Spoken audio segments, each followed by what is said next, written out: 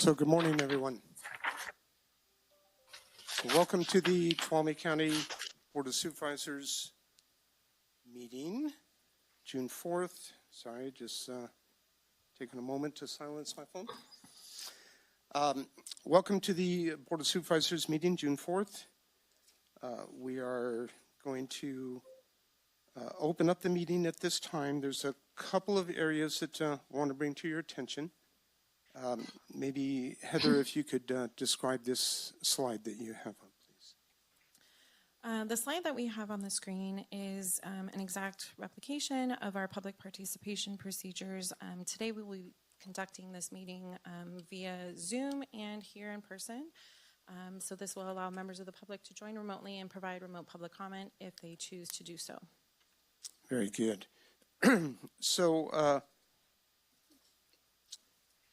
So the meeting, remote participation today is being driven because our supervisor, Kathleen Haff, is suffered an injury, so she is remain in recuperation, rehabilitation, and so she's going to be joining us remotely. And so I just want to check, first of all, is Supervisor Haff, is she with us on the... Good morning, Kathleen. So, good morning. Can you hear me? Yes, we can. So maybe if you can just, give a brief intro, Kathleen, be appreciated. Sure. My participation remotely is related to a need of a physical disability, the circumstances of which are a broken left leg in multiple places, requiring me to be non-weight-bearing and thus not able to leave my home at this time. And also, there is no one under the age of 18 here present.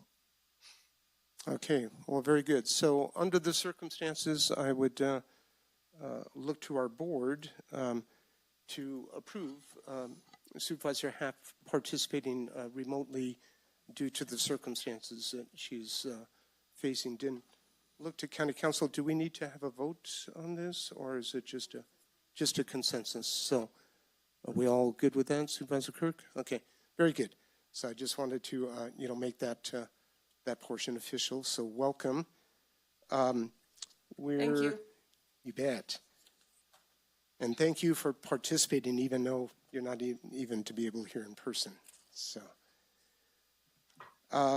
So at this point, would like to do the Pledge of Allegiance. I've asked Supervisor Campbell to please lead us. Thank you. Please stand for the Pledge of Allegiance. Supervisor Haff, you can remain seated. I pledge allegiance to the flag of the United States of America and to the republic which stands one nation under God, indivisible, with liberty and justice for all.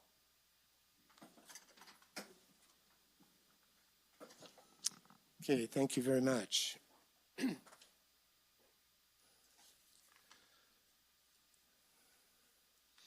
Okay, so what we're going to do at this point, we've got a schedule that has got a number of different intricacies, including some people that are looking to participate with our board remotely for closed session items.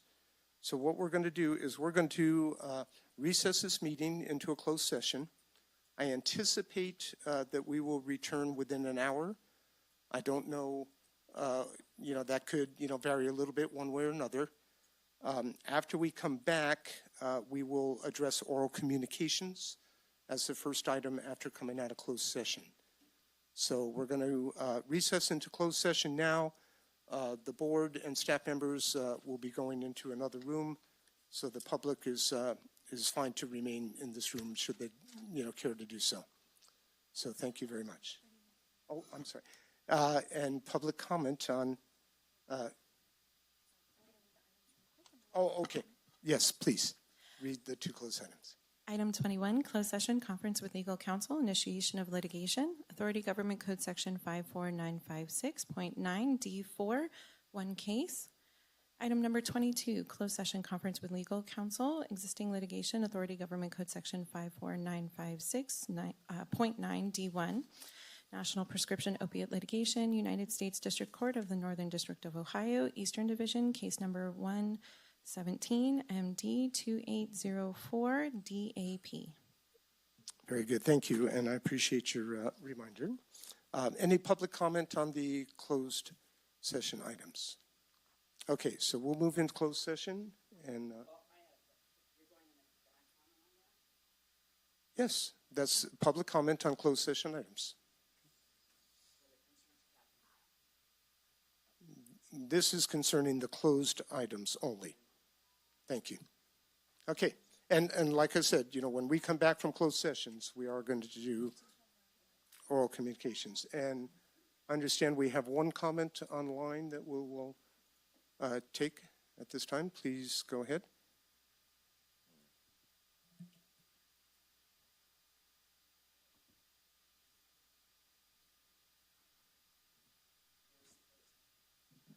They're online right here.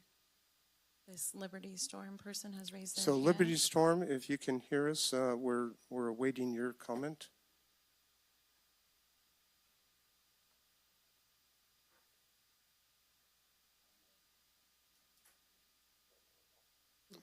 I hear some background information. I don't believe that anybody's prepared to speak at this time, so I'll give one last chance for Liberty Storm. If you'd like to make a comment, if not, we'll close public comment. Okay, hearing none, I'll close public comment and we'll move into closed session. Thank you. And Supervisor Half, we see you're joining us here. Can you hear me okay? Yes, thank you. Okay. Okay. Sorry for the delay, folks. Just trying to work through this stuff. So we have come out of closed session. A couple of things on closed session. I understand there was a concern about somebody being able to comment on the closed session items before we went into closed session, and there was some difficulties. I am not going to reopen public comment for the closed session, but shortly we will have oral communications, and so the individual can comment there if so chooses. So I do have a report out on closed session item. Well, first of all, item number 21, closed session, no report out. Item number 22, which was the existing litigation regarding the opioids. So the report out is as follows. Supervisor Brandon moved, Supervisor Campbell seconded. With a vote of 5-0, the board directed County Counsel and outside counsel to initiate additional litigation in this matter, and once such action has been filed, the information will be made public. So just wanted to, have that report out. And we will now move to oral communications. And as usual, just as a reminder for people coming up to the podium, you are commenting and or people online, in this case as well. What we'll do is we'll take members in the audience first, and then we'll take people that are on Zoom that have their hands up or otherwise indicate that they would like to speak. So on the oral communications, you have 3 minutes. There'll be a tone warning at 2 minutes so that you'll understand that there's another minute to go. And that I would ask, as usual, that everybody please be respectful and mind your language. We're all professionals here, and we don't need to introduce any negativity into this. So with that, I'll open up for oral communications. I wasn't quite sure where to do this, so I decided to do it here anyway, because I just wanted to do it. Hi, my name's Debbie Batista, and I'm here today with very mixed feelings. After almost 34 years working for the County of Tuolumne, I've decided it's time for me to retire. I cannot thank my staff enough for their selfless dedication to our office, to the county departments, and our community. Thanks to all the election workers and volunteers who help conduct our local elections. Thanks for working weekends and long hours on election day, even when the voters don't show up. I would also like to thank our community leadership team, the residents, the community partners, and all the outside agencies that have unwaveringly supported me during my tenure as the county clerk and auditor controller. I am very grateful and will always cherish the relationships and memories we've created together. I am recommending that the Board of Supervisors appoint Donald McNair, the Chief Deputy Assistant County Clerk and Auditor Controller, to become the new County Clerk Auditor Controller for the remainder of my term. I am confident that his leadership's energy, experience, dedication will ensure the Office of the Auditor Controller, County Clerk Auditor Controller, and our community will thrive in the future. My last day will be June 28th, 2024, unless you all decide to bring me back as an annuitant, and I highly recommend you do so. Thank you. Well, thank you, and congratulations, I think. For you, good, not necessarily for the county. Welcome. Good morning, Board. I just wanted to thank you on behalf of the residents around the Columbia Way property for cleaning that up. They're really happy with the results. Thank you. Thank you. Appreciate you expressing that. Yes, sir. Good morning. Good morning, Board. While the political theater rages and both sides accuse the other of being the greatest threat to our democracy, I think we don't have a democracy, and the biggest threat to our republic is money, our economic system, those who control it, those who use it for manipulation, and those who steal from it. I bet there are many in this room who think the same. It's always about the money. In the time I've been coming to these meetings, it's clear how little control we have over the county budget and how frustrating that is for all of you. 75% of our budget is controlled by others. Then it's used to control us as if we are a bunch of Pavlovian dogs. We beg for our money back, but we are beholden to perform as the controllers desire us to. And we must continue to beg and perform over and over again in order to continue getting the money. Is it sustainable? What are we going to do if that money starts to dry up or starts to be withheld from us? Can we prepare now? Should we even bother to try? Everyone is familiar with the phrase, "the writing is on the wall." Did you know that the phrase comes from the Bible in the book of Daniel? King Belshazzar sees a giant hand writing on the wall, but neither he nor his wise men were able to interpret the message. So at his wife's suggestion, he brought in the prophet Daniel, who interpreted the message as the upcoming fall of the kingdom. There is much theological debate about whether prophets still exist, but most Christians believe that prophecy is available to us who believe in Christ through the gift of the Holy Spirit, who is our direct connection to God. But even if you don't believe, have you ever played chess? Do we as humans not have common sense and the ability to look at the future through the lens of the past? Shouldn't we be attempting to interpret the writing on the wall? And if we do, should we be trying to respond accordingly to the messages we are seeing? Good morning, God. What I am speaking of is much easier said than done. So many times I have been just like Belshazzar, and I've allowed my own wants and desires to prevent me from seeing and understanding the messages you've attempted to show me. When I've heeded your direction, Lord, things have been so much better. I pray that I'd be better at that and that everyone in our county would too. I can't think of a single human plan, Lord, that is better than yours. So most importantly, Lord, your will be done. Please be with all the staff of our county this week as they go about their work. In Jesus' name, amen. Thank you.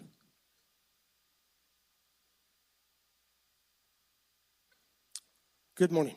Good morning, the Republic of California. Good morning to Tuolumne County Board of Supervisors. My name is John Flynn. I'm your political watchdog. Take a bite out of crime. Wolf, wolf, enough of that. I also want to know, and then we have, where's number 2? Someone please notify Gregory Oliver, former senior county lawyer for Tuolumne County government. Oliver is ethical. Ask him to review my words. Somebody, I don't care who it is, ask him to review my words, audio and video for today, and come here and speak. Roger Root, Assistant County Administrator to Tracy Riggs. No tampering with audio and video for John Flynn speaking today. And same thing for Jerry O'Day, Channel 8 Public Broadcasting. Next subject, number 4. Oh, and then to the clerk of the board down memory lane. It's illegal for city and county governments to run an illegal RICO operation within the county, within this county government, in gouging the taxpayers. That's all I want to say there. And then number 5, Sheriff Viquez. We had a conversation at the county fairgrounds on May 1st, 2024. And if a county supervisor is under the influence of alcohol and is pulled over by one of your deputies, you stated that they'll be arrested and booked into the county jail. I don't believe you whatsoever. It's already happened, and it was on the front page about 2010, 2014. That's already happened. And I don't believe you. Then I said if the county supervisors, not 1, not 2, but 3, it could be more than 1, are under the influence here at work, you said, because if they can read reports, attend meetings, and cast their vote, and they are under the influence of some kind of like illegal substance, that's what I was referring to, then I'm not going to prosecute them. You are not the county district attorney. That's Cassandra Jenkins. You sound like a male chauvinist pig, and that's what you are if you think that. And Cassandra Jenkins is quite capable of doing her job. And I haven't stated who the person is because I have to review at the library the approved minutes. That's going to take about 8 weeks to do that. I have to go back to January of 2023 to see if there's a pattern here at the board. I can't even see the clock from 11. Oh, and we got, 9 seconds? 8? What am I down here? 5. Oh, all right. Thank you. I'm messed up. Nearsighted. Thank you. Additional public comment. Welcome. Good morning. Thank you. Good morning. I think I would like to do a little gratitude today. We're awfully negative. So I would like to thank everyone who came and participated in the volunteer fair. We didn't have the numbers at this kind of replacement fair that we had before, but the ones who came were very interested. So to the best of my knowledge, everyone walked away with like a list of at least 6 volunteers who were interested. So I thought that was really good. And I would like to thank Kathy Peacock for her service at Interfaith. She left there. She told me she was starting her new job on the 3rd, but she couldn't publicly disclose it, so I don't know where her new job is. I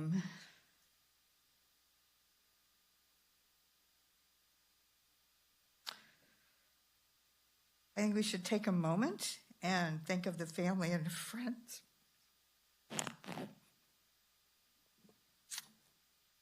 Janelle Hall, who was only 33 years old, and who lost her life because someone came to our county and chose to be a bad driver. I would like to thank Sarah Carrillo and her staff for never once coming into one of these public meetings and talking about how you would like to see the board and the public carrying weapons because you would feel safer. So thank you very much for that. Behavioral Health had their one and only public outreach day on the 31st, where they had a barbecue open to the public. They had almost 50 people come. Of course, no county employees came and no elected officials except for Kim Freeman. So thank her for coming that day. And then we finally had a Tuolumne County Opioid Addiction Forum. that once again, hardly anybody attended, but the natives put this one on, and it was really very good. And Kim Freeman came, and she was a public speaker, and she did a really excellent job. And I've asked her to bring that presentation to your board and to the public because it was really great. And then if any of you are Amazon customers, we should, of course, write to them and thank them because they're now selling an item called, apparently it's a set of gift boxes that are as a prank. So this is my first vape, meant for children 12 months and older to learn how to make sick clouds. So this is something we certainly need to encourage. So I guess I'll be grateful for that because I just thought this was, anyway. Adventist Health is doing free smoking cessation courses. They're in person. They're on Wednesdays from,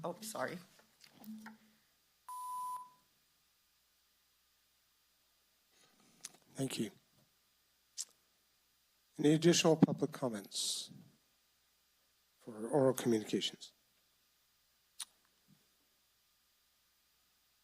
Okay, Supervisor Brandon, go ahead. Great, thank you. I just wanted to thank most of the folks who came up and were respectful with their comments. This is a space where you can disagree with us, you can say mean things about us. It's not a theater. So please don't come up and be disrespectful to our law enforcement and making a mockery of them in an unhinged fashion. It's totally unprofessional, and it's an abuse of everybody's time here. You want to say anything about us, that's fine. It's meant to be a space to be critical and inquisitive of what we're doing.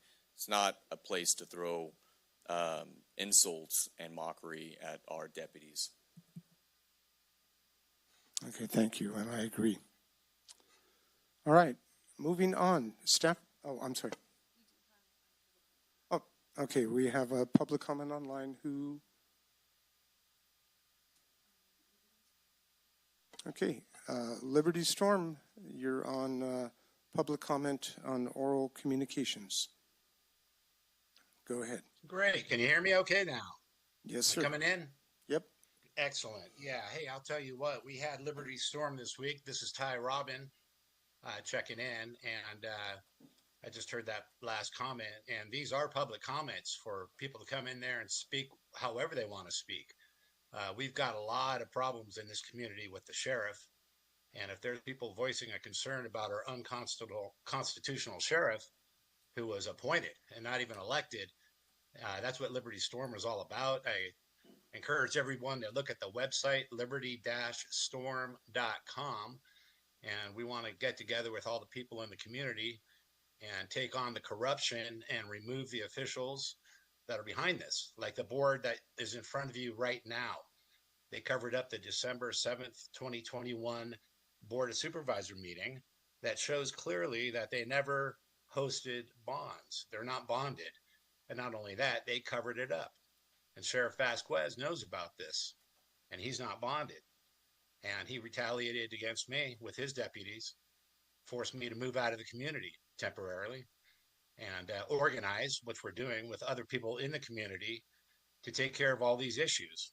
Every time I open up the newspaper, I read about some conflict like the new dog kennel thing out there in Tuolumne off of Yosemite Road, or the recent situation off of Columbia Way, where you're putting in these homeless centers and such that you're running the people in the community out and doing a lot of disservice, and the list goes on. We heard about more problems in the judicial system abusing minors in this community, which will not be tolerated. I was just dumbfounded to hear that continues. Child molestation, pedophilia in the courts.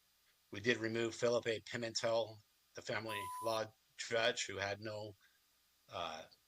who was not licensed. So everybody in the community needs to be aware of this and what we're doing. And we're naming names and holding these people accountable, and not only coming at them using the criminal justice system. We're filing complaints in the federal system with the JAG as well. I've got all the codes, and we'll be putting that up on liberty-storm.com. I encourage everybody in the community to come and get into contact with us so we can organize and use coordination. I'll be putting the video up there. We had professional speakers coming. We had a lot of interest in this, and we're just getting started. And we'll be doing this and restoring the California Republic. We're networked with other people that that are basically here to just restore freedom. Yeah, they're stealing our tax dollars. It's a corporation. It's not a legitimate government. They have no immunity. They know it, and they know that I figured it out. They've been doing everything they can to prevent me from speaking. This is the first time Thank you very much. on the Zoom call. Thank you. Your time is up. Thank you. Do we have anybody else online? Okay, so no other comments. So I will close all communications at this time and open up for staff reports.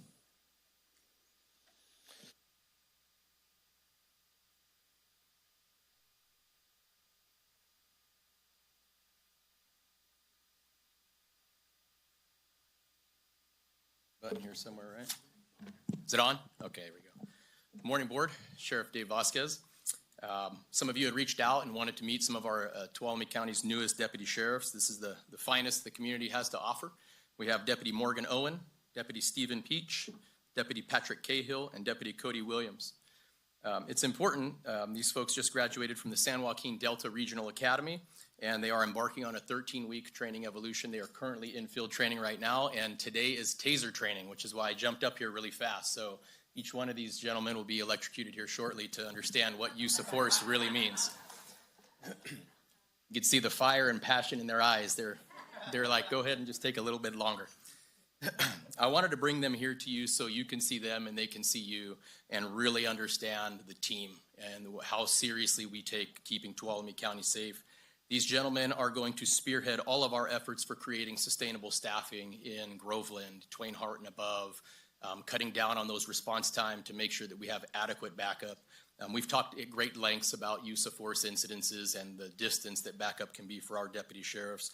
They are the future of our efforts to combat narcotics, school resources, campus securities for the courts, and also homeless outreach and accountability. I want to throw out a special thank you to our staff at the Sheriff's Office, Professional Standards, our recruitment and retention team, because this is a whole team effort. These folks here are some local, some homegrown folks that are here that have accepted the responsibility of protecting our community, our families, and that should be held in the highest regard, which I do, and I'm very proud of each and every one of you. I just wanted to throw that out there because it's very, very important to me to see our young people coming into this industry and willing to accept and seeing the need. This is one of the professions that really has been struggling for some years. And there was a time where it was very difficult to recruit and retain folks. And we see the political pendulum swing one way or the other at the will of the people, and we navigate that, and we pay very little attention to that. Our job is to toe the line to ensure equal protection under the Constitution, and I have no doubt that each one of these new deputy sheriffs will do just that and make you all very proud. So I am proud to bring them to you so you can see them and meet them, and we will get them back into training. Let this be a symbol that we support you. Always remember that. Your governing board supports you, and they take what you do very, very seriously. So it's important that we all take heed to that. Thank you so much, Board. Gentlemen, you are dismissed, and feel free to carry on with the plan of the day. All right. Thank you.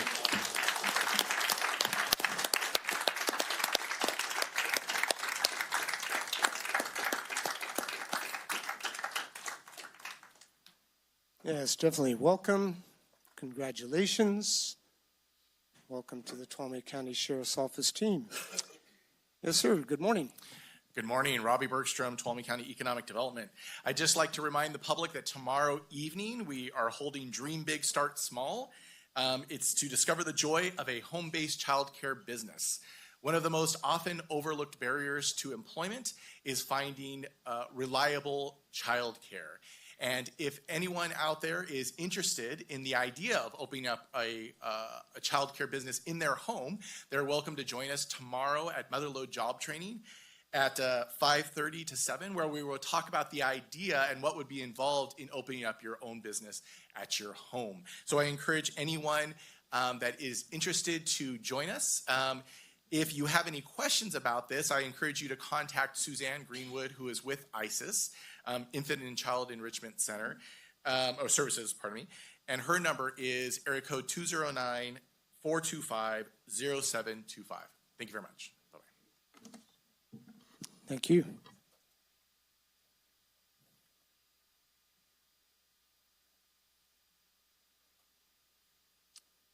Good morning. Robbie's tall.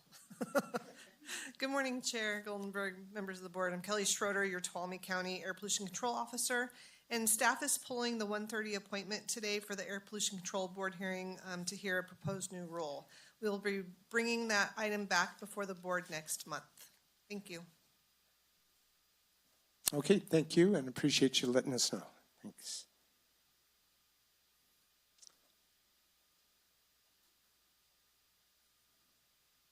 Good morning.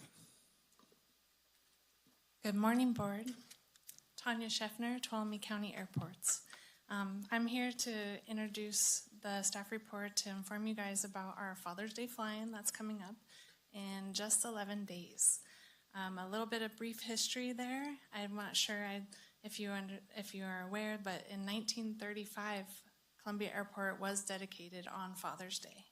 And in 1967, we started having the annual Father's Day fly-in. This will be our 55th annual Father's Day fly-in. We're celebrating 55 years of tradition, and this year's theme will be Remember When, to honor our World War II veterans. 6 months of planning has gone into making this a safe and fun event, and I wanted to thank my staff. I was lucky to inherit a well-trained staff out at the airports that have been putting their heart and soul into the program. We have with us today Jeff, Mike, Tracy, and Christian, who's not in attendance. I wanted to spend this special thank you to them. And the heart of the program, Tracy O'Neill, who's been putting in a lot of work for the past 6 months to make this a safe event. We have flyers in the back. We'll have dream flights honoring World War II veterans, color guard, missing man, slow planes, fast planes, kid activities, and a classic car show. We hope to see you all there to honor the event. Thank you. Very good. Quick question. P-51 Mustangs coming this year? I tried so hard, and so did Tracy. Our best contact for the P-51 is down at Kingdon Airport, a gentleman named Terry, and his tail wheel exploded. Oh, shoot. And it's $100,000 worth of damage, so he Ouch. can't make it. He might bring his T6. Okay. There was a guy out of Hollister for years. I don't know. Anyways. Well, we'll have to trouble you for next year. As we know, the P-51, the Rolls Merlin engine, the engine that won the war. Yeah. Yeah. It's quite the aircraft. Thank you. Have Thank a you. great day. Thanks.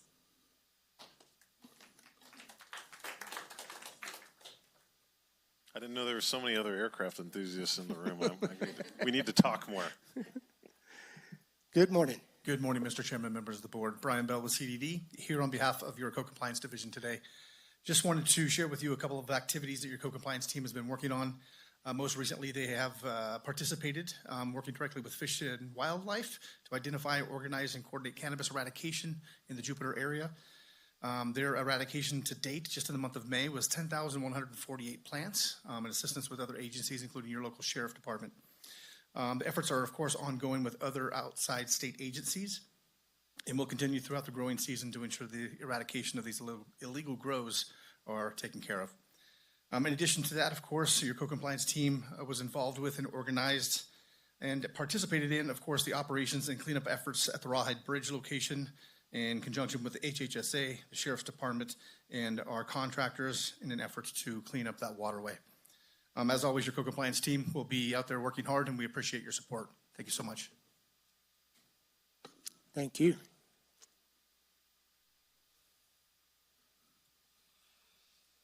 Good morning, Lynn. Good morning, Board. Len DeGroot, IT Project Manager for Broadband. I wanted to provide the board and the public an update on AT&T's application with the California Public Utilities Commission to remove its obligation to provide copper phone lines to anyone who needs them. This is known as the carrier of last resort. So after a lot of public outcry, the administrative law judge from the CPUC issued a ruling denying the application with prejudice, which means that if approved by the CPUC board, the application, a new application cannot be filed for another year. The basis of the denial was that AT&T's claimed existing service that could replace it was found not to exist, which I think we all knew. So just one other note, the California State Association of Counties asked for a letter in support of the ruling. There was a very tight deadline. They couldn't bring it before the board. So Chair Goldenberg, in consultation with CEO Riggs, signed the letter and we sent that in. So just support the ruling. Thank you. Very good, and glad to do so, and that ruling was important. Good morning. Good morning, Board. Chair Goldenberg, County Council Carrillo, and CEO Riggs. My name is Leah Morales. I am the Purchasing and Contract Management Analyst for the county, and I'm here today to announce to the public and to inform you that I will be providing a OpenGov procurement vendor training on Thursday the 13th at 11 and on Thursday the 27th at 3 p.m. here in the board chambers. I will have a PowerPoint presentation which will include a demonstration as simulated as a vendor and what their experience will be like. Vendors will learn how to register for an account with OpenGov procurement, how to access county solicitations, customize their business profile, and more. I have flyers at the back of the board chambers available for public to pick up. I also have some for your use if you wish to distribute those to vendors you may know.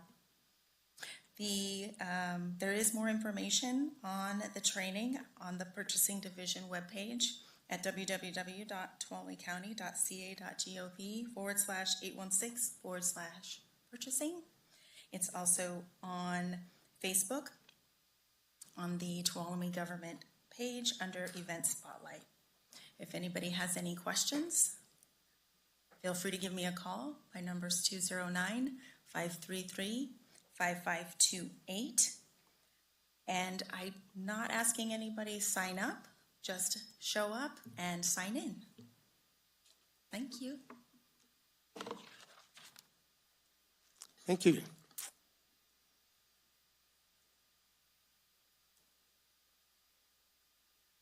Good morning, sir.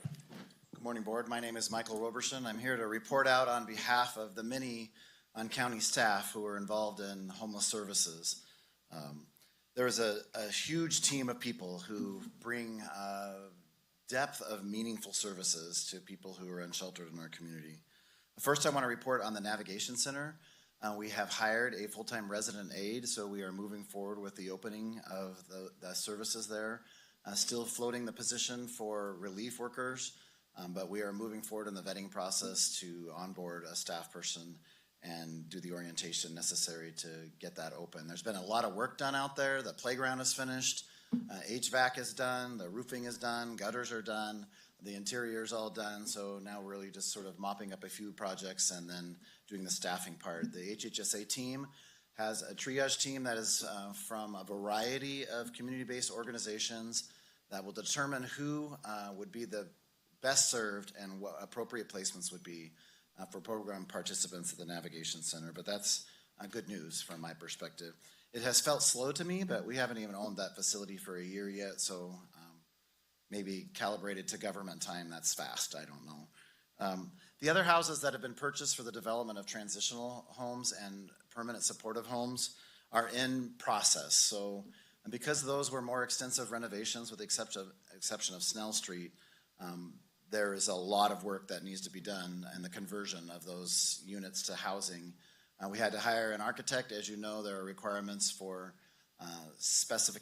plans and specifications, and that comes through engineers and architects and all kinds of people, so things get a little bit slow there. But we are moving forward on that. A part of what we have also done is sort of caught up now to some of the maintenance requirements. We have a limited amount of facility staff available to go out, and especially with the spring grow of all the weeds and everything, I think we're on top of that now and hopefully can stay on top of that in the near future. We did go out to Columbia Way, as was mentioned, and remove the razor wire that had been there before we bought the property. We put construction fencing up at the request of some neighbors because people were parking in that area. So now we've removed that, and we'll probably do some chains and some signage to try to keep people out there and keep that, you know, more appropriate in terms of its appearance in the community. But we were happy to do that. Sanctioned camping, big news.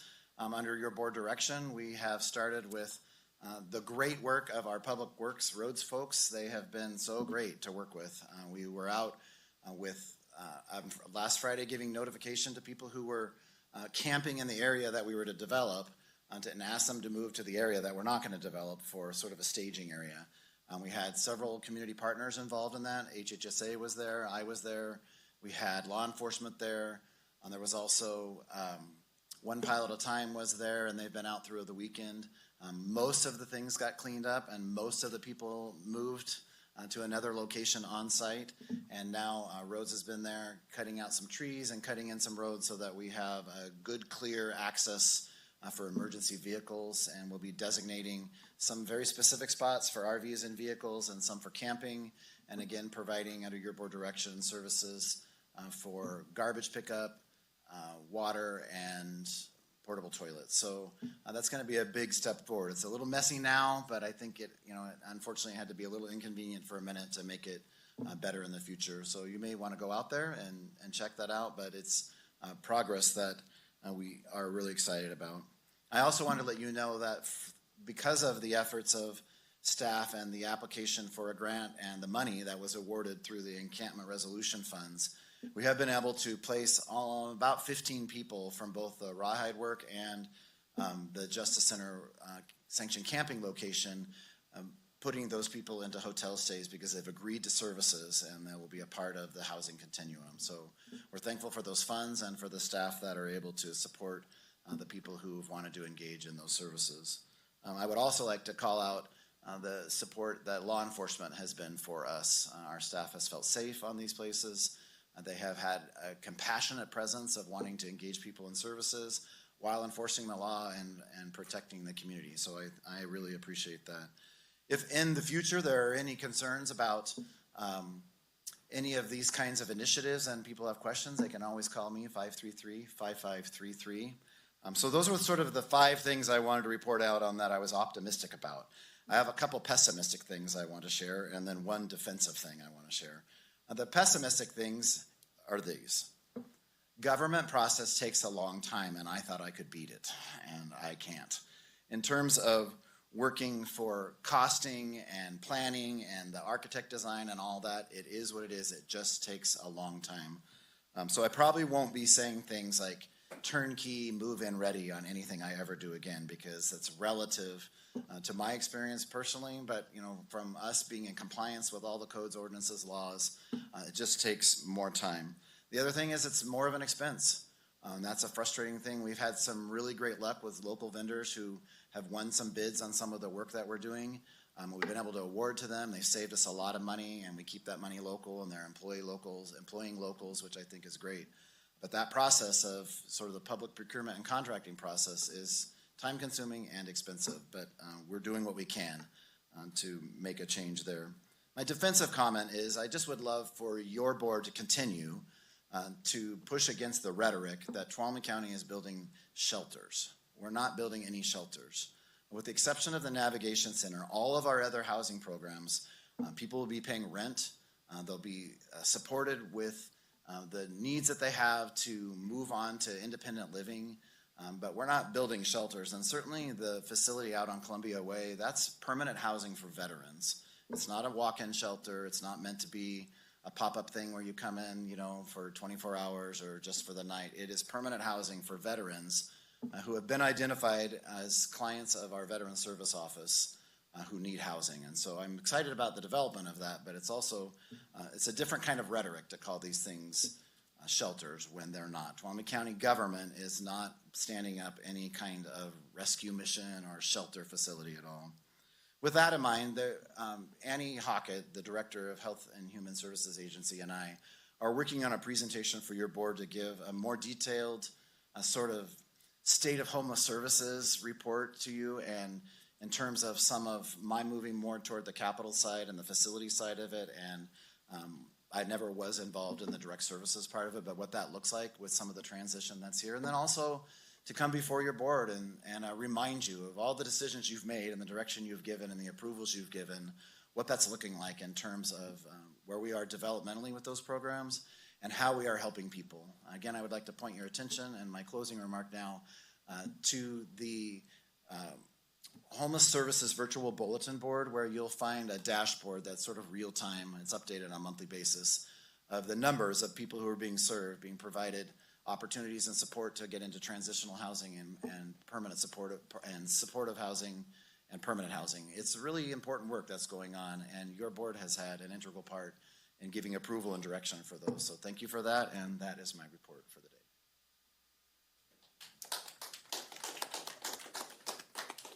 Thank you. Any additional staff? All right. So moving on to the consent calendar. Do you understand, as we look at the consent calendar, look into the board, is there any items that a board member would like to pull from the consent calendar?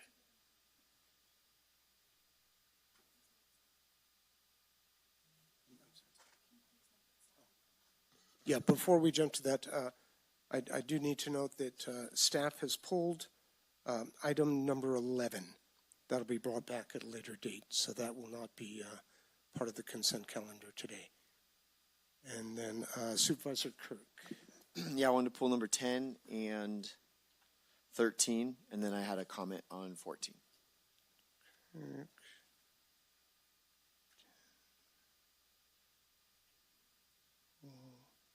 And the comment was 14, you said? Okay. Any other board members want to pull an item? Supervisor Haff?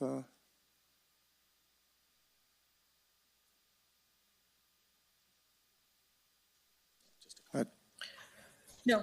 Okay. All right. So we will be, at Supervisor Kirk's request, pulling items 10 and 13 for separate discussions. And so I'd like to have the clerk of the board read the consent calendar.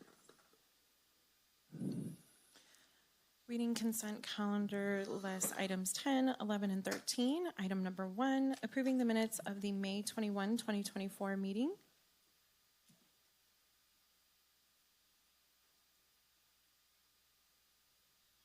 Item number 2, approving the Historic Preservation Review Commission reappointment of Lisa DeHart with a term to expire on December 31st, 2027. Item number 3, adopting Resolution 43-24, authorizing participation in the Farmer Grant Program fiscal year 23-24, year 6, the execution of the Farmer Shared Allocation Pool SAP Master Agreement, and the execution of the SAP Allocation Agreement, and authorizing the County Administrator to sign them, and authorizing the county administrator to negotiate, sign, and amend as needed agreements and contracts related to administration and implementation of the master agreement and allocation agreement. Item number 4, adopting resolution 44-24 to approve the Community Development Department to apply for the California Department of Resources, Recycling, and Recovery CalRecycle grants for 5 years, and authorize the county administrative officer to execute the grant application on behalf of County of Tuolumne. Item number 5, approving the reappointment of George Johnson, Dave Dumas, and Dorothy Tate to the Carter Cemetery District with a term expiration of June 04, 2028. Item number 6, determining there is a need to continue the emergency actions ordered by the County Administrative Officer as a result of a severe storm from January 2023 through March 2023, pursuant to Public Contract Code 22050 and Tuolumne County Ordinance Code 3.22.060, 4/5 vote required. Item number 7, determining there is a need to continue the emergency actions ordered by the county administrative officer as a result of a series of storms on or about March 1, 2024, pursuant to Public Contract Code 22050 and Tuolumne County Ordinance Code 3.22.060, 4/5 vote required. Item number 8, approving the amendment of the facilities in the approved facility use agreement signed on September 5th, 2023 between County of Tuolumne and American Red Cross to include the Sonora Senior Center site located at 540 Greenlee Road, Sonora, California.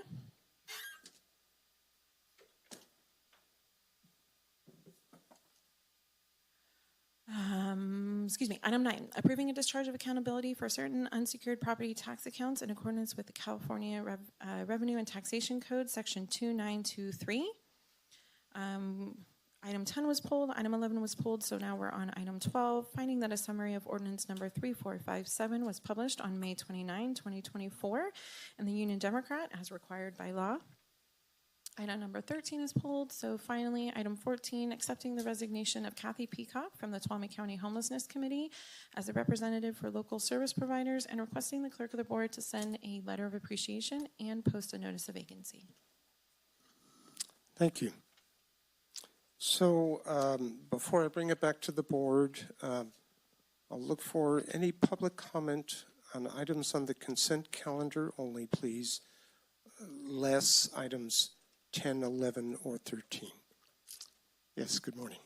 Good morning, Board. I have before you a revised on item 8, and it's also out for the public. Apologies, I failed to admit at the end of the approval amending, it needs to say approval amending the list of facilities in the approved facility use agreement between County of Tuolumne and American Red Cross to include the Sonora Senior Center, and authorizing the county administrator sign an amendment to the facilities use agreement to incorporate that updated facility list. I did include that. It's also out for the public, so it's just a technical correction on that memo. Okay, thank you for that clarification. Any other public comment on consent items? Again, less items 10, 11, or 13. Yes, good morning. Good morning. I would like to address item number 5. So I've advocated many times that we have one cemetery district board in the county instead of all these little ones. But I have to say Carter's Cemetery District has just done a fabulous job, because when you go out there now, they have the big boards, you can find people, and I've tried to use high schoolers for their senior projects to clean up a lot of our little tiny cemeteries, and they have just done an outstanding job out there, and everyone else should emulate what they've done. Thank you. Thank you. Any other public comment?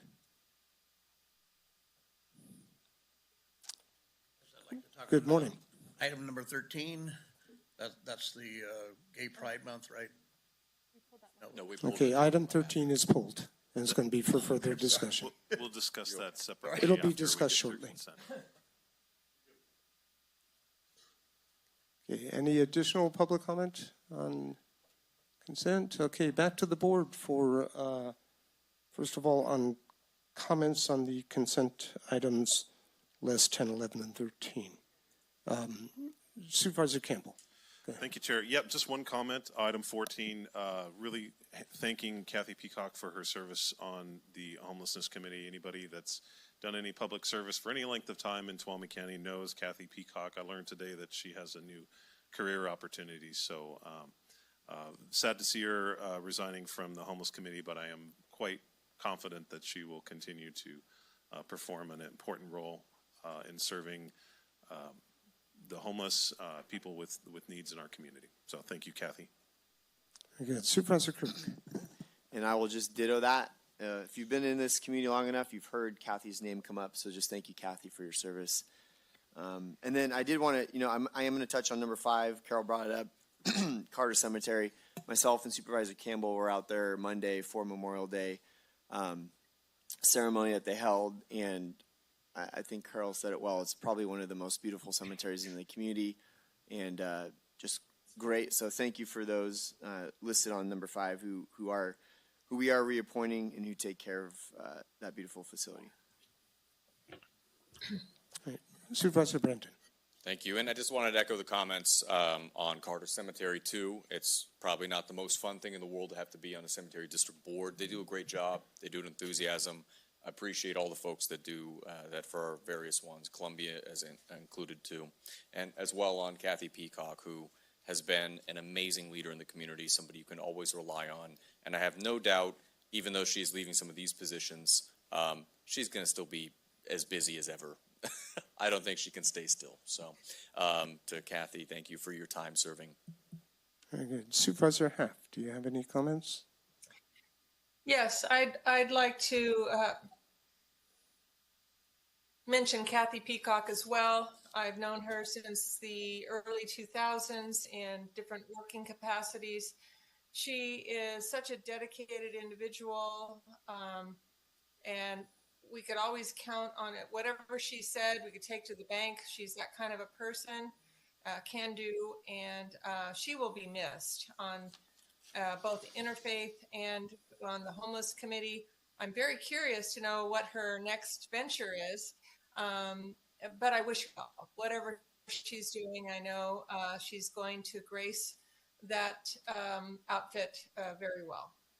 Thank you. Very good, thank you. And so I had a couple of comments. I'll make it unanimous on discussions regarding Kathy Peacock. She's just done a wonderful job, and I've had a long history of contact with her, starting over on the coast, then here in the early 80s, and then most recently, as part of the board. She's just done wonderful work in many areas. The only other one I just wanted to make a brief comment was number 9. I understand the necessity of discharging of, accounts and bills that, are essentially, we spend more money trying than we're getting. But I do understand, and so I'll just make a brief comment, is that quite a number of these were businesses, from my understanding. And so a business went out. So something just for thought in the future. If we had a good, robust business license program, we'd have more information on a regular basis regarding such areas. Other than that, I have no other comments, so I would look for a motion to approve the consent calendar less items, 10, 11, and 13. Chair, I'll make that motion. I'll second. Say a motion by Supervisor Campbell, second by Supervisor Brandon. And I guess we need to do roll call here because we've got remote participation. So clerk, if you could please. Supervisor Goldenberg. Aye. Supervisor Campbell. Aye. Supervisor Kirk. Supervisor Brandon. Oh, sorry, Supervisor Huff. Aye. Supervisor Brandon. Aye. Okay, motion carries 5-0. And so now we will go back to the items that were pulled. Let's take, the clerk could please read item number 10. Item number 10, approving amendment number 1, agreement for revenue redistribution pertaining to the South County bypass annexation to the City of Sonora and the tax revenue sharing agreement between the county and City of Sonora related to a proposed Subaru car dealership. So Supervisor Kirk. Yeah, I just wanted to pull it. It was on consent, so I assumed that it was going to pass, but I wanted to pull it for a vote. I think the easiest, I was writing down my notes maybe how to explain why I'm not going to vote in favor for this, but I think the easiest way to portray it is just with a simple sketch, which I drew up. So my sketch is this. This is the city and their circle of influence, and this is a car dealership. The car dealership is in county property. So pretty much since day one, I haven't been on board with, we have revenue issues in the county. We're struggling to make it to ends meet. And so I don't understand why we were ever negotiating giving up revenue for county property. If the city wants to annex it, they can go through that process, but that's not what this is. So I just felt, personally, that it was bad, for me, bad bargaining on our side. However, I will say I do understand why we are here, and that is because we don't want to lose economic development, and we don't want to lose more prosperity for our county. Otherwise, I believe they would go somewhere else. So we've been put in a situation which has led to this, but I don't agree with it. So, so that's why I want to pull the vote, and I'll be voting against it. Okay. Additional comments by other supervisors on this matter? Supervisor Half, do you have any? No. Okay. Supervisor Brandon, go ahead. Great. Without getting into too much, there was a lot of discussions that have to be done within closed session. But speaking broadly, when we want to have a project that's on the periphery and there's a second circle there with the sphere of influence, it can yield an impact on city services. But I think where that kind of falls on it, at the end of the day, it's a project that we want to see happen in the community. We need economic development. We need the jobs that it'll provide, the revenue that it'll provide, additional service as well. And to be able to move that forward, some of the reality is you have to be able to work together and compromise with other entities. And this is, I think, an important example of that. So it was taken very seriously. There was a lot of discussions about it and a lot, I think, of back and forth. With that, we've got something that hopefully will actually make sure that this happens, and it's going to be a positive thing for both the city and the county. Okay, thank you. I've got some comments on this as well. Number one, I'm glad to see this is before us. This took a fairly lengthy period of time, and there was some true back and forth between the county and the city. And I was at the city council meeting last night, and the city council did their part of this same agreement. They passed it 5-0 from the city's perspective, and acknowledged that there was meetings that took place, and a critical one initially was when Supervisor Half and Supervisor Campbell, City Councilwoman Suzanne Cruz, and Council, now current Mayor Mark Plummer, all met and started kind of a kickoff on discussions. And I'm seeing Supervisor Half shaking her head. Did I miss? Yeah, it was Andy Merrill, Ryan Campbell, and myself, Mark Plummer, who was the mayor at the time, and Andy Merrill, city council member. I'm sorry. Okay, Andy Merrill. my apologies. I got that back, and Councilmember Cruz is in the audience. My apology. In any case, that led to a series of discussions, and as expressed last night at the city council, we look at these things, and I think it was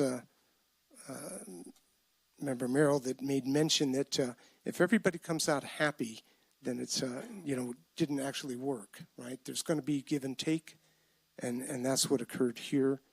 And the sphere of influence is a factor, and it is something to be considered. So I just kind of wanted to, put out a little bit, more background there on what occurred bringing us to this point.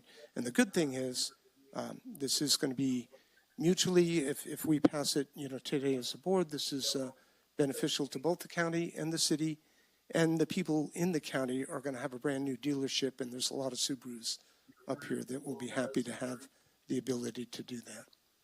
So with that, I'll bring it back to the board, looking for a motion to approve item number, public comment. Any public comment on item 10?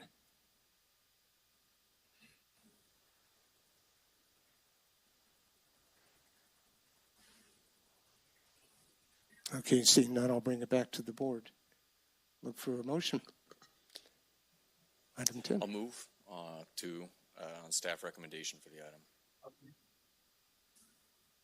It is area code 209 532 517. Robert Hack, H-A-F-F. Supervisor Half, we've got some background noise. Maybe you can mute.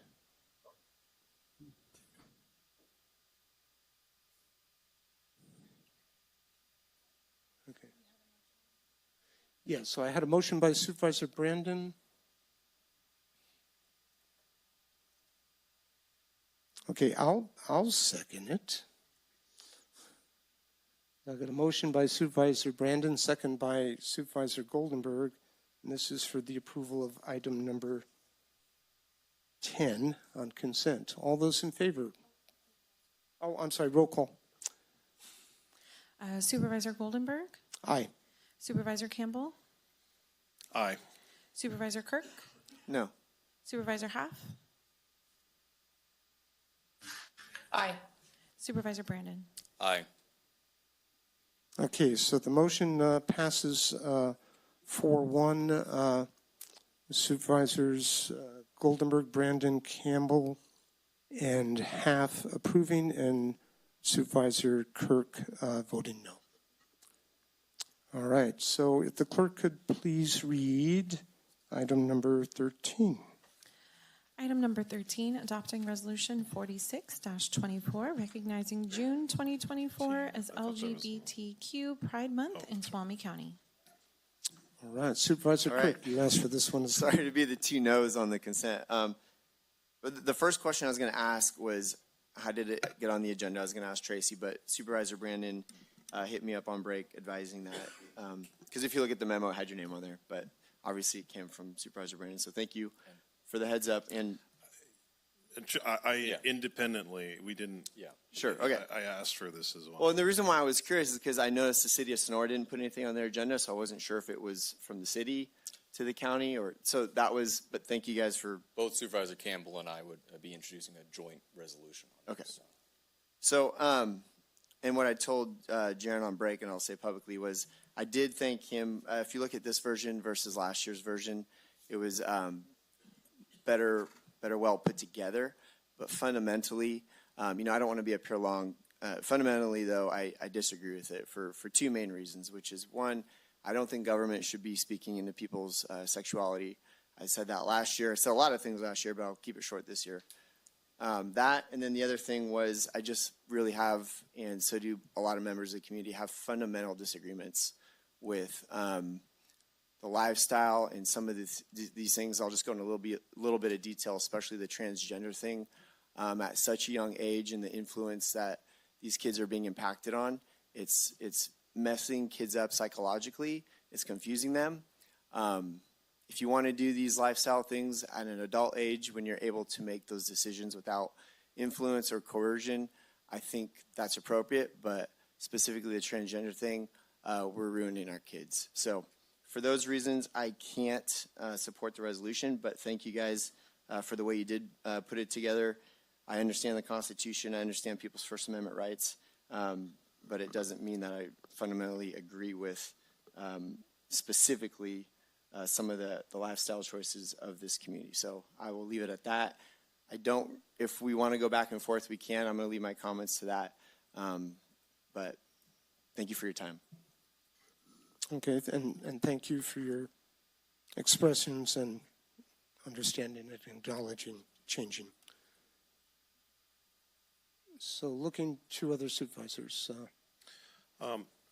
Yeah, I'll go ahead and start. Thank you, Supervisor Kirk. Certainly I don't agree with your perspective on it. I think that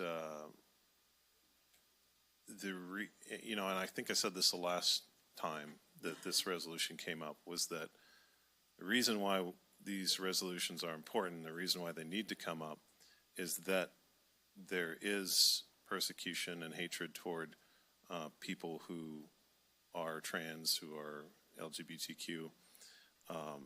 And if you read the resolution, there's nothing in there about promoting influence over children or coercion or damaging people's lives. It references existing policy in our hiring policies that we don't discriminate against people on the basis of sexual orientation. And so I would love it for these types of resolutions to not be necessary. But unfortunately in our community, I think that there is still a need to highlight the challenges that this community faces. And so I wholeheartedly support it. And, there are people that I love and that are close to me who are gay, trans, and they're people just like you and I, and they have the same needs and fears and wants that anyone else has. But I don't think that's always reflected in society, and I don't think it's always reflected in government, but I want people to know that in Tuolumne County, their rights are protected. And that's, to me, what this resolution is about. Supervisor Brandon. Thank you. Well said, and I appreciate that. And I also can appreciate that we're able to be up here and to disagree on stuff and do so respectfully. I wanted to just read 2 lines that are out of this in particular. Is saying that we're recognizing that this is a part of our community that has faced discrimination, has in the past, has for a long time, still does to a certain extent too, but I think it's getting better. But that all people, fundamentally, should be protected by the same unalienable American equal rights, benefits, and responsibilities that are shared and enjoyed by all. And the last whereas that we have on here is that embracing our differences and celebrating our diversity, that's the principles and creed written into the founding documents of our great nation. When it was founded, we did not live up to the promises of where we wanted to be with who could vote and who could participate in this democracy. I think we've been trying to make progress to do that. And what we were founded on was something that was, I think, very beautiful. We're continuing to try and be able to realize that more. So this is really important. Of course, this is happening during Pride Month, and I want the, I think, LGBTQ community within Tuolumne County to know that there are people that disagree, but as a community, we recognize, see, and accept you. You are a part of it, and you know you should be able to feel safe and welcomed, same as anybody else within our society. Thank you. Supervisor Haft, do you have any comments? Yes, thank you. 2004 to 2006, I was the civil rights coordinator for the county. So I definitely understand the need for a resolution such as this. And so I obviously support it.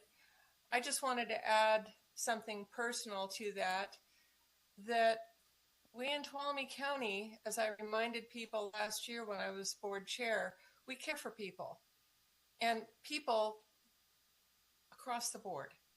I don't think discrimination is helpful, and I just want to see us getting back to common courtesy with our community and people just getting along.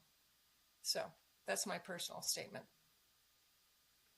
Thank you, and well said. So I as well, I support our support of the resolution here. I am glad that we can have these discussions at the board level and acknowledge that we have personal differences at times, but it is really critical in my mind that we look at this carefully, and not just in this area. There's many other areas that are impacted, but discrimination, diversity, and just that we take those steps to do the right thing, for everyone, and not separate out any single group for the wrong reasons. Anyways, those are my comments. I will look for a motion on this item. Do we need to do public comment? I'm sorry. Yeah. Public comment on this item.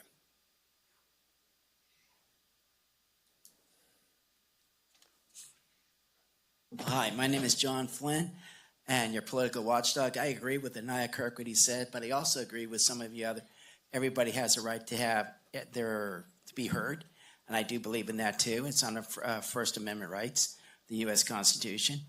And but I was web searching the internet, and the U.S. Congress, for those maybe didn't know, the U.S. Congress has just reenacted the military draft. Last time we had that was Vietnam, and they'll be taking, everybody will have to report register at the U.S. Post Office, driver's license, whatever, and you'll have to register for all 18-year-olds to 26-year-olds. Will have to register for the draft. It doesn't matter what your sexual orientation, your ethnic background, your religion, you get that notice, you're going. And they want to pertain to, the U.S. Congress says, in case we're attacked. Yeah, right. Well, we are attacked, maybe. But there'll be a national emergency. There's always a national when the Congress wakes up, they're in an emergency status. So those of you who thought you were having an exemption from serving, wrong. End of December 2024, about December 21st, and that will ruin Christmas and New Year's. That is not a good time. This is pertaining to. Yes. Thank you.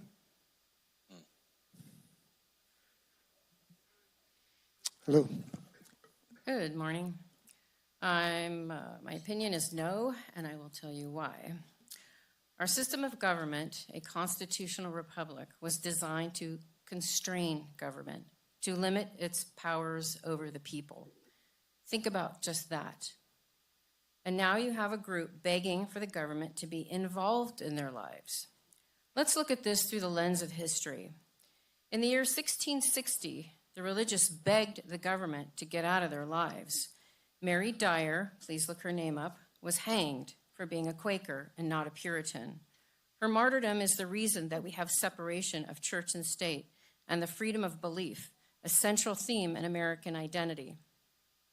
Secondly, the American Indian begged for the government to be out of their lives, to stop sending the cavalry into their homes, rounding them up, and putting them on government-run reservations.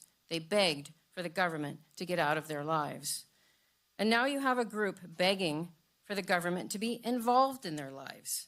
This makes no sense. Think about why the Constitution, the Bill of Rights, and the Declaration of Independence was written. It was written to limit government. The resolution is, on its face, divisive because you're singling out only one group of people. And I remind you, I do and did have a gay brother. I held his hand as he died of AIDS. Most people in this room have somebody who is that way. Conclusion, I realize that you're in a predicament because if you vote no, you're labeled a hater. And secondly, if you vote yes, you look weak to those who view celebrating sexuality only as an act of insanity. Think about the groups that you're saying no to by saying yes to this group. What about the Israelis who were massacred in Israel? Let's have a month for them. Or the Catholics who were persecuted. People forget the KKK went after the Catholics as well. But I assure you that you will never go down the wrong path if you stay clear-eyed and focused on the people's business, which is the budget. Protecting hard-earned dollars of all citizens and vote in alignment with the Constitution, which is to limit the powers of government over the people. Getting our government out of people's lives, that, my friends, is a win-win. Thank you.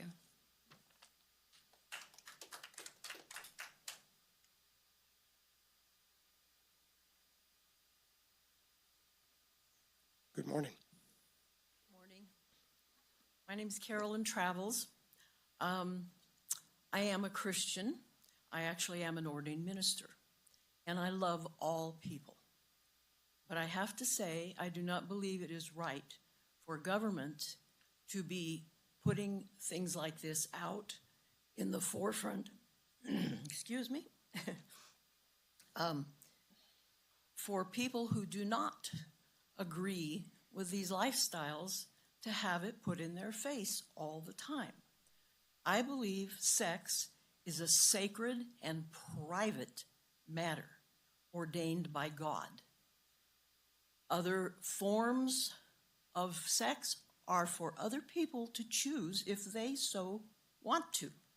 I do not, and for me, it is repulsive to have these things put forth before my face every time I turn around. I don't ask for anybody to put out my heterosexuality in front of everybody else. I don't want it out there. It is private.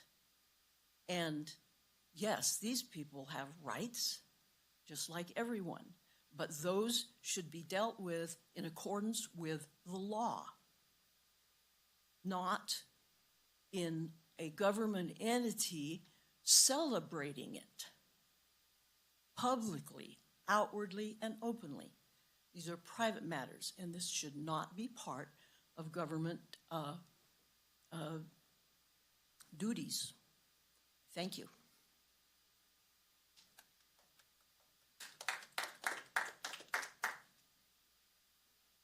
Hi, good morning. Hello. My name is Lori Nestle, and I agree with Anaya Kirk. I think you should change up the resolution, and this is why. Okay, so I wanted to understand the LGBTQ community from their resources. So I found one of their sites, and it's called GLAAD, G-L-A-A-D. And it's a media reference guide. It has news, social events, helpful information, and it had a calendar. And the calendar struck my attention, and to my surprise, as I added up the days and weeks and months that they observed and celebrated it, it adds up to be about 170 days annually. I was kind of shocked. I'm thinking, oh my gosh. So that's about 5.5 months of LGBTQ plus celebrations and holidays. So I'll break it down a bit. Okay, so in the months, okay, February they take a week in, they go months and weeks. So February they take a week in February around Valentine's Day. And then the month of March they qualify the whole month as Bisexual Awareness Month and LGBT Health Awareness Week. You guys want to continue the Pride Month in June. That's 30 days. Then in July, they have a week of Non-Binary Awareness Week. And then in September, they have Bisexual Awareness Week. October is a big month, and they do LGBTQ History Month and Asexual Awareness Week. Then November is only a week celebration, which is Transgender Awareness Week. Okay, then they have oddball days like celebrating Harvey Milk and Gay Uncle's Day and just different single days, which adds up to be about 170 days. So I don't think that everybody should get a day for sure, but I don't think they should get such a small population get a month or weeks. And I think Tuolumne County should give everybody a day. You know, I don't have any problem. I have a nephew who's a gay guy, you know. So they did here in the county, we have an LGBTQ Rural Resource Center. And I read this up in the Union Democrat, October 23rd. And it's state-funded, Tri-County. Our county is the hub. And so they did a open house, and 75 to 100 people attended. So then I looked up the census of Tuolumne County, and we have 54,204 people, 2023 census. So how is that equitable, you know? That many people as opposed to such a small group of people. I would suggest you vote no and rescind the resolution and vote it a day. Everybody gets a day. Jesus got a day. He got Christmas and Easter. Thank you. He's the Messiah.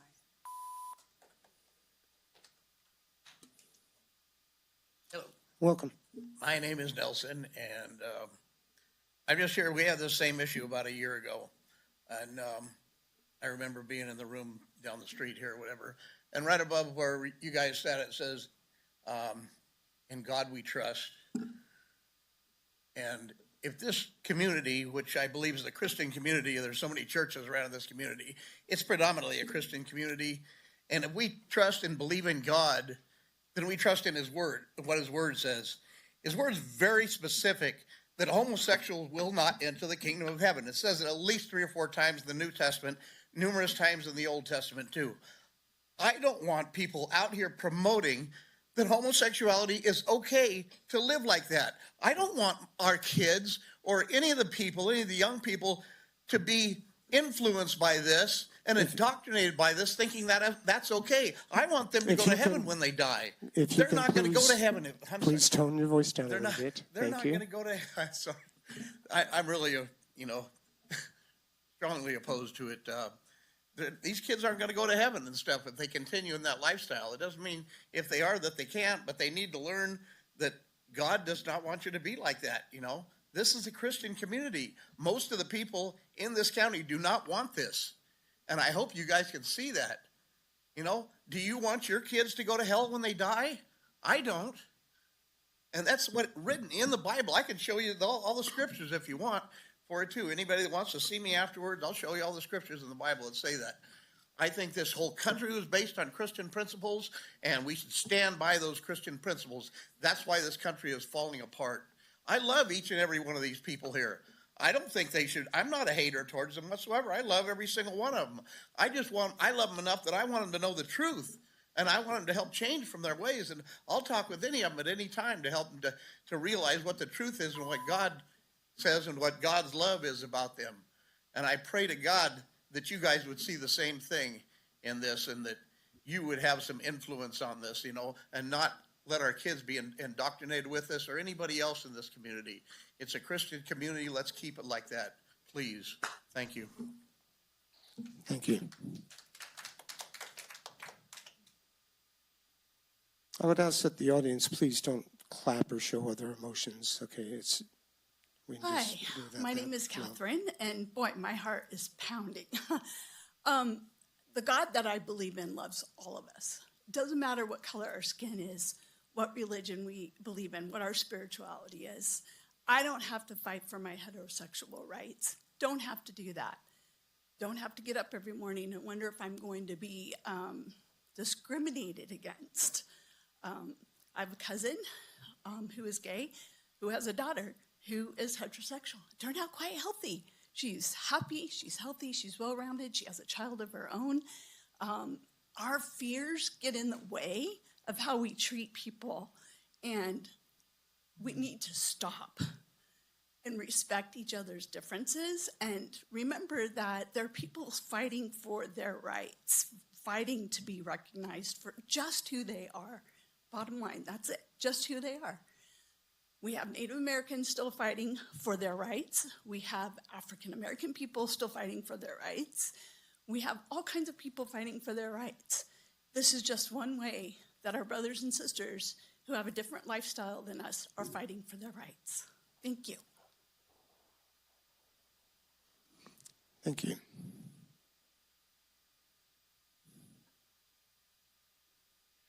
Morning, Board. My name is Susan Neerich. I've lived in this community all my life. And I just see that there's two freedoms. The God-given freedom of free will to do whatever you want, whenever you want, wherever you want.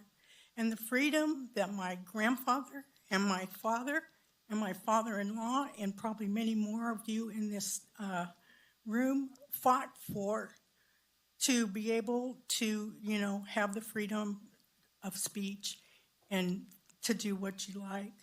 I don't understand why our community board has to sanction this. You can go down to the park any day of the week, hold whatever flag you want, to, say whatever your bent is. And so I don't get it. I don't get it. Have a week. Why don't the veterans have a month? They're the ones that fought for these freedoms for us to be able to say who we want to be and what we want to be. But I strongly agree with Supervisor Kirk, and I don't want to see a whole month of this, and I don't want it shoved down my throat anymore.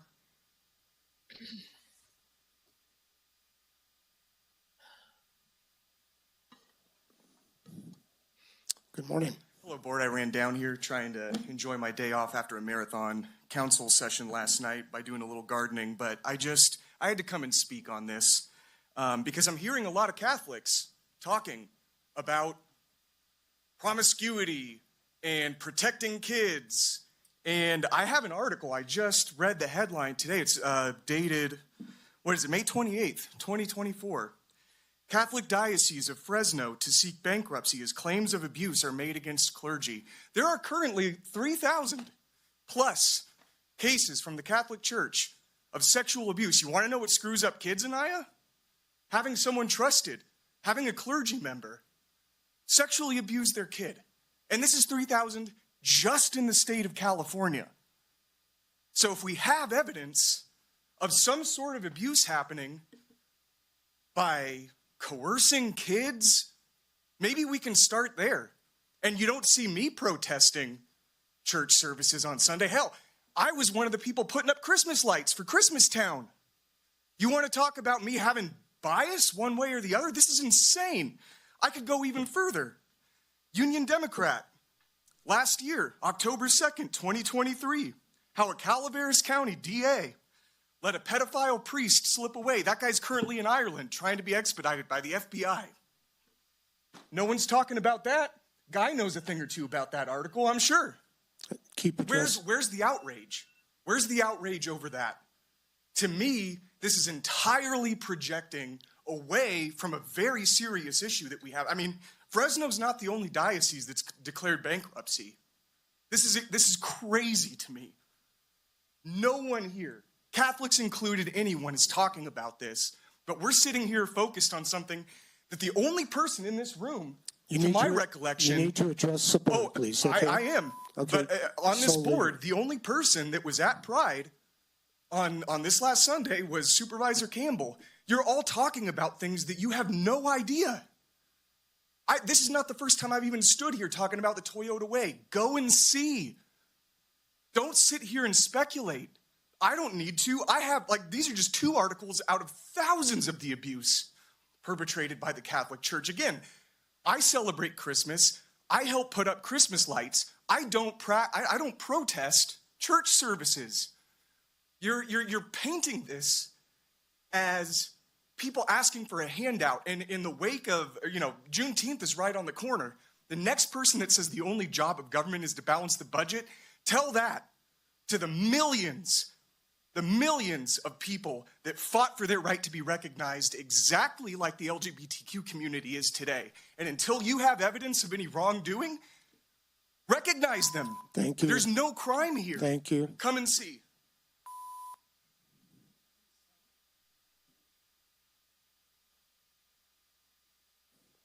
Good morning. Good morning, board, staff. Calm things down a little bit.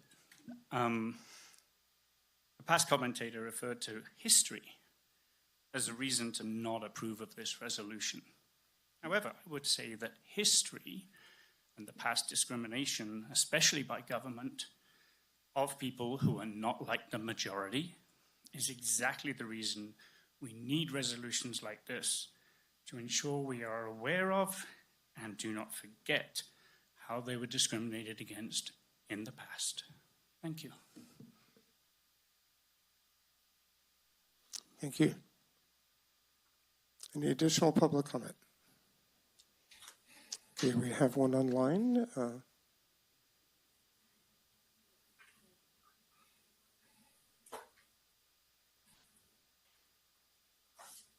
Okay, you're on with the board, Lincoln Baringo.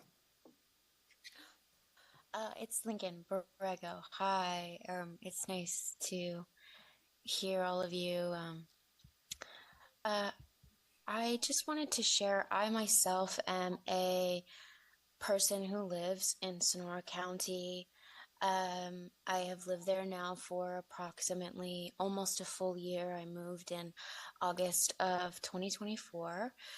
2023. And I am a member of the queer LGBTQI plus community. I really feel June is not only a month of celebration and joy for the LGBTQI plus community, but a month of celebration and joy for everyone who is related to a queer person or who has faced any feelings of prosecution or been told that any part of them is invisible. And so June being this month of joy and celebration, it's really about actually pushing the boundaries of your compassion and acknowledging people who have previously been told that their way of life is wrong, that they are not going to heaven. And by acknowledging them, you are saying that they are people. The choice that is shown today, that's on the board today, is about humanizing the LGBTQIA plus community and standing with the queer people that live in your community. And that is of vital importance, because when the government says we see people for who they are, we respect them for who for who they are and who they love and how they're born, then everyone else will follow suit. That sets a tone for the level of respect and safety that the LGBTQIA plus people that live here in Sonora are going to feel from now on. I know that people are talking about June being in their face or about what is equitable, but at the end of the day, it's really about people and their hearts. And I feel like if you listen to your heart, you'll understand that having this month be recognized will show people who live in your community who are queer that they are safe and welcome to be themselves. And that's really the most important thing that we can do as a community and as a whole. I know that people have thoughts and feelings when it comes to religion. But I want to underline that God has always been about compassion. God has always been about love. And God has always been, first and foremost, about inclusivity and how we live and breathe love and compassion in our actions.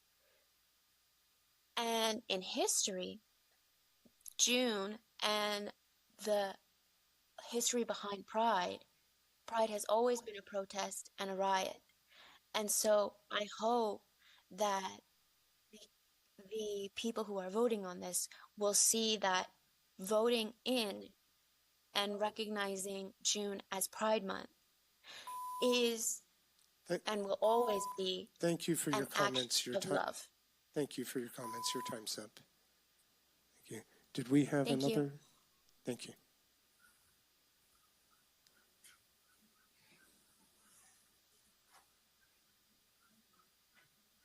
Hi, I just wanted to. Yes, please go ahead. Yes. Hear me? All Yes. Right. I just wanted to thank the board for putting up this resolution. I think the wording is fantastic. As much as Pride Month, when we look at San Francisco, Sacramento, or more metropolitan areas, is that it's a party, it's a celebration. If you get back to the history of where Pride started and what it means to rural, small communities like this, it is about feeling welcome in your community. Having the county acknowledge and recognize the LGBTQ plus community makes us feel protected. It makes us feel seen. It makes us feel safe. And as somebody who works with youths throughout Tuolumne County, it lets them know that their elected officials, their government, their county, their home is welcoming to them. And they don't feel like they have to move away once they graduate school and get out of here because they are not safe and they are not loved.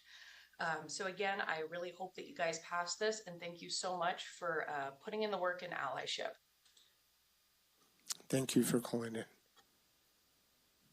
Is there any additional? Okay.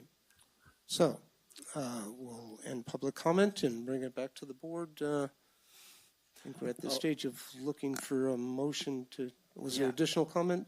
Yeah, I'll wrap it up since I'm the one who brought it up. I think me and Andy Merrill actually just agreed regarding what's happened in the Catholic Church. Yeah, a wrong and a wrong is wrong. So I agree with you, Andy.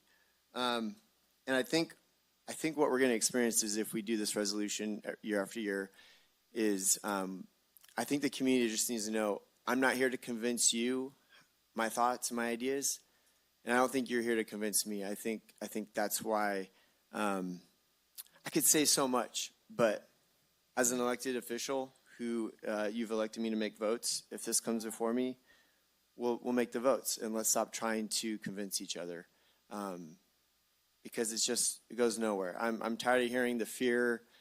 I'm tired of hearing and I don't know where that's coming from. Obviously, it's coming from somewhere in the community, and shame on people who would do that. I got a gay cousin. She actually said this last year. I think she practices witchcraft still. I love her. I call her all the time. We talk all the time. This isn't about love or hate. This is about an idea of how to conduct one's life, and I don't know what else to say, but hey, LGBTQ plus community, reach out, invite me to any event. I'll come talk with you. not going to agree with you, but I'm not going to hate you. This gets too emotional. I'm so black and white, and this is just so emotionally driven. It's pretty ridiculous, in my opinion. So I love you guys. I love everybody in the room, but it doesn't mean I have to agree with you, and you guys just need to accept that. Supervisor Brandon. Great, thank you. And please. We will take all supervisors, but that's for me to manage, not you, sir. Okay? Thank you. So, comments I want to provide on this, and I appreciate everybody that spoke, and I recognize there's differences of opinion about this. I wanted to say that I don't think we're in the business of picking favorites or promoting lifestyles. The business of the public, though, when it comes to discrimination and that type of where we see a problem, that is something that I think is under the public sector. And I respect that there are people with very strongly and sincerely held beliefs that do not align with this. And I do not agree with those beliefs, but I can recognize that they exist. What I wanted to share is I had introduced this before and a couple of years ago, and I think I have seen examples, and I appreciate Supervisor Campbell introducing this. Supervisor Half, we have you unmuted. Growing up in this community, I saw rampant bullying in our schools. I'm not part of the LGBT community, but I was constantly harassed and bullied in school, and people thinking that I was. And that's happened even while in office in a very public way. And I'm a public official, and I deal with that. But something that's been horrible, that to suggest putting a pride resolution ended up with people going out and putting flyers up saying that I was a pedophile, 200 across the community. That's the type of hate and discrimination that we're talking about. When I went to college, I went to school with somebody named Adam. He was a fraternity brother of mine. Adam grew up in a household that didn't accept him. And they maybe have loved him as parents, but they made him feel unloved for who he was. In my second year of college, when I had just joined that fraternity, Adam hung himself from a power line because he could never get over what he dealt with as a kid because of that love. Because he had heard that he was wrong and impure and that he was going to go to hell. And even just a couple of years ago, an individual going into a bar with his friends for a drink had slurs yelled and was then cyber-stalked for several weeks with some of the most hateful, vile things I've ever seen, telling him to kill himself, threatening sexual violence against him, all for the fact that this person wanted to simply bully and attack. I'm not saying it's something you see absolutely everywhere and every day, but to say that there's not a problem, there is a problem here. I don't think most people have that kind of hate, but this is sometimes used in that way. And so while I respect that we have different beliefs on it, and I don't think necessarily a no vote on this either is condoning any of that behavior at all. Whether it's yes or no on this, recognizing, again, equal rights and protections under the law, we bring that up where there's a problem. And discrimination, violence, those types of things are absolutely the public domain and absolutely the domain of this board. So thank you for letting me be a little bit up on my bully pulpit, but hopefully you understand why, even though I know every time we bring this up, there will be people that come speak who are opposed to this. Why this is something personal, why this is something that I know does exist, even if you may not have seen it, and this is something that's important to talk about. So with that, I wanted to make a motion to adopt resolution 46. Yes. Before we do a motion, Oh, sorry, Supervisor Half, that's right. Supervisor Half, please go ahead. Thank you. Luckily, Thank you're you. on the big I'll be screen. The brief. hands are easy to see.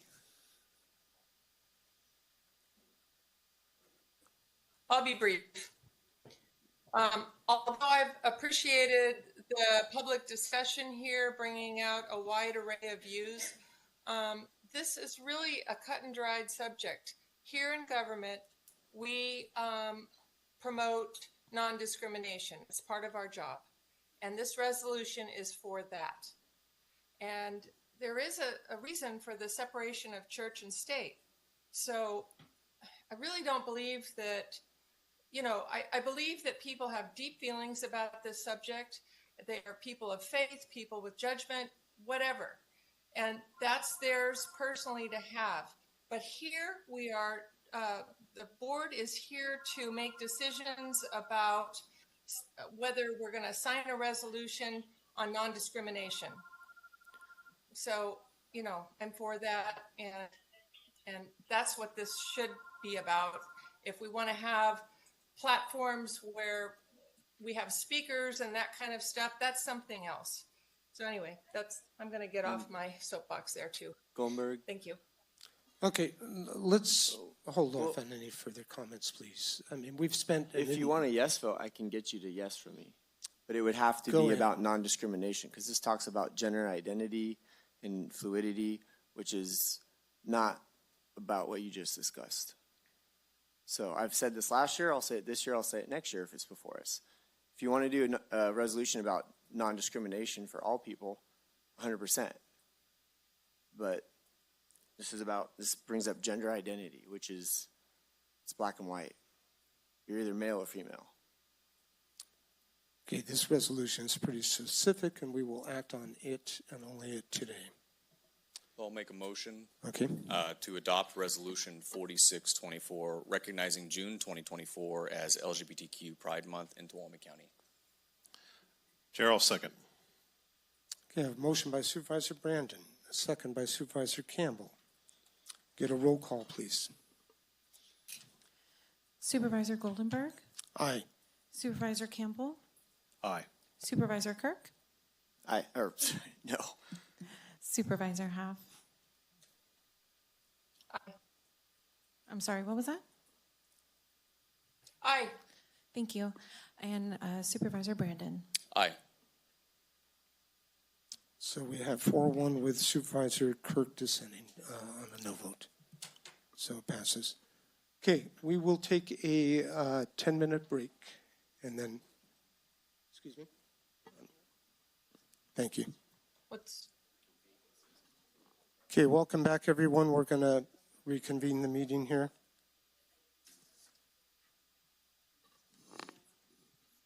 Okay, sorry for the slight delay. We were just looking at some scheduling issues.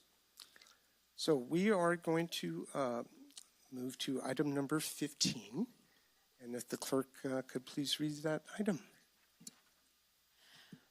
Item number 15, consideration of adopting Resolution 47-24, proclaiming June 2024 to be Elder Abuse Awareness Month and June 15, 2024 to be World Elder Abuse Awareness Day 2024 for Tuolumne County. Good morning, Board. Cassandra Jenicky, your district attorney. Thank you all so much for working into the lunch hour. I very much appreciate it. It gives me an opportunity to speak with you about what we at our office and members of our community view as a very critical issue affecting our community, and that is elder abuse. So elder abuse is pervasive and very distressing. Every year, an estimated 5 million older Americans, roughly 1 in 10, experience some form of abuse, whether it be neglect, exploitation, physical, emotional, or financial. But we know that there is a significant underreporting problem when it comes to elder abuse. And that's partly because our communities often lack the social supports that are necessary to give our victims the strength and ability to come forward. Research suggests that as few as 1 in 14 cases of elder abuse ever come to the attention of law enforcement or the authorities. Our older Americans are vital and contributing members of our society. Their wisdom, experience, and participation enrich our communities and each of us that gets to interact with them. When they suffer from abuse or neglect, we all suffer, and it diminishes us all. An integral part of addressing elder abuse in our community is the support that's provided by our Victim Service and Adult Protective Services teams. In the last quarter alone, our Victim Witness Assistance Center has served a total of 247 new crime victims, of which 108 of those were elders. This significant number highlights the prevalence of elder abuse in Tuolumne County and underscores the critical need that we have for continued advocacy and support services. These are truly essential to our elder victims of crime as they navigate the complexities of the legal system, access necessary resources, and receive the emotional, psychological, and sometimes financial support they need to recover and to seek justice. To raise awareness of this pressing issue, the International Network for the Prevention of Elder Abuse introduced the first World Elder Abuse Awareness Day on June 15th of 2006. In 2011, the United Nations officially recognized June 15th as World Elder Abuse Awareness Day, and then finally June as World Elder Abuse Awareness Month. This opportunity serves as an important reminder to us all that we play a critical role in our elders seeking justice for the wrongs that are done to them. We are challenged to take action to support those who are vulnerable and to attack and advocate for systemic change that protects our elders. Our Victim Witness Assistance Center and our advocates who are here with me today provide crucial and critical support and advocacy for these victims. This gives them a lifeline when they oftentimes feel isolated or powerless. In commemoration of World Elder Abuse Awareness Month and Day, our office will be collaborating with several key partners in doing our third annual Safe Living and Elder Empowerment Symposium. These key partners include Tuolumne County Adult Protective Services, the Tuolumne Band of Miwok Indians Elders Program, and Black Oak Casino, Longson Document and Paper Shredding, Adventist Health Home Care Services, the Motherlode Office of Catholic Charities, and Area 12 Agency. Together, as we host this third annual Safe Living and Elder Empowerment Symposium, we'll be holding that on Wednesday, June 12th, so 8 days from today, next week on Wednesday, from 10 a.m. to 2:30 p.m. at the St. Patrick's Parish Hall. This free event is designed to provide our community with the resources and information they need to protect themselves and their loved ones from elder abuse. We respectfully request that your board sign the proposed resolution proclaiming this month and June 15th as World Elder Abuse Awareness and Day in Tuolumne County. By doing so, you demonstrate your commitment and all of our commitment to protecting our elders, raising awareness, and fostering a community where all members can live with dignity and security. I'm going to hand things over now to Social Services Supervisor Christina Nixon from Adult Protective Services.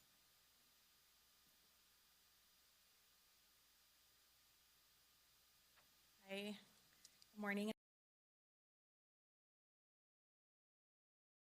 I'm Christina Nixon, the Supervisor of Adult Protective Services. I stand before you today to address a matter of utmost importance, which is also this year's theme and resonates deeply. The theme is Seniors Deserve Our Respect and Our Attention. It's a call to action, a reminder that our elders have paved the way for us, and it's our responsibility to honor and protect them. This observance of Elder Abuse Awareness Month is a testament to the seniors who, with their resilience, have shaped our nation through their experience, wisdom, and enduring contributions. It is because of their experiences and sacrifices that we owe them not just our respect, but also our unwavering attention. However, amidst our celebration of their achievements and our admiration of their wisdom, we cannot turn a blind eye to the dark reality that plagues far too many of our seniors' elder abuse. It's a scourge that shatters lives, destroys trust, undermines the very fabric of our society. Elder abuse knows no boundaries of race, gender, or socioeconomic status. It lurks in the shadows, often perpetrated by those closest to the victims, such as family members, caregivers, or trusted individuals. Here in Tuolumne County, within the last year, APS has received approximately 600 referrals alleging abuse, neglect, and self-neglect of elders and dependent adults in our community. But today, I'm not just here to shed light on this pressing issue, but to rally each and every one of us to action. Together, we can make a difference, raise awareness, and break the silence. Let us pledge to listen attentively to the voices of our seniors, to hear their stories, their concerns, and their needs. Let us vow to intervene when we suspect abuse, to offer support and resources, and to hold perpetrators accountable for their actions. Let us advocate for policies and programs that prioritize the well-being and safeties of our seniors. Let us stand as beacons of hope and champions for justice for our seniors, and let us affirm unequivocally that elder abuse is all of our business. I want to spotlight partners in the community, as we couldn't do our jobs at APS without their assistance. The District Attorney, Victim Witness Office, Law Enforcement, Adventist Health, Area 12 Agency on Aging, the Senior Center, Catholic Charities, Interfaith, and our local churches. Together, we can build a society where our seniors are not just respected, but cherished, where their golden years are truly golden, free from the shadow of fear and neglect. Let us embark on this journey with courage, compassion, and determination together. If any of you suspect elder abuse or neglect, you can call our Adult Protective Services office at 209-533-5717. Thank you for your time. Thank you. One quick question. You said 600 referrals, but I didn't get the time frame that In the year. in the Last June to 1st to June 1st. Okay, thank you.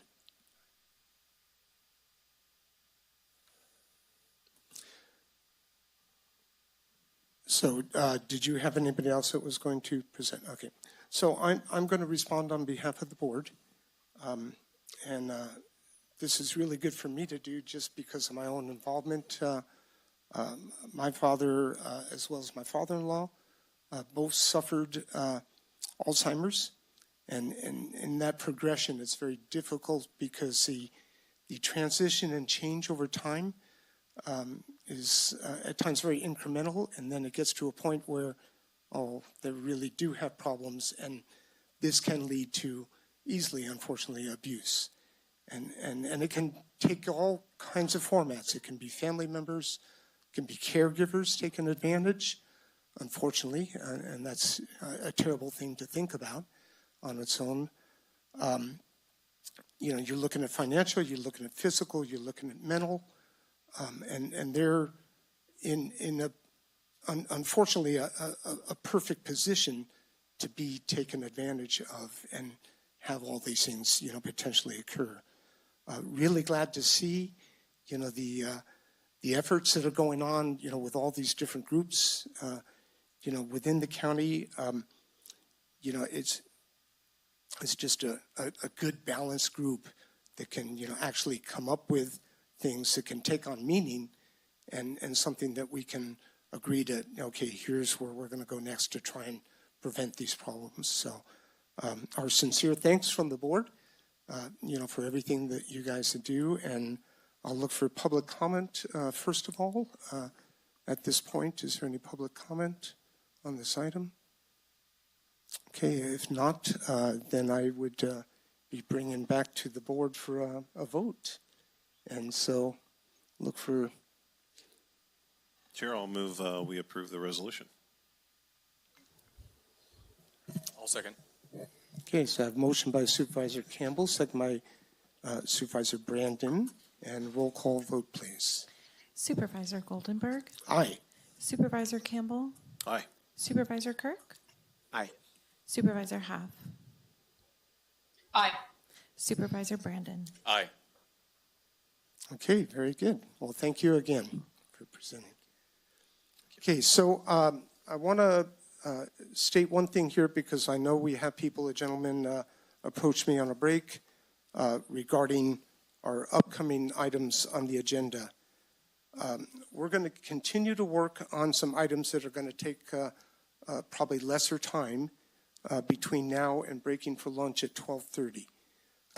So what we will do is when we come back, we have some 1:30 appointments that we will take because they're there, and we're looking specifically at the short-term rentals, and I can't give an exact time, but I'm thinking somewhere in the neighborhood of about 2:30 is when we're going to be addressing the short-term rental areas. So I just wanted to, I was hoping we could be a little further along, but that's where we stand. So. Okay, with that said, we're going to continue working on a couple of items here. And next item, if the clerk could read item 17. Oh, hang on one sec.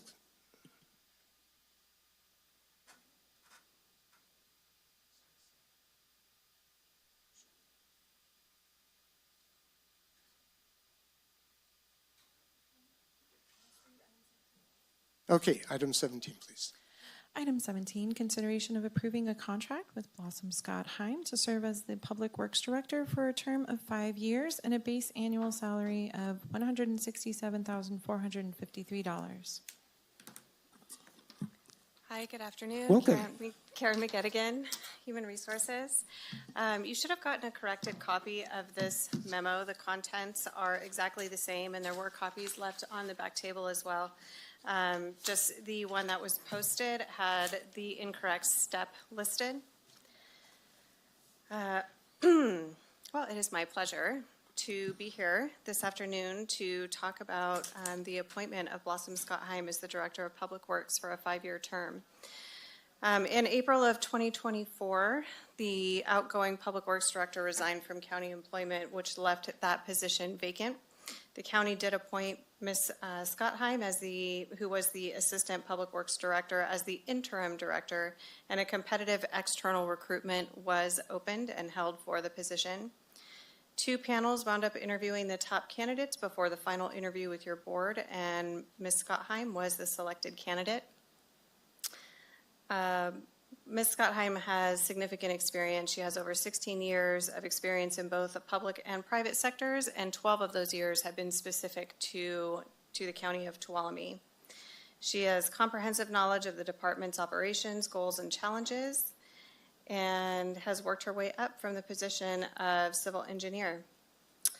The proposed agreement was negotiated to appoint Ms. Scottheim as the Director of Public Works, a position under the auspices of the Executive Confidential Compensation Plan for a 5-year term, which would begin June 2nd of this year to run through June 1st, 2029, at the appointed salary range of $130, Step 4, which is $80.5064 an hour, which is approximately $167,453.31 per year. And I believe Ms. Scottheim is here if you have any questions. Okay, well, thank you. First, look to the board. Are there any questions from any members of the board? Don't see anything here. Supervisor Haft, did you have a question?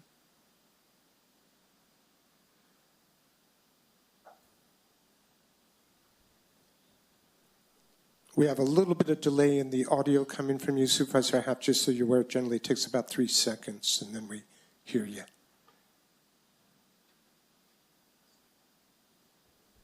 I have no questions. Thank you. Okay, I don't have any questions either, so I'll look for public comment on this item.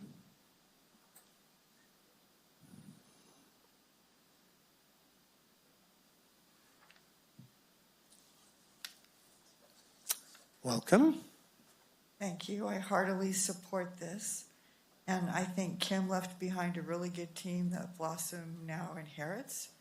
I'm a little concerned because I thought, well, this is my own personal opinion. I thought some of you were very abusive to Kim, and I certainly hope you won't do that to Blossom, and you will allow her to have a day off where you do not harass her. Thank you.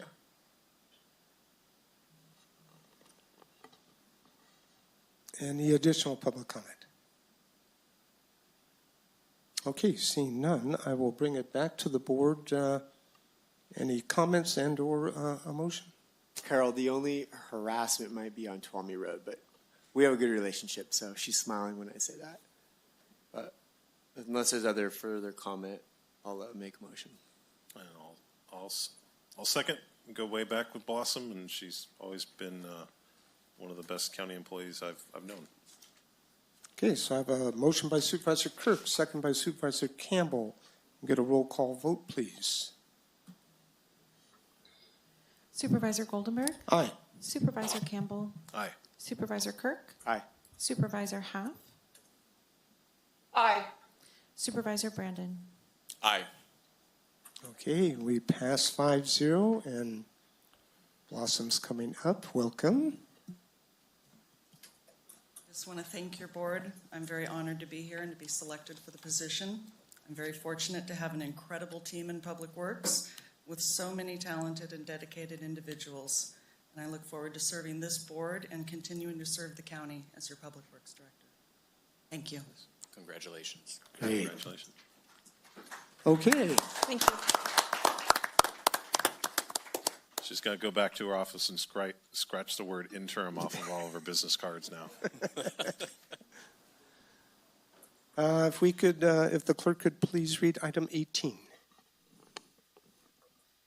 Item 18, consideration of approving the reallocation agreement between the county, TCTC, and CalPERS, allowing TCTC current and former employees to be transferred to a TCTC CalPERS contract. Good afternoon, board members. Sarah Carrillo, County Council. As you are very well aware, I've been working with CalPERS and TCTC along with our auditor controller for the last 5 years in order to transfer the TCTC employees from the county's CalPERS contract to their own CalPERS contract. And this is the first formal step in the process that your board needs to take. TCTC's already taken a few steps, and that would be to sign and approve the reallocation agreement. So we're asking today that you please do that, and then TCTC will continue along with the process. If you have any questions, please let me know.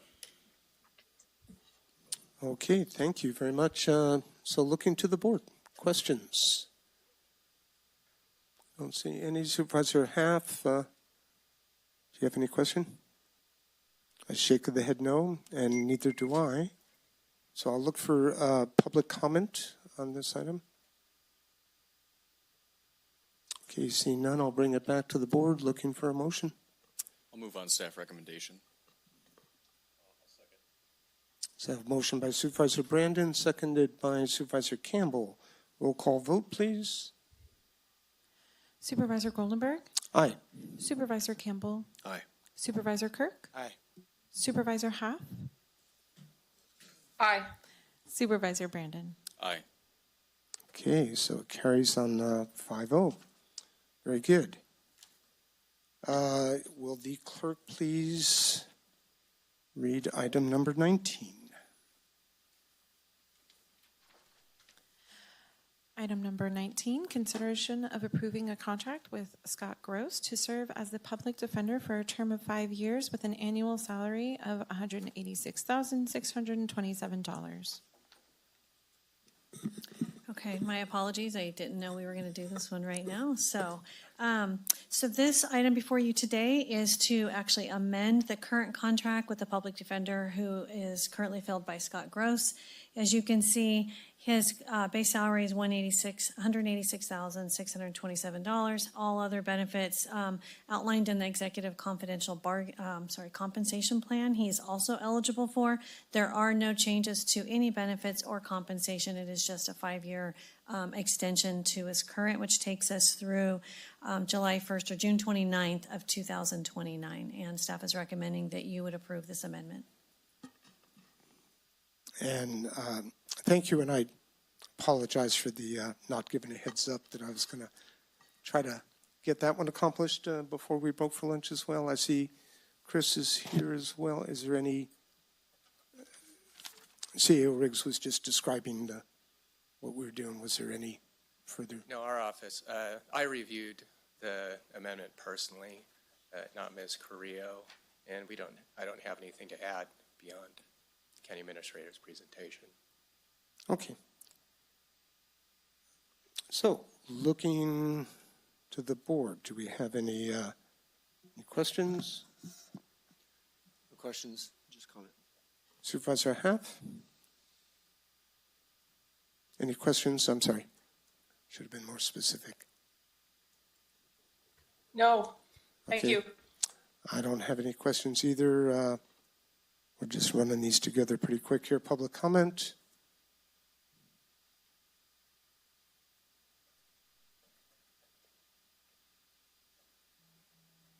Welcome again. Thank you. I disagree, and I think he deserves to make $1 million a year for all the crap he's had to put up with in the past year and being totally alone in that office for an extended period of time and not being able to find anyone who wanted to come and work here. So I've tried to be his friend and support system, and I don't know how he did it. So I disagree with him not getting any salary or compensation change. So that's very gracious on his part, because he deserves a huge amount of thanks from the citizens of this county. Very good and very kind words on your part. Thank you. Any additional public comment? Okay, take it back to the board. Any comments or look for a motion? I was just going to thank Scott. I know he's had a lot on his plate, like Carol said, the last year, a couple of years, and probably moving forward. So thank him for his service.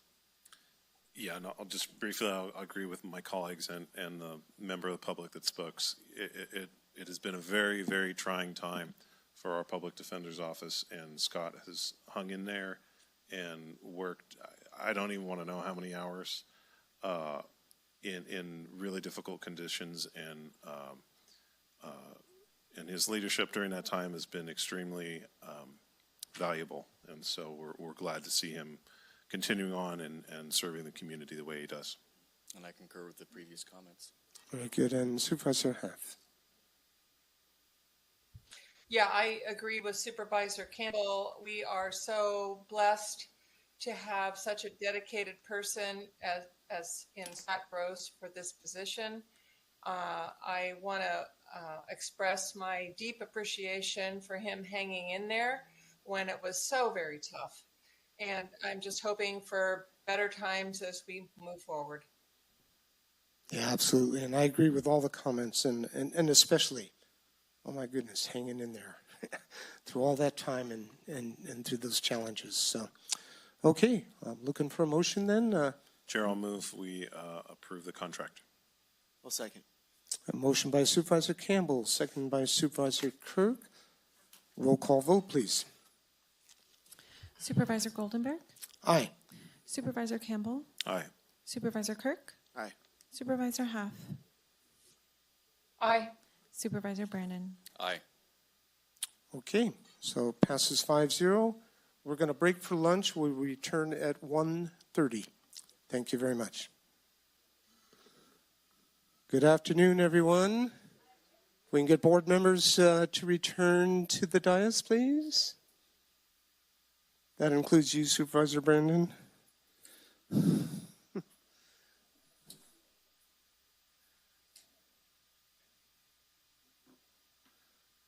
All right, welcome back, everybody. Board of Supervisors meeting for June 4th, 1:30 p.m.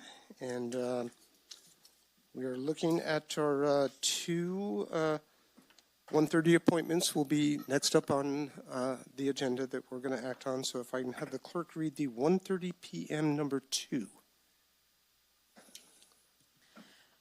1:30 p.m., item 2, public hearing to consider barn right.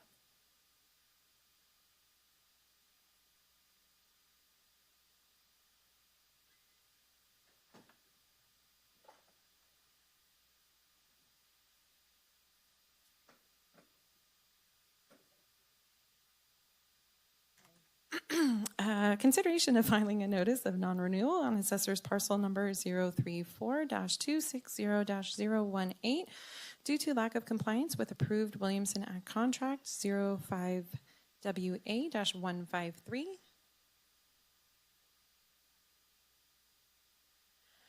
And resolution 106-04, property owners Daniel and Barbara Barnwright. Okay, thank you very much. So this matter is a public hearing to consider this matter. So I will open up the public hearing and we'll look to staff for presentation. Thank you. Hello, Chair of the Board and Supervisors. My name is Shady Gonzalez and I'm a planner at the Community Development Department. The Planning Department, in conjunction with the Agricultural Commissioner's Office, is pursuing the filing of non-renewal on Williamson Act Contract 05WA-153. In the Tuolumne County, the Williamson Act is governed by Resolution 10604. The county does not receive subventions from the state for this program. The incentive for entering into a contract is for tax benefit purposes. In order to be in the Williamson Act, a property owner must have a qualifying ag use, meet the minimum parcel size and zoning requirements, and produce a $2,000 minimum annual income. Fees are associated with applying for or amending an existing Williamson Act contract. A property owner must fill out and/or maintain a management plan which is incorporated into their contract. A contract is reviewed by the Ag Committee and approved by the Board of Supervisors. Contracts run with the deed on a parcel of land and remain in effect even when the ownership of the land changes. Each contract is for an initial term of 10 years, and on each anniversary date of the contract, a year is automatically added to the initial term, unless the landowner or the county gives notice of non-renewal.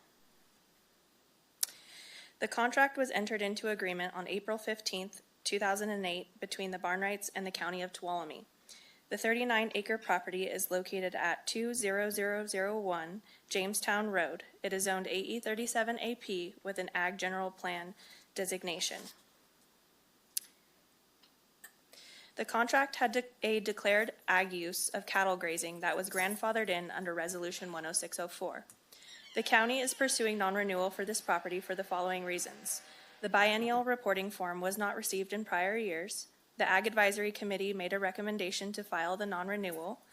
During this time, the property owners contacted planning staff to indicate awareness that they were not meeting the minimum requirements outlined in their contract and wanted to pursue non-renewal. Staff spoke with Ms. Barnright yesterday, and discussion ensued pertaining to the parameters of the filing of non-renewal. The property owner relayed no objections to the non-renewal going forward. To add on, the property use restrictions would remain in effect if the zoning continues with the AP designation. It would be up to the discretion of the property owners or future property owners to apply for a zone change to remove the AP zoning designation at any time during the 10-year waiting period once the non-renewal has been filed. Over this 10-year time period, the property taxes for this site would increase following the filing of non-renewal, with the biggest increase in the first year. The assessor's office estimated that the property taxes due in year 2025 would approximately increase by $570. As the contract holder has not met the requirements of Resolution 10604 and has indicated removal from the Williamson Act program, it is staff's recommendation that the Board of Supervisors file a notice of non-renewal on Williamson Act Contract 05WA 153. Are there any questions? So I'll look to the board for clarifying questions, but I did have one quick one myself, which is the last point of contact was just yesterday, did you say, or? Yes, the property owner received the notice in the mail and reached out and was aware that it was going before the board today and wanted to just speak with staff and clarify that that they had no objections to come out. They were in concurrence. Yeah. Okay. All right. Thank you. I just wanted to make sure that was clear. So I'll look to my other board members. Is there any questions that you have? Supervisor Haft, do you have anything? All right. So I will, at this time, reach out to the public for public comment on this matter. Is there anybody here that would like to speak? Okay. Seeing none, I will bring it back to the board for any comments, discussion, or action. Excuse me. I'm sorry. I will close the public hearing at this point. Thank you.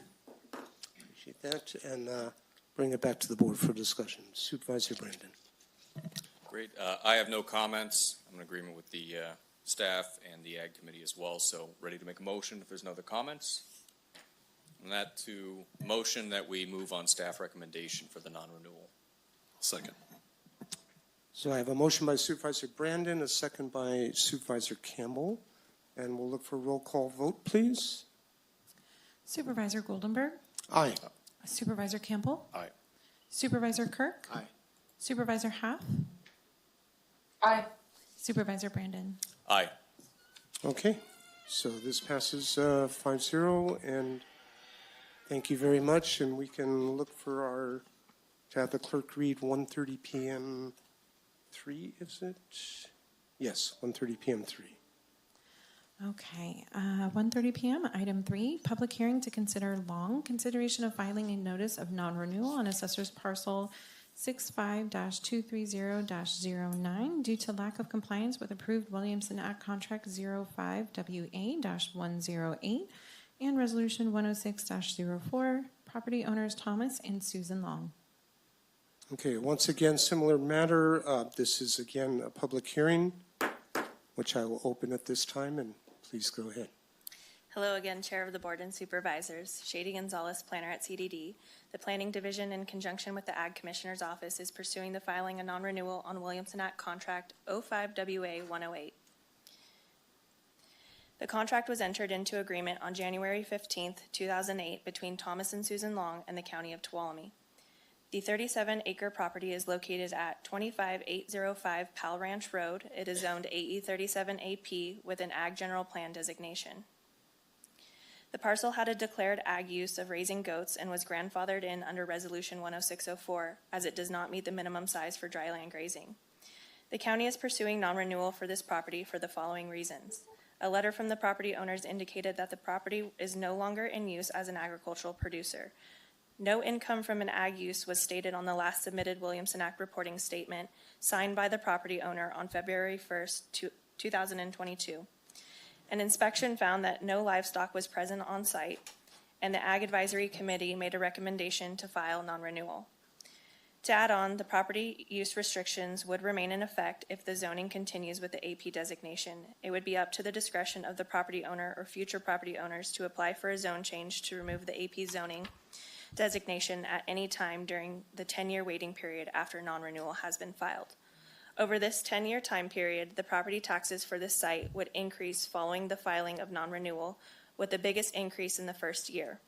The assessor's office estimated that the property taxes due in year 2025 would increase by $2,844. As the contract holder has not met the requirements of Resolution 10604, it is staff's recommendation that the Board of Supervisors file a notice of non-renewal on Williamson Act Contract 05WA 108. Are there any questions? Okay, so I'll look to the board first. Any questions? Supervisor Half, we lost there's the screen. Okay, I did have one. You mentioned the number 2844 as an increase. Was that year 2025? Yes, next year it would jump. Their taxes would jump in that. And that would amount. it remain at that level of increase in years No, past no, that? that's the first year coming out is the significant jump, so their tax bill would approximately increase by that amount, but following the other years, it would be reduced until they met So their. the main impact is in that first year. Yes, the first impact is in that first Out year. of contract, okay. All right, so I have no other questions. Look for public comment on this item.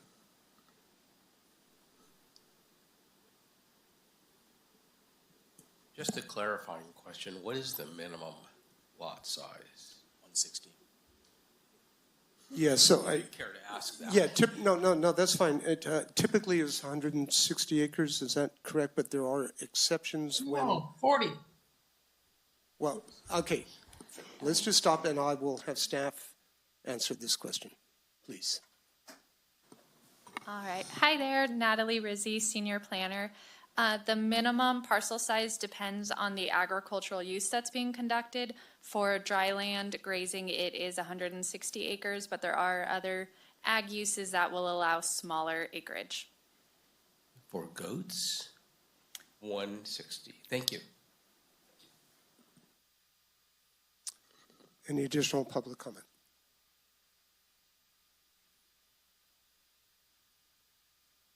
Okay, I am not seeing any, so I will bring it back to the board. I will close the public hearing at this time and ask if there's any further board discussion. If not, I'll look for a motion. I'll move on to staff recommendation. I'll second. Okay, and just confirming, Supervisor Half, did you have any comments before we got a little delay here, so. Thank you. No. Okay. So, I'm sorry, we had a motion by Supervisor Kirk, second by Supervisor Brandon. Is that correct? If we can get a roll call vote, please. Yes. Supervisor Goldenberg? Aye. Supervisor Campbell? Aye. Supervisor Kirk? Supervisor Half? Aye. And Supervisor Brandon? Aye. Okay, very good. So, passes unanimous. Thank you Thank very you. much. All right, let me take a quick peek here. 143. All right.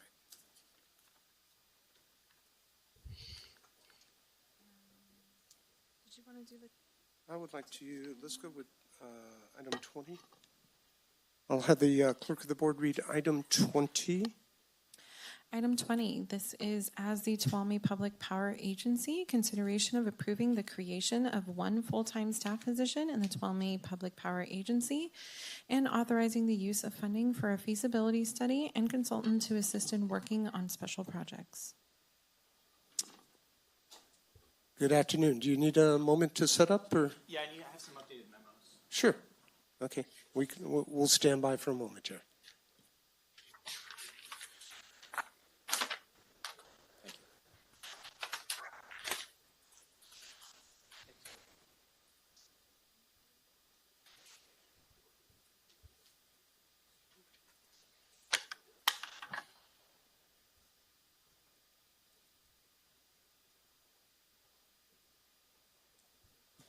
Perhaps you distributed the updated. Could you maybe point to, is there a particular area that changed that, we could take a quick look at, or you could describe rather than go through this whole looking for differences?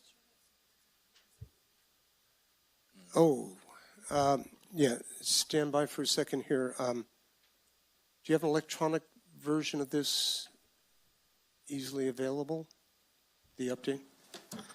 I emailed one to her about 15 minutes ago. Okay. Supervisor Half, can you confirm if you can look to see if you've got it? And I'll go look for it.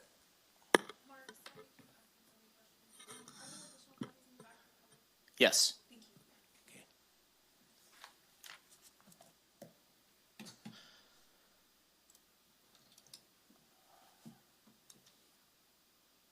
And thanks to our clerk for bringing that up. Thank you.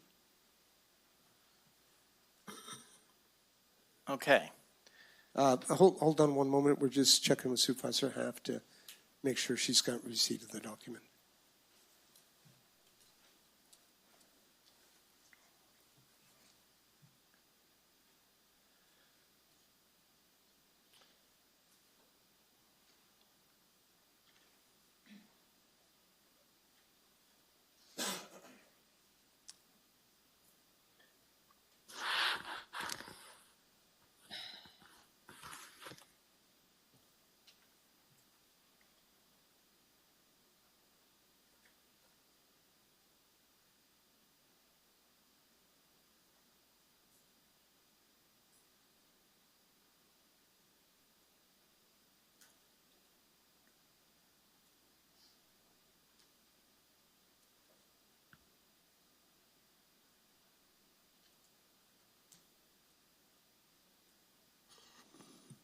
And Supervisor Half, let us know if you've received the document, please. I have it. I'm reading it right now. Okay. All right. Let's go ahead and start the presentation while you're, because we all just received it as well. So good afternoon. I'm Mark Fisher from the County Administrator's Office, but right now I am your Tuolumne Public Power Agency Coordinator. So today we're going to hear a proposal for the addition of a full-time analyst for the Tuolumne Public Power Agency. So a quick overview at first. The Tuolumne Public Power Agency is a California state-recognized joint powers authority, and they offer low-cost electrical energy to local government agencies. Such agencies include Tuolumne County and the City of Sonora, all of the school districts, Columbia College, and all of the special districts like utility districts, fire districts, etc. Our current membership is 34 member agencies, and there are 285 active accounts. So as I said, we offer low-cost electrical energy to qualifying agencies, but we also have the Energy Conservation Program that is enabled by AB 1890, and the expenses for that are built into the rate calculation each year. Such related benefits to members include energy auditing. We offer 5 per year, $4,000 each. So a member agency can have an energy audit performed either from a contractor that we provide or one that they provide for themselves, and they're eligible for up to $4,000 in reimbursement in that cost. So they can, figure out, get an analysis of their facilities and figure out what kinds of changes that they could make to potentially be more energy efficient. We also offer small energy efficiency grants. There are 5 per year and reimbursable up to $7,500. And those are for small replacements of energy efficient appliances like dishwashers, washing machines, things like that. We also offer low interest loans up to 2 per year and up to $50,000. And then there are also large energy efficiency grants. Those are only available when the AB 1890 fund balance exceeds $600,000, and up to so we can offer up to 2 grants, but the total cost cannot exceed $100,000, and that is specifically to be offered to any agencies that are doing major remodels or new construction for the explicit purpose of installing cost-saving, energy-efficient devices in their facilities. A little overview of the current operations. The operations are performed by the TPPA coordinator, myself. Such activities include basic administration, such as the addition or removal of new members or meters under those members, budgeting activities and rate analysis, communication, such as just fielding general questions from members. They have many and they are varied. And responding to member requests for data. That usually comes in the form of members asking me to contact PG&E to give them consumption and interval data so that they can test to see if they're, what kind of generator their facility would need or something like that. Each year I'm required to file various energy usage reports, and I would perform all of the grant allocations and tracking. So all of those services that I mentioned before, I perform all of the work that's associated with that. So that can include site inspections for those that do the small energy efficiency grants. I would go out, I would inspect what they currently have, then I would improve it, and then I have to come back and do another inspection to see that they've bought new equipment, essentially. And then any application processing and review, I would do all that, and I would also process all of the invoices and reimbursements. I also act as a liaison between the members and WAPA and PG&E. So members don't contact WAPA or PG&E directly if they have any needs associated with their membership. They contact me, and then I disseminate the information back to them. Currently, billing and invoice processing for members' monthly bills are performed by the Auditor Controller's Office. So why add a dedicated staff member? Well, the answer is capacity. What you would get if you added a dedicated staff member is one staff member whose whole role would to be focused on all energy-related projects and priorities that Tuolumne County would engage in. Firstly, they would focus on improving the quality of service and communication. So I don't want to undercut myself here because I feel like I do a pretty good job in providing them their service, but it could be better. I have to juggle a lot of different priorities as a general analyst in the CAO's office, and sometimes they have to wait maybe a little bit longer than they should to get responses, even when I'm waiting on responses from some of those other agencies that I act as a liaison with. But overall, I think it could be improved. A dedicated staff member, less encumbered with competing priorities, would provide them better service overall. But additionally, the members are not really utilizing all of their benefits. All of those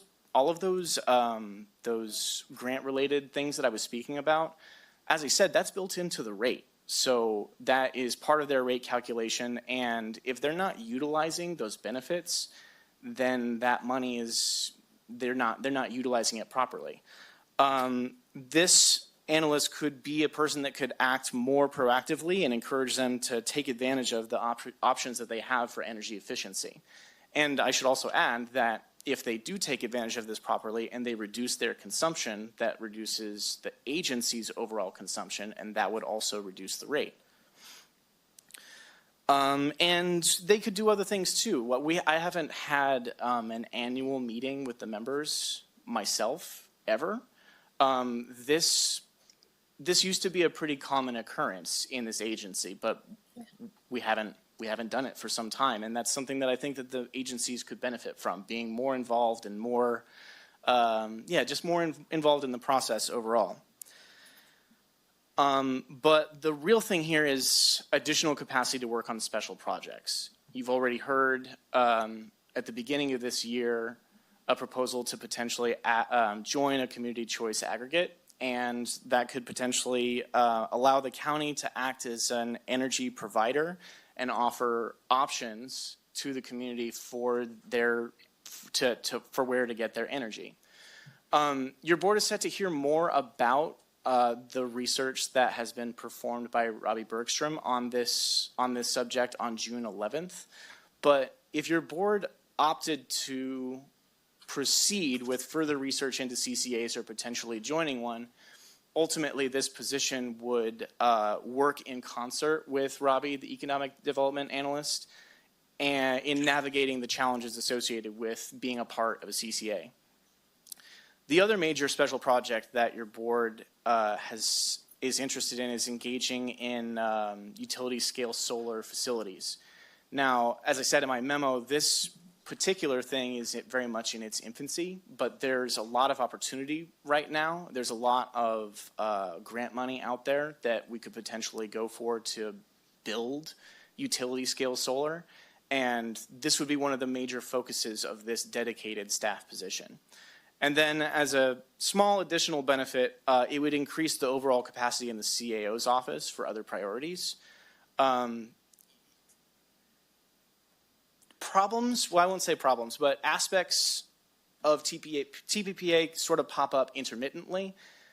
On average, I would spend maybe 1 hour a week working on things like this, but that can quickly jump up to 8 to 16, depending on the kinds of problems and the number of problems that pop up.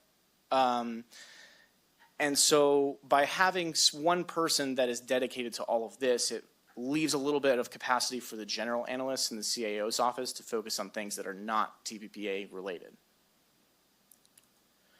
So what exactly is being proposed? One full-time staff member at Administrative Analyst 1-2 Senior, funded through the TPPA Cost Center, $100,000 for a feasibility study to further explore options for utility-scale solar and CCAs if needed, and $100,000 for consulting services. And for that, we're talking about technical consulting, things like navigating regulations and CPUC and things like that. Some financial considerations. I will reiterate this. As a JPA, the Tuolumne Public Power Agency is not part of the county's general fund. So if this was enacted, all of the costs would be in that cost center and it would not impact the county's general fund. The TPPA Board of Directors could opt to fund this proposal by integrating the costs into the TPPA budget and adjust the energy rate accordingly. In other words, slightly increase the TPPA rate on the members, and it could be funded that way. Alternatively, the Board of Directors could opt to use some remaining fund balance at the end of this fiscal year and let the members keep what I am anticipating to be a slight decrease in their energy rate for at least this first year. And these are pretty broad estimates here, but we're estimating that the remaining fund balance will be somewhere between $450,000 and $600,000. So the cost, the potential cost for this analyst would be $189,000, $190,000. And again, this is currently benchmarked at Administrative Analyst Senior Step 5. So this is the maximum possible cost for this position, and it includes all of the necessary components of pay, insurance, and benefits, and all of those things. And then again, $100,000 each for feasibility study and consultant.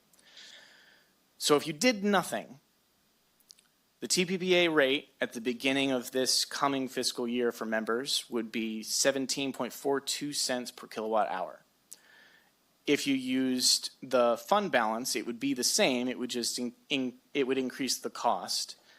And if the position was added with the increased rate, that rate would be 18.41 cents per kilowatt hour to the members.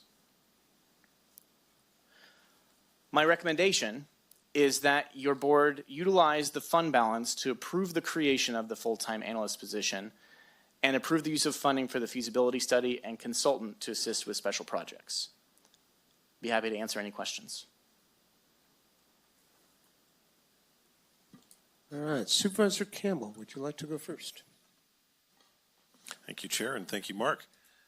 So the three cost, got the wrong paper there. The three cost centers, or the three actions you're asking for, is the new analyst, the feasibility study, and the consultant.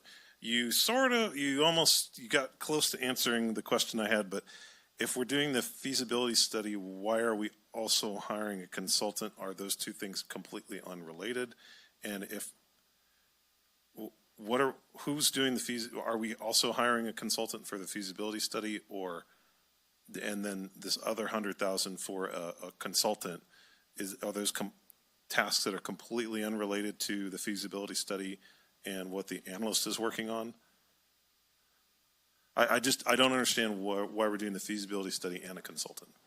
Okay, so the feasibility study would be, we would hire out to a contractor to perform the feasibility study, and then the consultant would work more closely with the analyst to answer any complicated questions as they relate to CPUC regulations and such things like that.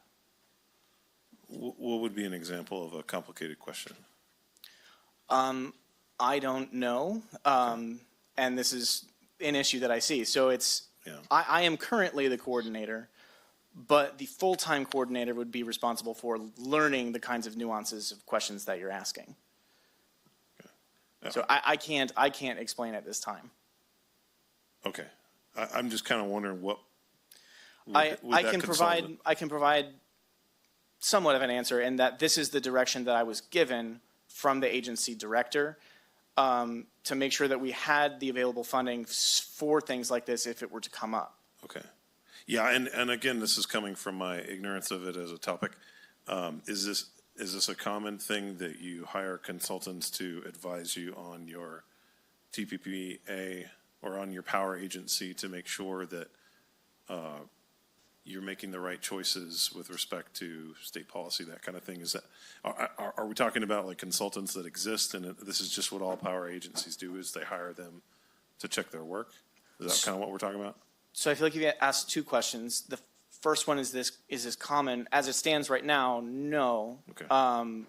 When things pop up that are complicated, it usually just revolves around me spending time doing a little bit of research and getting the best answer that I can. But okay, we're breaking into very much larger new ground with this, and we may be in need of someone with a great deal more energy-related experience and knowledge that I don't possess. Okay. If I can interject real quick here too, and then we'll go back to questions with the board. But while we're in this discussion, understand, okay, a position, you need somebody to, physically be there to do the work. Feasibility study, that takes the effort. The consultant, fee that's, as proposed, probably makes really good sense. Maybe year two, after this gets established, as we start looking at areas that we could maybe think about how to further tweak the program, so to speak. So I'll bring it back to the board, but I just kind of want to. Yeah. Go ahead, Supervisor Brandon. Yeah, only to add at least some of the things I've seen, because I've spent some time looking at some of the projects.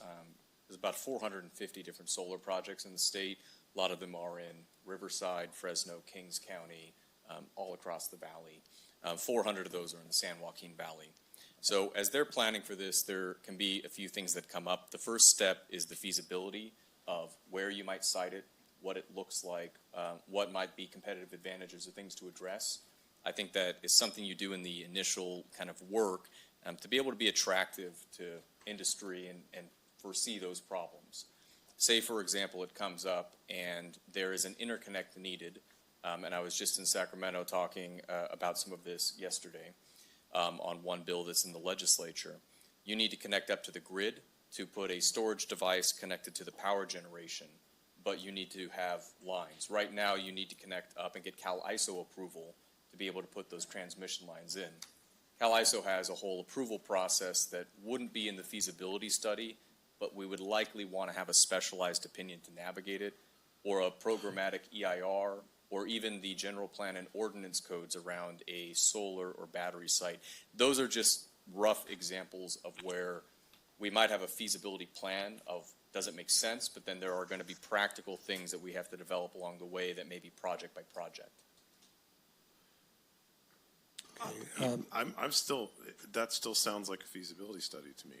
I guess I'm still not clear on what the consultant's going to be doing, because what you described is looking at the feasibility of a project and then the different challenges that might entail, which to me falls under a feasibility study. I mean, that's why you do a feasibility study, to see if there are additional rules that you're not thinking of. I'm still not clear on what the consultant is there to do. If the CPUC... And there's nothing here to tell me. So feasibility study would certainly include exploring ways, to do different things. So that's what I'm saying. Before we get too locked into this, let's Supervisor Kirk, maybe you can add, and let's explore this a little more before we... Curious. Yeah, no problem. I don't know if we're doing comments or, I know we're doing questions. I guess, Mark, one thing that you brought up is that the group, the TPPA member agencies never really even met. So for me, what I'm trying to figure out is like the cart before the horse, because I see that in June we're going to have a meeting about CCA, but we're talking about adding a position before we have that conversation, and we're going to have a budget meeting tomorrow regarding budget, and it could potentially impact positions. And so I'm trying to understand the process. How we not met with it sounds like we haven't met with the members to maybe get their opinion, their buy-in, or what their, because I mean, I know we're the governing body, but there's still members for a reason, and there's a budget, and I have no idea if they have any, concerns as far as using one-time funds for, if we create a position, it's going to be a cost center. So I usually look for the committees to give me some feedback, and I don't have that here. So could you speak to that? So, I mean, TPPA currently is its own cost center. It just doesn't, my time is reimbursed to the county administrator's office. So it doesn't have its own staff member. It has in the past, as I'm sure Supervisor Half remembers.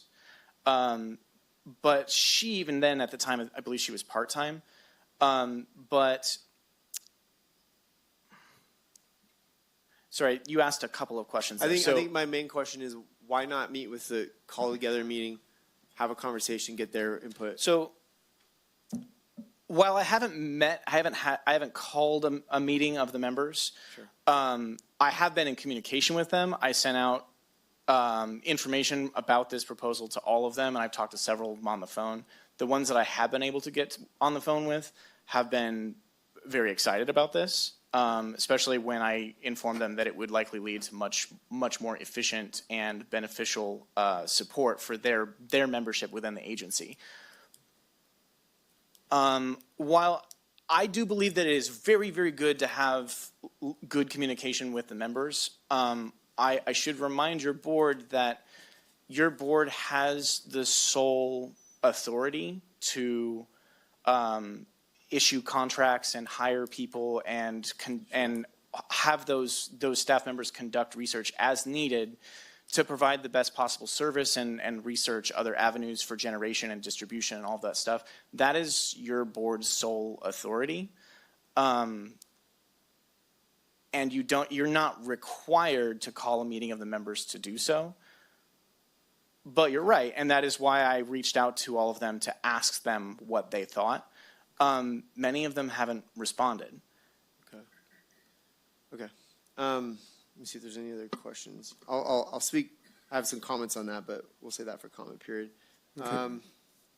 And I see jumping out of your seat. I think since you used to do this position, I think I do have more questions, but you might answer them. So I'll wait to hear from you, and then we'll go into comments later. Supervisor Half, if you could please weigh in. Yeah, I've got a lot to say. First of all, I did this as a senior analyst. I was a TPPA coordinator when I was full-time. And I was a coordinator, I was an OES coordinator, I was a legislative analyst, I was a budget analyst. I did a lot of stuff. The TPPA coordinator, when they do all of the job, it doesn't take very much time. And that includes the annual meetings where you have, before you come before the board for the budget, you go over the budget with all of the members so they understand it, and any questions are brought to the board so that there's full disclosure. So this would be something that I would think that should be brought to a meeting of all the TPPA members. It sounds like there's 34 now instead of 29 or 30 when I had it. And I do believe, like Supervisor Kirk said, that we're putting the cart before the horse here a little bit. I really like the idea of going into exploring CCA and the utility scale solar, but there's some capacity right now. I know the CAO's office is completely full with all of their analysts doing various things, but I would think that it would be incumbent upon the person taking charge of TPPA to do a strategic plan. We don't have that before us right now. We have ideas before us. I'd like to see a strategic plan. I'd like to see the members included. I'd like to know what they think collectively from meetings. And, you know, I don't think we should be setting aside $100,000 for this, $100,000 for that, when we don't even know exactly what the plan is yet. I also want to know what the AB 1890 fund balance is right now, because if it's big enough for, and that can only be spent for energy conservation projects, it cannot be spent for anything like what we're talking about here. But it's for large projects. If it's big enough for large projects, the members need to know this and be brought in. And then for the remaining fund balance for TPPA, all we need is one drought year to kick up a high rate. We've had 2 non-drought years that have actually helped bring the rate down.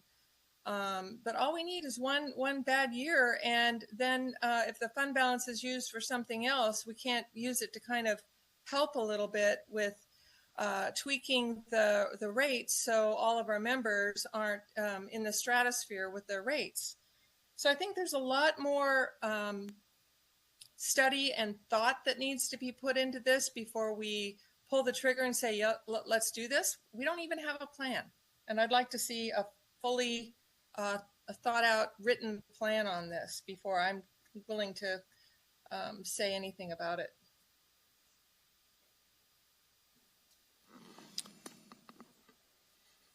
Okay, did you have additional questions, or I was going to go to public comment? I had comments. Okay, let's. I thought we were doing comments. We can go. Well, did we? We started with questions, and then it ended up in the comments. Yeah. Now we're firmly into comments, but we can do it. Okay, well, go ahead. But I do want to. Yeah, you followed the rules. I asked questions too. Briefly, so we can get public and then revisit. We'll cover it fast. It's a complicated, I think, set of topics, especially with what we're seeing within the energy changes in the state. I know Mark and many members of the office have held this position. The complexity and involvement, I think, warrants a position. Right now, we've received I think it's a $20,000 a year reimbursement for the administration. I would bet that the time it takes to do a lot of this, especially the potential and what it could do in the past, is higher than that. We've had other fees in there to keep track of $50,000 for legal counsel for the WAPA and PG&E kind of litigation. There's a lot to it. If you count not just that, but what other folks having to do with keeping track of it, it's a lot. To achieve the priorities I think we have with utility scale solar, which is something that I think has a lot of economic opportunity, revenue opportunity for us, this is, I think, a capacity position that will help be able to explore that. I think to create that plan and that roadmap, we need a pilot with that capacity to be able to do it. The second bit, though, is where we're currently operating. It is taking away from our other priorities by draining some admin capacity. As Mark had mentioned, being split between as many things as our analysts are, it makes it difficult to be able to have some dedicated focus to this, to be able to, breathing room, for lack of a better word on it. We are the governing board. Past rate changes we've done, at least since I've been on here, have followed, I think, this process where we've done an outreach to our members. They're able to report in, but we didn't call a conference of them. So I would be comfortable at least with moving forward on that. And I'd say that though there's overlap, this change doesn't require us to join a CCA. That will be an independent discussion. I don't think it's going to be contingent either way. Last little bit is that there are other benefits that I think can come out of this. So not only could we utilize the Public Power Agency to see potential economic development projects that would be of benefit to us and our members, there's a lot of money out there for solar and storage grants as well individually at facilities, weatherization and efficiency grants. Our general plan has a number of sections where we have, if funding is available, doing these programs, but because we haven't had capacity and we haven't had the funding, we have not seen those actually kind of happen all that often. So I think it would help us be in compliance there and be able to support the members. Option 2, I just wanted to kind of close with, I think it allows for that staffing, it allows for planning funds, but it also includes what would be a rate decrease for our members. And at least the initial feedback that I had received doing kind of outreach on it was initially interested in trying to do this. So option 2, to me, I don't see that with a rate decrease and a higher level of service, our tier 1 and tier 2 partners are going to say this isn't a good deal. I think they're still getting a good deal by only having one employee that is managing all of this. So. Okay, I've got some additional thoughts too, but I'll hold them for now. So I'll look to any public comment on this area.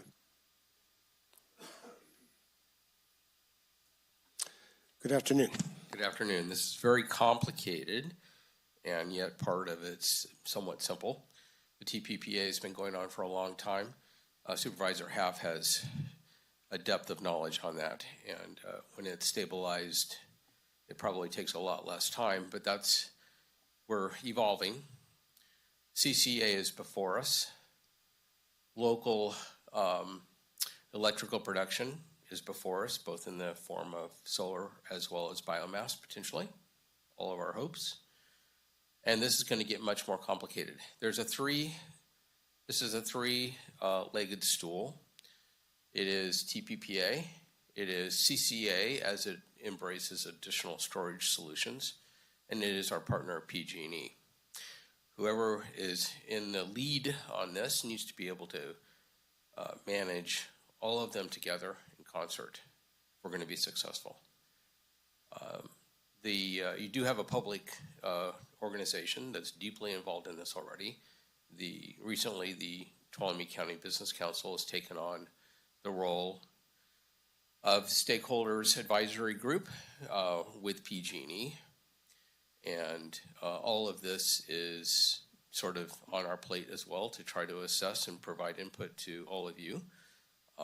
And so I'm just saying that that's an element of this to the degree to which you want to avail yourselves of it. I completely agree with Supervisor Half. This needs to start with a strategic plan. So then the question becomes, how can you best arrive at a strategic plan? And, and what's that going to take?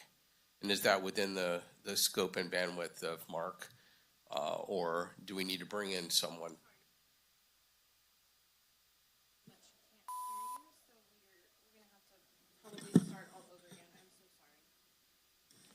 Also, if I could interject, Supervisor Half, I see someone in the background of your video.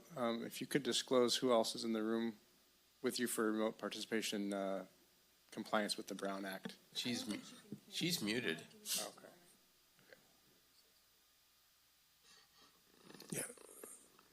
Let's take a 5-minute recess while we sort this out. We get on the phone with her. We're declaring that now at this point. Is that correct? Or are you disclosing that you do have somebody in?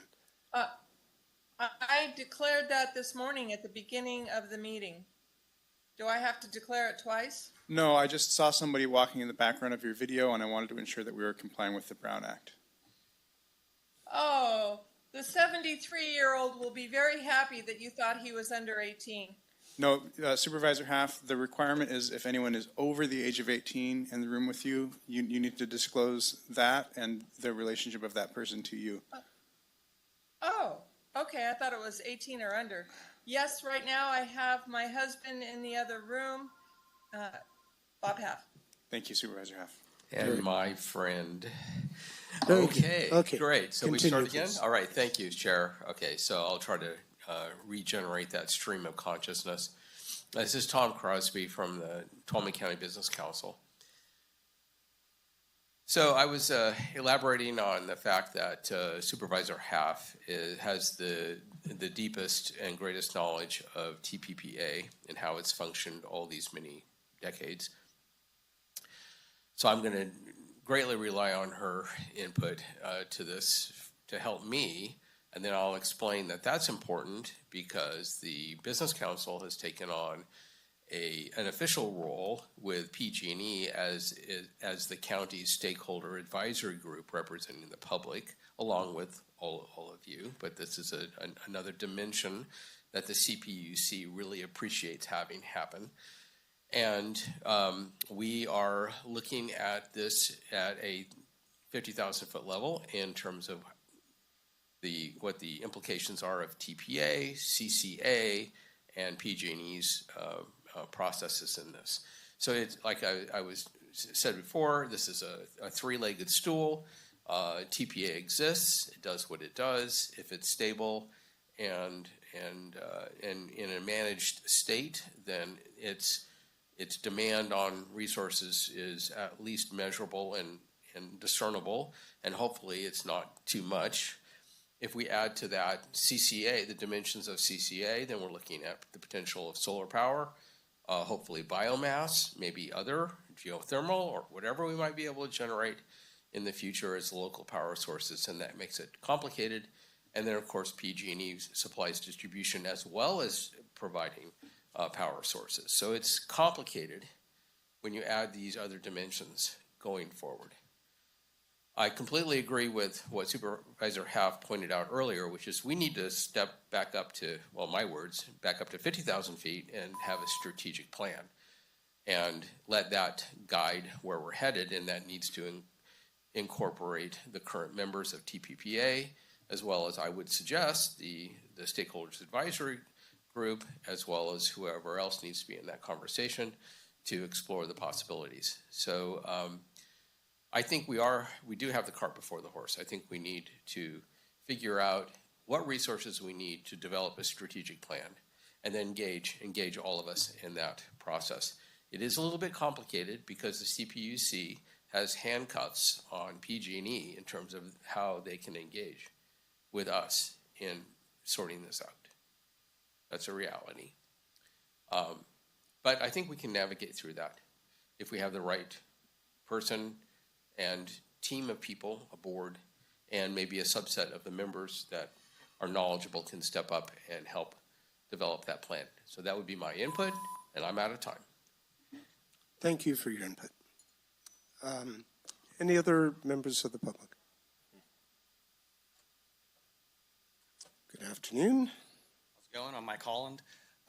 Thanks for the break. It actually gave me a chance to call our school superintendent. As many of you guys know, I'm a board trustee at Snore High. He said he has not read this email. It was sent on Friday to the county, forwarded to him yesterday, and obviously he's busy running a high school and we got graduation.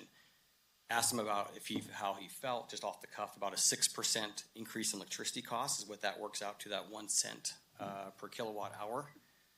So anyways, do the math on that. He was adamant against it because we don't know what we're getting for that.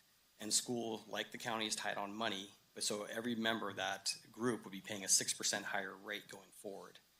And so if we can save money, I think that's great. I don't think that he would necessarily be opposed to it until we know what we're getting for a 6% raise.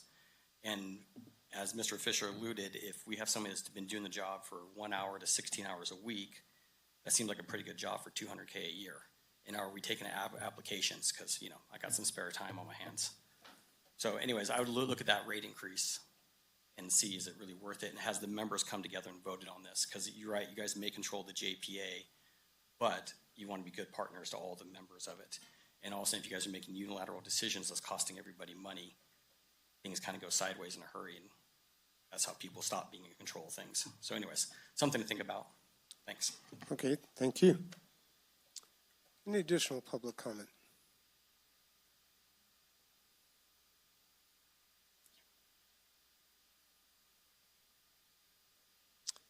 Hello.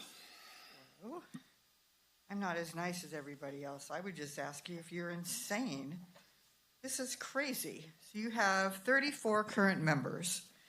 I thought you said 285 active meters. You spend now about 1 hour a week. If you had 340 members and you were running like 2 solar farms, then this discussion would make sense.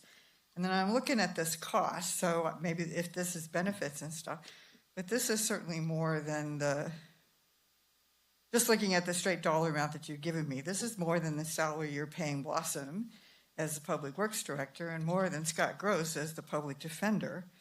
So this is quite a hefty little additional staff member at quite an extensively hefty salary. And this, I think, is an item where you should have used your finance committee or something to vent some of this before you brought it to this level. Thank you.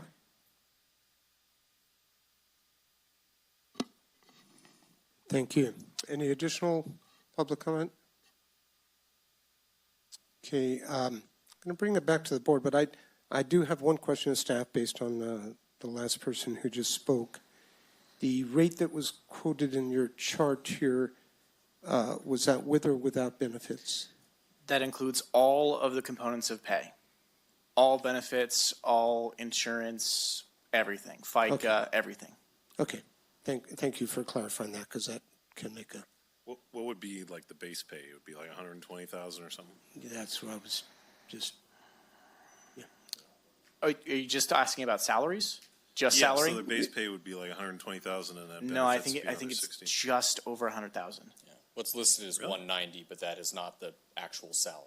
No. No, that's fully... That's loaded. fully loaded with all components of pay. So we're expecting $89,000 in benefits?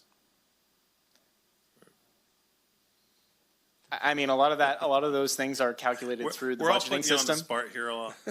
We're putting you on the spot a lot. No, this So- is good. Yeah. You have to get grilled to understand what it's like. Yeah. So I pulled those numbers from our budgeting system, and a lot of those mandated costs that are associated with employment are calculated by the Auditor Controller's Office. I don't know how they are calculated personally.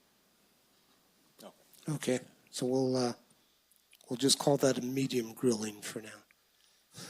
So, okay, I'm bringing it back to the board, but I'm just going to give a couple of my own thoughts here as I was listening to people, work through this. I'm interested in this concept. I think there's potential value here. I'm not sure if this is the best model, quite honestly. I'm thinking that and Supervisor Half pointed out a good thing about having plans, right? To look at before, and we don't really have that. We say, well, we're going to hire somebody, we're going to do a feasibility study, we're going to.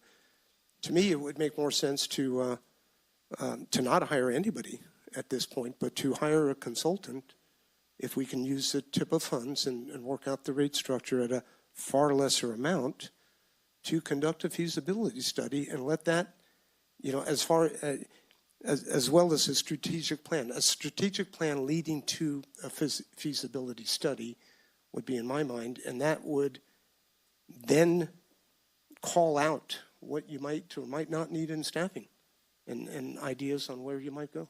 I don't know. That's just my thoughts on this, and I'll look to the board. And then I just had a quick, because taking the comments about the kilowatt per hour increase, how often do we run a fund balance? Because Supervisor Half alluded to that there have been years past where we have poor water years where we don't have fund balance, or if there is fund balance that he needs to be utilized for drought-related activities. Is that something that we plan for, or How does that? How often do we run fund balance? And I've been doing this for only 2 years. Yeah. So in the 2 years that I have done this, we have had a fund balance. We usually roll it into contingencies. Supervisor Half also mentioned the AB 1890 fund balance, which is what we use for those energy efficiency projects. She asked what that fund balance was, and it's currently 900,000. And so she is correct. At the beginning, no, I believe it's in October is when that window opens up for us to be able to offer to members those large energy efficiency grant projects. That's where that would come from. So we're talking about two different pots of money. There's the AB 1890 fund balance just for that, set aside, it's restricted. And then there is the regular fund balance, which left over, it rolls into our contingencies. And so with that, we usually try to keep a little bit of a buffer near the end of the year. I saw that we were going to have some money left over, and I was concerned because the billing history, sometimes we will get hit on one of our expense bills. We will get double charged for 2 months of distribution by PG&E. So that can take a bill from PG&E that is $200,000, and it could jump up to $400,000. I've seen even $600,000. So a little bit of that money left over as a buffer at the end of the year can be very beneficial. When we don't use it, it rolls into contingencies. There's currently $2.6 million in contingencies, and so there is more information on that. Okay, so there's enough money to where if we did do some of these things, we could support it for a fair amount of time. Yes. Okay. Without increasing the rates. Without increasing the rates. Okay. In the past, they have used a rate stabilization fund as well, an extra piece of revenue brought in that can keep the rate low. Okay. All right. Chair, do you want me to make my comments now, or? Supervisor Brandon had something he wanted to weigh in as well. And I'm sorry, did you have additional? Yeah. Go ahead. I was just Yeah. going to, I have some views on it. I'm happy Sure. to share Please- them right now. please go ahead. I'm actually, despite kind of some of the line of questions, the reason I'm grilling you so hard is because I absolutely think we need to invest in energy markets and modernizing our county. Solar power storage, heating and cooling, innovative technologies, a variety of forms of energy production are kind of in the process right now throughout the state, and we need to be a part of that conversation, and hopefully some of that, whether it's solar or other forms of energy production and storage, need to be in our county, and that would benefit the members of TPPA. Because remember, the membership of TPPA is paying a much lower rate than your average commercial or residential power customer. So already they're getting a big savings. So if we can invest and leverage TPPA, which is this amazing benefit, I mean, it's a golden ticket for our county, and we need to start utilizing it and looking at it in a new way. So I would say I'm supportive of doing some of these things. So I would like a little more clarity on the pay scale for that position. I'll be honest, that 189,000 does seem high. I don't know that we pay, I don't know other analysts that work on the fourth floor that make that much, but I don't know. But more than anything, I think we need to do the feasibility study, and going toward your point, Supervisor Half, which I agree, we need to come up with a plan, but I think the feasibility study is the bedrock upon which we can start planning. Until we know what technologies are available, what developable land is available, what kind of regulations are in the way, all these things that the feasibility study is designed to address, we're just guessing. And so to me, that feasibility study is the important thing. Consultant, I'm not real clear on what that's designed to do, so I would make that concession that if we do the position and we do the feasibility study, we save the 100 for the consultant. Because I think, one of the things we hear complaints in the community is we spend all this money on studies. I think if we conduct a study that yields us, millions of dollars of power generating infrastructure, $100,000 is pretty cheap for something like that. What the potential that's there. So I'm pretty bullish when it comes to power generation in our county. By the way, a lot of people might know this. but we get 325 days of sunlight in Tuolumne County. So we are a prime location for some of these new technologies, and we need to start acting like it.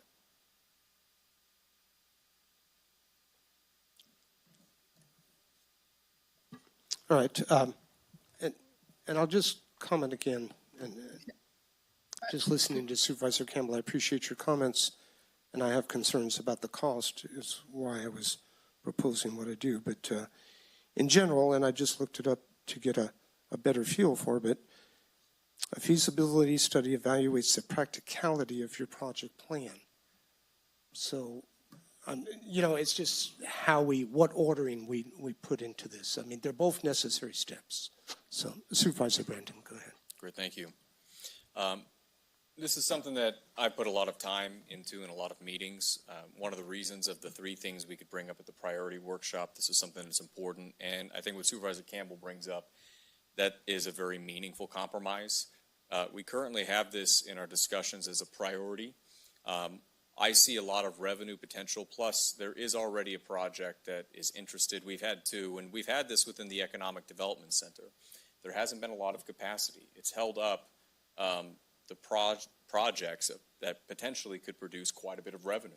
We're also talking about energy independence or future microgrids, not the basic administration of TIPA, which I think can be done very much part-time, but the potential of TIPA as something that is a huge tool that maybe has been underutilized. While right now we're in a period of time that there is a lot of interest, a lot of money, a lot out there that can help us solve a lot of problems. So as stated in the memo, we have a priority that right now we don't have the staff capacity to address. One that I think while we're looking at tight budget years could create revenue in the long term, a new industry, and that's worth investigating. I do agree completely. We need a strategic plan with it. I think we've done initial conversations looking into it. We know that there's some interest and kind of in a broad sense there, have an idea that there's enough to kind of piece away and figure out. The feasibility step to take that and actually look at, okay, but how much land are we talking about? What grants are available? We know that they are there, but to have specificity onto that is really important. I do think that's the next step, and I think we're kind of at that point. So I would support and agree to remove the consultancy item at $100,000, to keep it for the initial feasibility study, but to invest in that capacity with a TIPA analyst. And then I think option 2 of the scenarios that are listed, option 2 is a 13-cent decrease in all of the Tier 1 and Tier 2 membership amounts. Basically, they're going to be seeing a rate reduction that's funding it out of fund balance, which inherently is higher this time. Sorry, can I cut in? Yes, absolutely. It's a what did you say? It's a 0.13 cent decrease. Sorry, you're right. I misspoke. 0.13 cent decrease, but a decrease to 17.2 kilowatt. Thank you for the correction. So they'll see a decrease. We're able to pilot this with fund balance and see the value that comes out and then be able to reevaluate. And so I don't think any of our Tier 1 or Tier 2 partners, they wouldn't see an increase out of this, but it lets us be able to try. So that's what I would support as well, removing the consultancy line item and doing then scenario 2.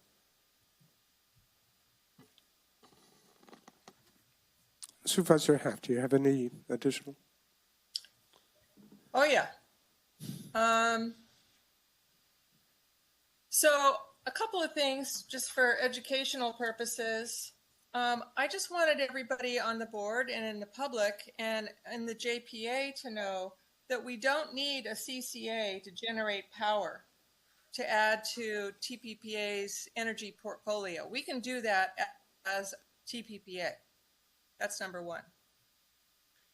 I think I said it before, but joining a CCA and creating a utility scale solar facility takes a lot of work. It's a lot of knowledge that needs to be had by the individual. I don't know that we could find somebody at $100,000 to do that. That's low. I'm just going to say that right now, that's low pay for those kind of responsibilities. That's a lot of responsibility.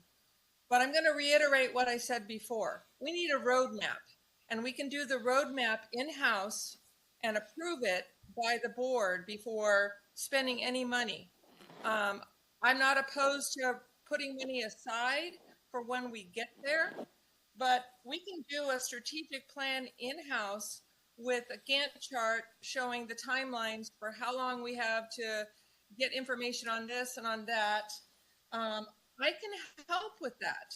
I've got a lot of background knowledge, and I can help with doing the in-house stuff to where we get to the point where then we're ready to pull the trigger on finding somebody to do this work. But I don't think we're there yet. I want to state that clearly and emphatically. Thank you. Okay, well, we're kind of across the board. Final comments, Supervisor Kirk? Yeah. A question that came up, and then I'll go to my comments. How much of economic development time with this, is it solely going to be on the individual, or is it going to also be paired with, I guess, with Robbie in his time?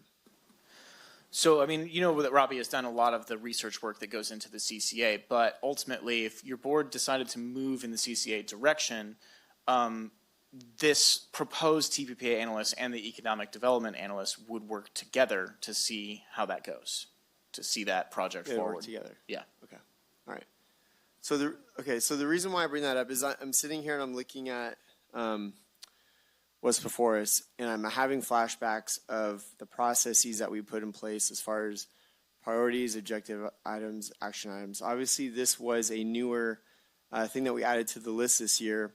And I am hearing from everybody across the board about how the technology's out there, the grants out there. This is kind of the new thing, and I get that. But I'm also concerned that, like on our priority list, we have things in green, yellow, red, and we're adding something to the list against things that have been in play for potentially a couple of years. And so if Robbie is working on other things that are maybe in the green area, and now we're adding a whole new thing, like I'm trying to look at this through the lens of what is the overall structure of the organization moving forward, and what are the things we're trying to accomplish. Because the board does want to do this. I'm on board with this long term, but I'm not getting the big picture. And the reason why I bring that up is because I also know, like, we're having discussions about the USDA facility. I know Robbie's been working on that. And I know that a member of this board has reached out to Robbie and told him, stop working on that. And that's not okay for a member of the board to subdue the will of the broader board. And so I'm just going to speak to it, because we're basically, I think we need to have a larger conversation. What projects do we want to finish? What projects, maybe this is a higher priority. Maybe this needs to take over some other things. But the fact that this didn't go through the members, it's coming without a plan, it gives me a little bit of hesitancy. So I think I'm hearing that we're all in agreement to send some of this back and get some clarity. But the big picture is, by saying yes to this, what are we saying no to? And we haven't had that conversation. So specifically with economic development.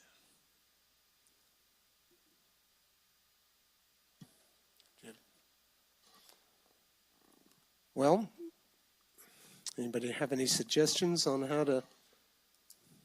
Go ahead, Supervisor Brandon. Oh, you go ahead. Somebody take a I was stab. only going to say one thing too. I think it was mentioned, okay, we have these other priorities for economic development we don't want to take away from. What this is, and we have listed, so one of those priorities being discussed, right, is utility scale solar that's in green. That's something that's listed up there. And in our board memo, as Mark had read, this project's still very much in its infancy. The CEO's office does not currently have capacity to pursue this priority. So we have a priority that right now we don't have the capacity because we have a lot of other projects. What this does by creating a dedicated position is creates additional capacity. And also, if this is something we still want, after this we're saying, hey, Robbie, this is a priority to work on, that means he's going to have somebody that he's working with, but not be solely responsible for handling anything that comes up. So actually, I view it as being able to have more capacity to focus on these other projects in a way that has a limited impact to our very precious general fund amount, and use something that kind of has been more of a compliance entity to be able to achieve economic development as well. So I agree. I think that's a very important consideration. I just see it doing the exact opposite. I think this actually increases the capacity to get our goals done. And I would agree. I think, like Half said, and maybe I don't know who else said it, but I think coming back a little bit more of a roadmap.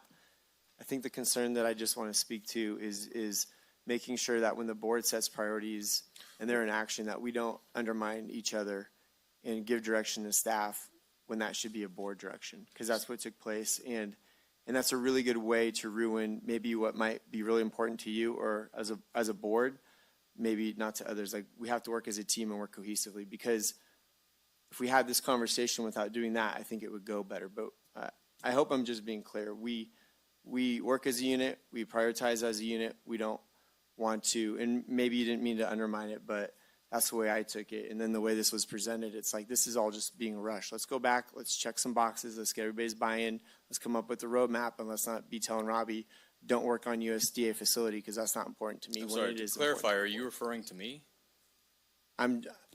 Yes, said if you you. brought, yes, you gave direction to Robbie to stop working on the USDA facility. No, I That's didn't. a board direction. I've seen the text messages. So, I never gave direction to not work on it. okay. So I there's- said if we brought it back, we could have a discussion, as we it mentioned at hasn't the been brought workshop, back, and about yet this is what's in priorities. front of us. It hasn't been brought back, and this is in front of us. So- So it is undermining, because if Robbie's going to be working Well, on this, the intent is not there, but that, Okay. I think, is a mischaracterization. I will take you of at that your word that the conversation. intent wasn't there. But listen, Oh, if can you I want to bring interject? something back, bring it back. But this is putting something in front. But to make a decision on this, which is a priority based on that, is vindictive. We have priorities, So- right? Some are Excuse already me, in gentlemen. motion, which we need to keep in Gentlemen. motion and not stop. Gentlemen, We don't, in the unless it's a board meanwhile, decision. in the meanwhile, we have an item before us. We've been discussing it.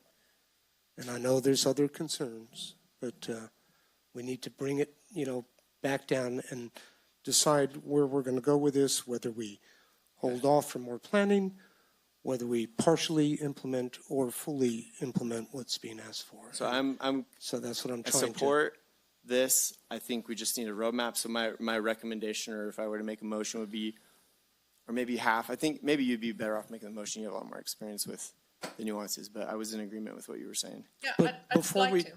Before we jump to a stab at a motion, Supervisor Campbell, did you have anything you started to Well, I make was an addition? I just wanted to. And no, I'm just going to let it go. What I was going to reference is it sounded like, so I was definitely taking to heart what Supervisor Half said, and you had kind of made a comment that you would be supportive of setting aside some of the fund balance so that if in the future it looks like we want to study some of these things, that the money will be there.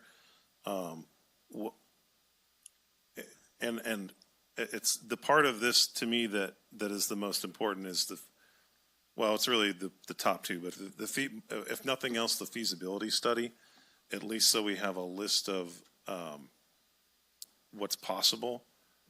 You're feeling that is also the cart getting before the horse? Okay, because Yep. I would be supportive at least There's a lot of doing that. There's a lot of balls in the air with what is suggested. And I think we internally need to do some kind of a strategic plan. Staff needs to do it. And I can help with that. Like I said before, we can set aside money, but we need to consult with the TPPA, JPA members. We also need to have some kind of an idea for timelines and when we would pull the trigger for getting a consultant and what we're going to do first. I mean, is CCA going to come before a solar farm? I don't know, but we can decide, we can make those decisions in-house and do a lot of the front work and the timelines and bring it back to the board once we've done all that work, and then decide as a board, yes, we have all the information together now, and yes, this is what we'd like to do, ABC, whatever ABC is. If I may add, we had this presentation early in the year. We were talking about priorities, and a lot of work kind of went into, I think, researching what I wanted to bring forward and present. One of the kind of three things there. That was exactly what I think a lot of the discussions I had was about, Supervisor Half, was bringing forward a solar strategy and a roadmap, a strategic plan. And what came forward out of that, and I've got a 40 pages of looking at research and probably 50 meetings in my belt talking with it, has been we do not have the capacity at the staff level, though it is an idea with merit, to draft that. And that, as Supervisor Campbell's mentioning, that feasibility study expands our capacity to take what is initial research and put it into an actionable strategic plan. And so I'm very much in alignment with, I think, that being the first step. But the first step, I think, is we have to have somebody that has the capacity to work on it. And we also have to be able to supplement that with the expertise we may lack in a position that's not going to be paid $200,000 a year. We're not getting PG&E's grid manager. We're going to get somebody that has aptitude and experience, but is going to have to learn in it. That's why those two are important to me. I do agree with you. I think a strategic plan is important. I just see this as necessary. I know I've done the same thing, said, hey, I would love to work on this, schedule meetings, investigate the legislation behind this, the policy environment, the revenues, identify lookalike projects in other counties, what they did. A lot of that has been put together. We still don't have the capacity to review that internally because we do have a lot of very good priorities we're working on, and that's been a challenge. Okay. Supervisor Haft, did you have additional to propose or? Well, I'd still like to propose that we set aside whatever the board can agree upon as far as money. And we make at least an attempt to prioritize how we get to the point of hiring somebody. But right now, it would be, I think it's premature. It would be money spent on a person that doesn't have all of the information. And I guess I'm not opposed to doing a feasibility study, but it's like a feasibility study on what?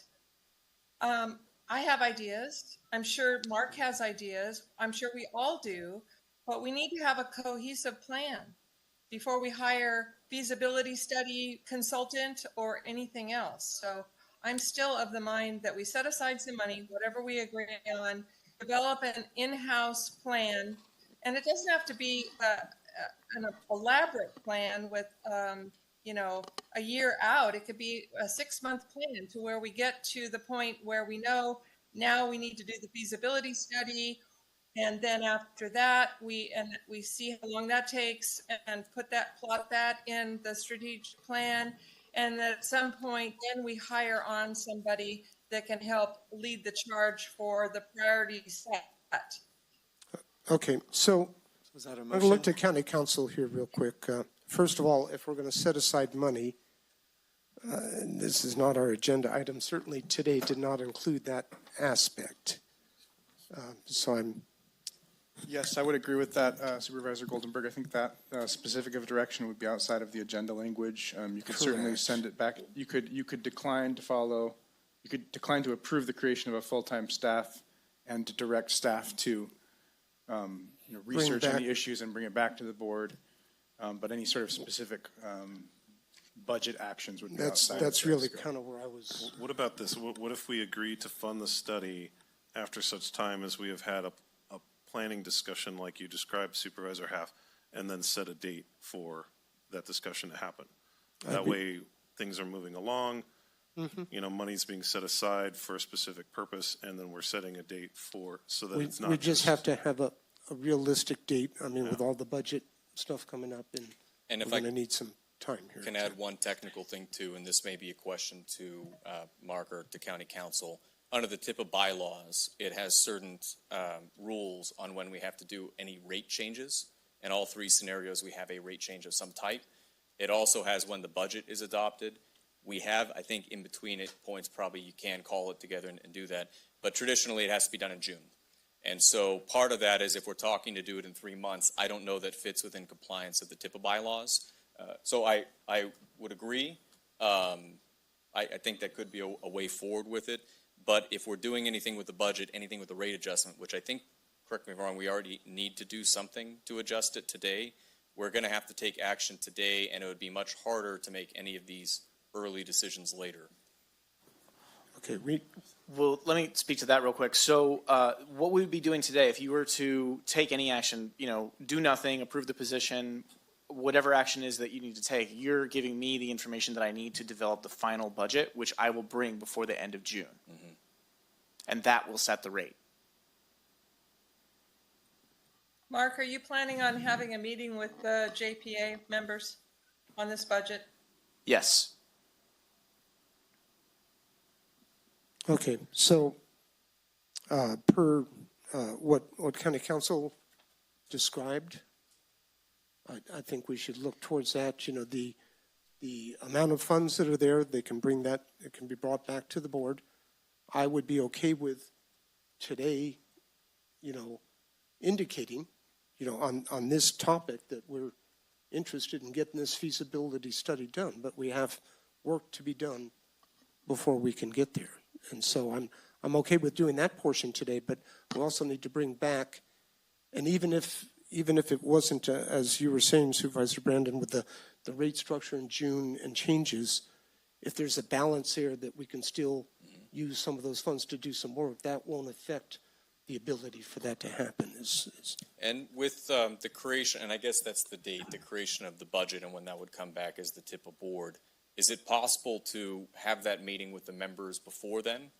And then to be able to have two options in that budget, one with the position, one without, and be able to then make that decision based on the feedback. So it wouldn't slow anything down. I think it's what you were saying, but instead of within 3 months, it'd be basically within this month.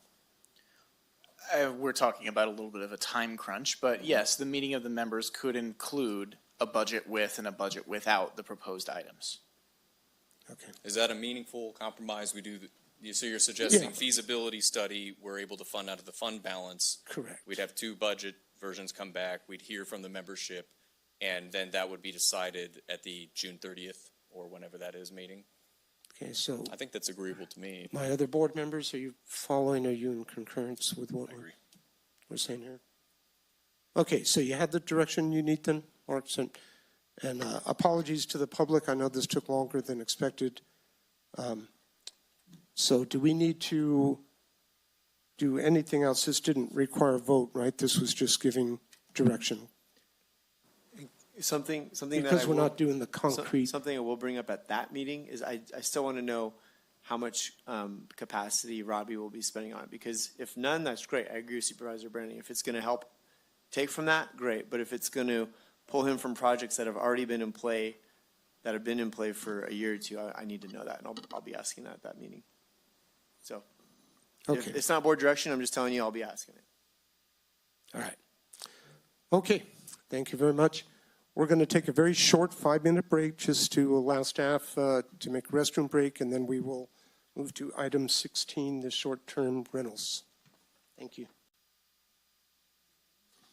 Okay, we're going to go ahead and resume at this point, so if I can get the clerk to please read item number 16, I believe. Is that correct? Yes, thank you. Item number 16, presentation of short-term rental impact study findings and request for board direction. All right, well, good morning, and I know that I've been at some of your sessions. I know other supervisors have been as well. A lot of good input was gathered along the way, and you have a package for us. And to the extent possible, your board would very much appreciate any, if you have some good suggestions and guidance that you would like to, get from us today, please try to outline a bit of that in your presentation, and we'll do our best to come together on this and keep her going. Fantastic. Okay, Good thank you. afternoon, Board. I'm Tamara Blankenship, Housing Development Specialist with the Community Development Department. I'm joined today by Kaylee Garman. She's an intern with CDD. She's a Somerville High senior graduating this week, and she did her senior project working on the short-term rental study as a research assistant, and I was very, very happy to have her participation and her assistance. So it's been really great to have her, and she'll actually be leaving us shortly, probably before we're done with this item, to go to her next job. So she's very busy. So thank you. We're here to talk about the short-term rental impact study, which you directed us to begin late February. And we're here to provide you with an overview of the findings. just an agenda. I'll have some kind of notes before we start, but I'll get into the study design. I'll talk about the impacts in the areas of housing, economic, and quality of life, as well as some other impacts that came up during this study. I'll talk about some market conditions and external factors that impact the kind of short-term rental activity we're seeing in the county, along with some strategies for consideration, and I'll offer some recommendations, if I may, at that point. So just to get started, short-term rentals, what we're talking about here are homes or a portion of a home that's rented for less than 30 consecutive days. And they may be either owner-occupied, where a resident lives in the home full-time or most of the time, but they rent a room or maybe an accessory unit on the same property, or a vacant home. And so these are entire homes that are used exclusively for short-term rental, or they're used a portion of the time by the owners as a vacation or part-time home, and some part of the other time as a short-term rental. For the most part today, I'll be talking about short-term rentals that occur within vacant homes, because that really is the majority of the type of short-term rentals that we have in the county. So these are also known as Airbnbs, they're commonly called, or vacation rentals. They can be found on online sites like Airbnb, VRBO, also known as Vrbo. You can find them on hotel booking sites, and there are also a couple of local platforms that list short-term rentals. Just to give you an idea of the amount of short-term activity that we're talking about in the county, there are approximately 1,000 active short-term rentals in the county, and those occupancy levels vary from about 10% to 40% during the most popular months of the year, which are June, July, and August. So it's really important around short-term rentals, as you consider any potential actions you might want to take, is to really think about the problem or the outcome that you want to achieve, and that will really guide where you might want to go with any strategies.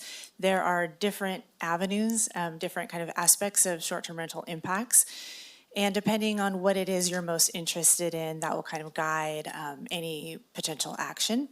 And so really what we're asking for today is for direction based on the findings, and to clarify what that outcome is that you'd like us to most pursue, and a course of action that we will continue to work on this. Today, this is going to be a really high-level overview of the findings. It may not feel brief, but I'm going to keep it as brief as possible, and so we can move forward with some action for you. Just some themes to keep in mind, and I think that these were really important, and they were really overarching themes that came up a lot during our time doing the short-term rental study, and something that as we talk today, I really want to keep in mind. And one is that data is really critical, and because this is something we haven't taken action on yet, we haven't necessarily studied in the past, we don't necessarily have great data. And so this is an area that I'll be addressing in a few different places. And I just really want to keep in mind that the discussion about short-term rentals is really a discussion about private property rights. And we're really talking about the balance of property owners to use and benefit from their property, and the government's authority to regulate land use. And so we're really talking about the balance of those two things. And I was really struck by this a lot. I've talked to a lot of residents and a lot of short-term rental owners, which has been a really great part of this study. And I really come away with the sense that our short-term rental owners want to be good neighbors, and that generally residents believe that this can happen with some sort of kind of regulation or some addressing of their concerns. So this is an outline of the study. So we collected quantitative data to the extent that we have it. We used Rentalscape for part of that data, and that's a technology solution that our treasurer tax collector recently has had access to, and so we were able to use that. We looked at academic and professional research in terms of what they say about short-term rentals more broadly. We got a lot of stakeholder input, and I'll outline that in a moment. We did some surveys. We had 148 completed, with about half being owners and half being residents. And then we did 5 community listening sessions. In total, we had about 140 people attend those listening sessions. And again, I don't know for sure, but I think in the neighborhood of half, representing residents and neighbors. We did a meeting in Twainhart, a meeting in Groveland, one in Sonora, and then we did 2 meetings specific to owners, though anyone was welcome to attend, and we did one of those in person and one was done virtually, because many of our short-term rental owners live out of the county. So I'm going to let Kaylee talk a little bit about the community listening sessions. She was able to help facilitate some of those sessions. So these meetings all went really well. Most people that attended, because it was a good mix between owners and renters or neighbors, they were very solution oriented and wanted to find a solution to the problem. Generally, no one wanted to ban short-term rentals. And I honestly think if we put all these community members in a room together, they could probably figure this problem out all on their own. Overall, in these meetings, we found that people mainly just wanted more control over their neighborhood because they felt that they could not do anything when short-term renters were noisy or left trash. They just felt like they had no power over that situation. And we also found that the owners themselves felt that they had no power when people were staying in their short-term rentals because the platforms themselves don't allow them to have much control when people are in their units. But overall, the short-term rental owners just wanted to be good neighbors and provide good experiences for their guests and just invest in their community. And the residents themselves just wanted to be able to enjoy their peaceful neighborhood. So yeah, I'll pass this back to Tamara. Thank you. I think that those are really kind of the 2 themes that we saw a lot about, really short-term owners wanting to be good neighbors and residents just really wanting to enjoy their neighborhoods. And so I'm hopeful that we can have a win-win solution that will meet both of those needs. So these are the contributors that we worked with on the short-term rental study. You can see just kind of the range of input there. And the impact study looked at 3 questions. What are the impacts of short-term rentals in Tuolumne County on housing availability and affordability? What are the economic impacts? And what are the impacts to neighborhood quality of life? And spoiler alert, I'm going to start with the conclusions. So if you fall asleep, it is later in the afternoon at this point, you'll know where we're going with this. And so really what we find is that short-term rentals have a limited impact on housing availability and affordability. And short-term rentals have overall a positive economic impact. And we believe that short-term rentals do have the potential to be good neighbors. We'll talk first about housing availability and affordability, and I'll spend most of my time there. And if anyone's talked to me about housing, you know that I like to talk about housing, so I apologize in advance. We're going to spend most of our time here. You've seen this graphic before when we came to you about the rental study a few months ago. So we have about 31,500 housing units that are represented here, but 8,700 of those are vacant for a vacancy rate of about 28%. And those 1,000 active short-term rentals, that's an approximate number. For the most part, those are taking place within vacant homes. And another way of looking at those numbers is breaking it down a little differently here. You can just see those numbers, and you can see within the vacant housing units, we have about 7,700 vacant homes that are just vacant homes.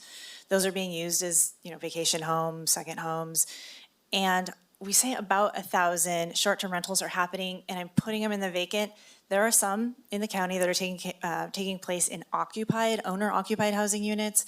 But again, that's a pretty small number. We don't have great data on that, but we do know most are taking place in vacant housing units, and we really see that that's where most of the concern is around. So I'll be focusing on that today. I apologize that this is not very clear. This comes directly from Rentalscape, and we'll drill down a little bit here, but it shows the distribution of active short-term rentals. And really what you can see is kind of very few in the Sonora, Jamestown, Columbia area. But as you get up toward Twainhart and above, that's where we see most of them. and then, or about half, and then Pine Mountain Lake is our other big group of short-term rentals. So let's look a little bit more closely. And this, again, it's just a graphic. You're not going to be able to count them, but it really shows you the concentration in Pine Mountain Lake and what that looks like in that area. The yellow dots, just in case anyone's wondering, are for some reason Rentalscape doesn't associate addresses with these and they use a different color, but these are our short-term rentals. This is one area where I want to point out the discrepancy in our data. Pine Mountain Lake reports almost 100 more short-term rentals than Rentalscape is reporting in their area. And we don't have a good explanation for that data because we're counting different things from different sources. And so I just want to point out that, you know, our data is not perfect, but I think it's good enough to help us understand the trends. And this is kind of what Twainhart looks like, and Twainhart and above. And you can kind of see the concentration really along the highway. So I want to look at vacant and short-term rental units by place. And if these are census designated places, and this uses census data for everything except for the approximate short-term rentals. And so this is me kind of correlating those areas together using those two sources.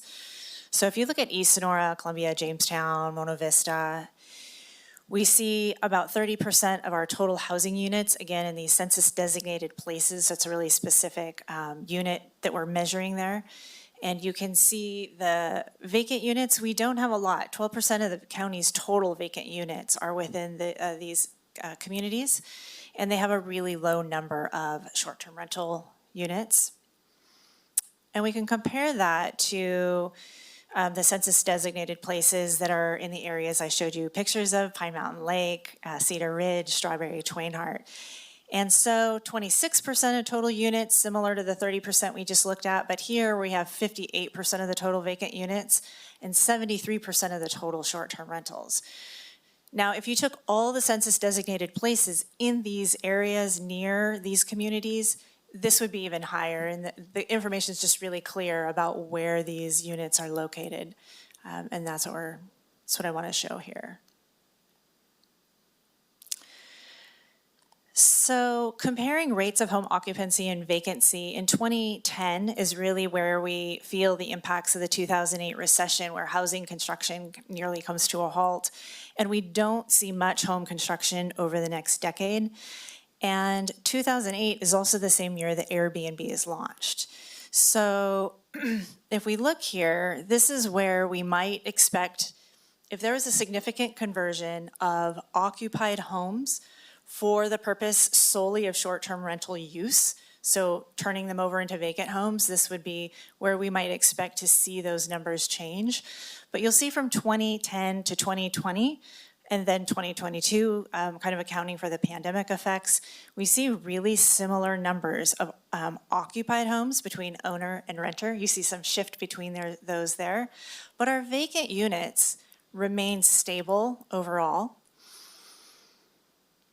We don't see much of a change in these numbers post-pandemic. And so what this suggests, along with other data as well, not just this, but other data we've looked at, is that the increase of short-term rental activity that's happened in the county has largely happened within the existing share of vacant homes.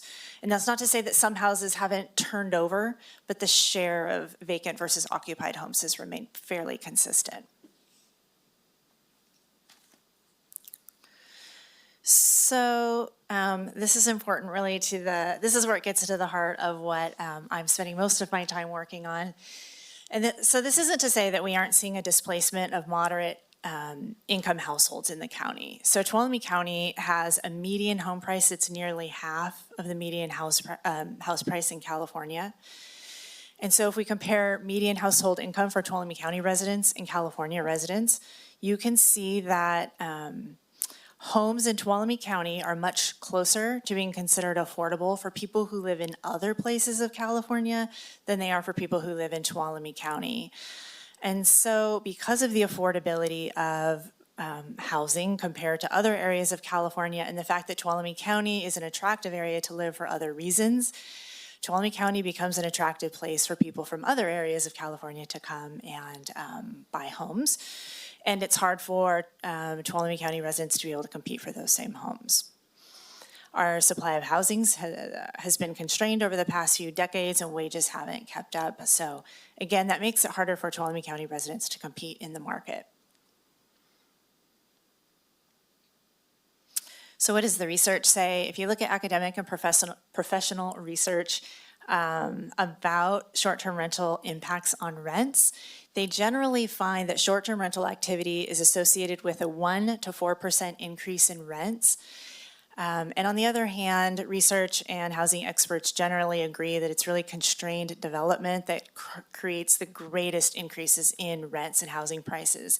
And whether that's because of regulation, labor and material costs, community resistance, whatever the reason, that constrained development is really the greatest contributor to housing prices.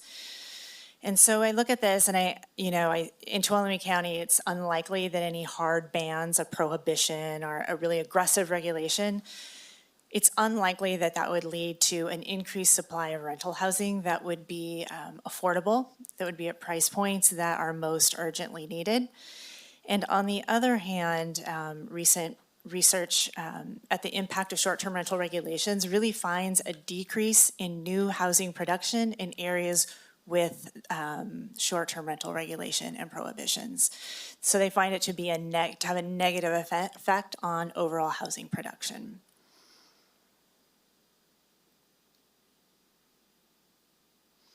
So when we're looking at long-term housing needs, long-term rental needs, there's really a mismatch between the units that are being used for short-term rental and what we are really looking for needing for long-term housing. And the greatest need for housing is really for those making between 80 and 120% of the area median income.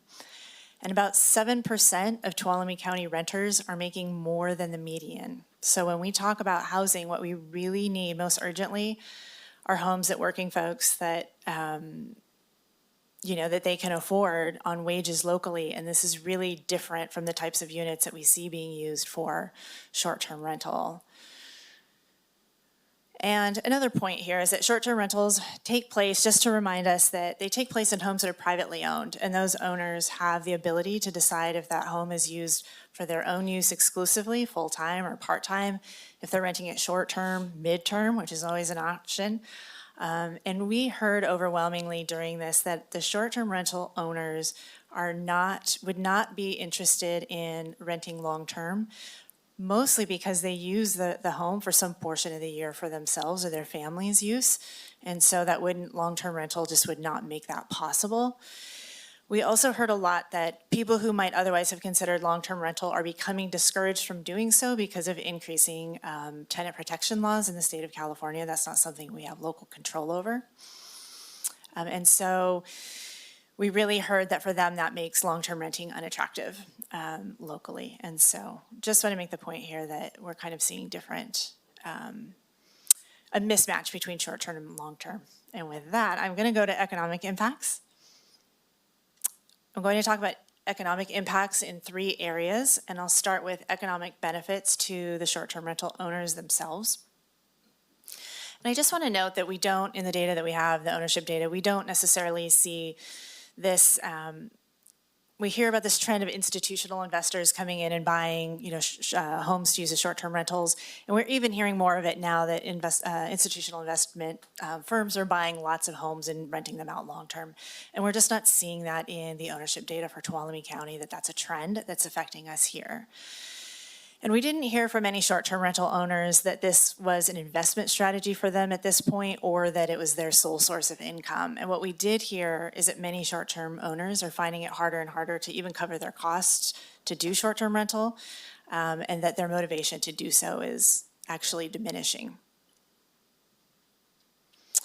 This is because if you look at the profit motive for doing short-term rentals, and we've kind of heard a lot about this, I think, in the media, and in some cases this might be closer to something that motivates people. We're not seeing it here, but we've really seen a lot of increase in the number of short-term rental units available. And so as that number increases, generally the price goes down because you have competition, but a lot of the costs remain fixed. And so we hear from short-term rental owners that they're using short-term rental to offset things like their mortgage and their property tax, fire insurance, those things remain fixed.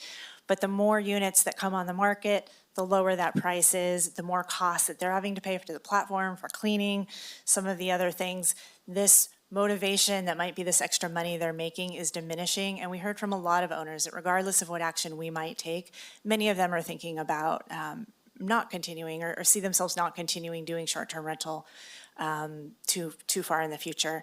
And not necessarily because of anything that's happening here. It's a larger trend that's happening with costs and short-term rentals. Tamara, just a clarifying question. Sometimes they're saying with STRs, are we talking about owner-occupied and separate non-owner occupied when we're looking at this and what you're talking about? Most of this is specific to vacant, and like I said, the vast majority of our short-term rentals are taking place in vacant units. So if you have an owner-occupied unit, they're paying those costs anyway. If they're making a little money because somebody's staying in a room, this is less of an issue here. But where we're concerned perhaps about people buying homes and just using them for short-term rental and then pushing other people out of the market, we're seeing that isn't. We don't see a lot of evidence for that happening, and we see this profit motive, shrinking, that there would be very little ability even for people to do that and have it be financially feasible. So really here I'm talking about vacant units. Yeah, thank you for asking. So the second area of economic impacts is spending associated with tourism and TOT. And I include this quote here.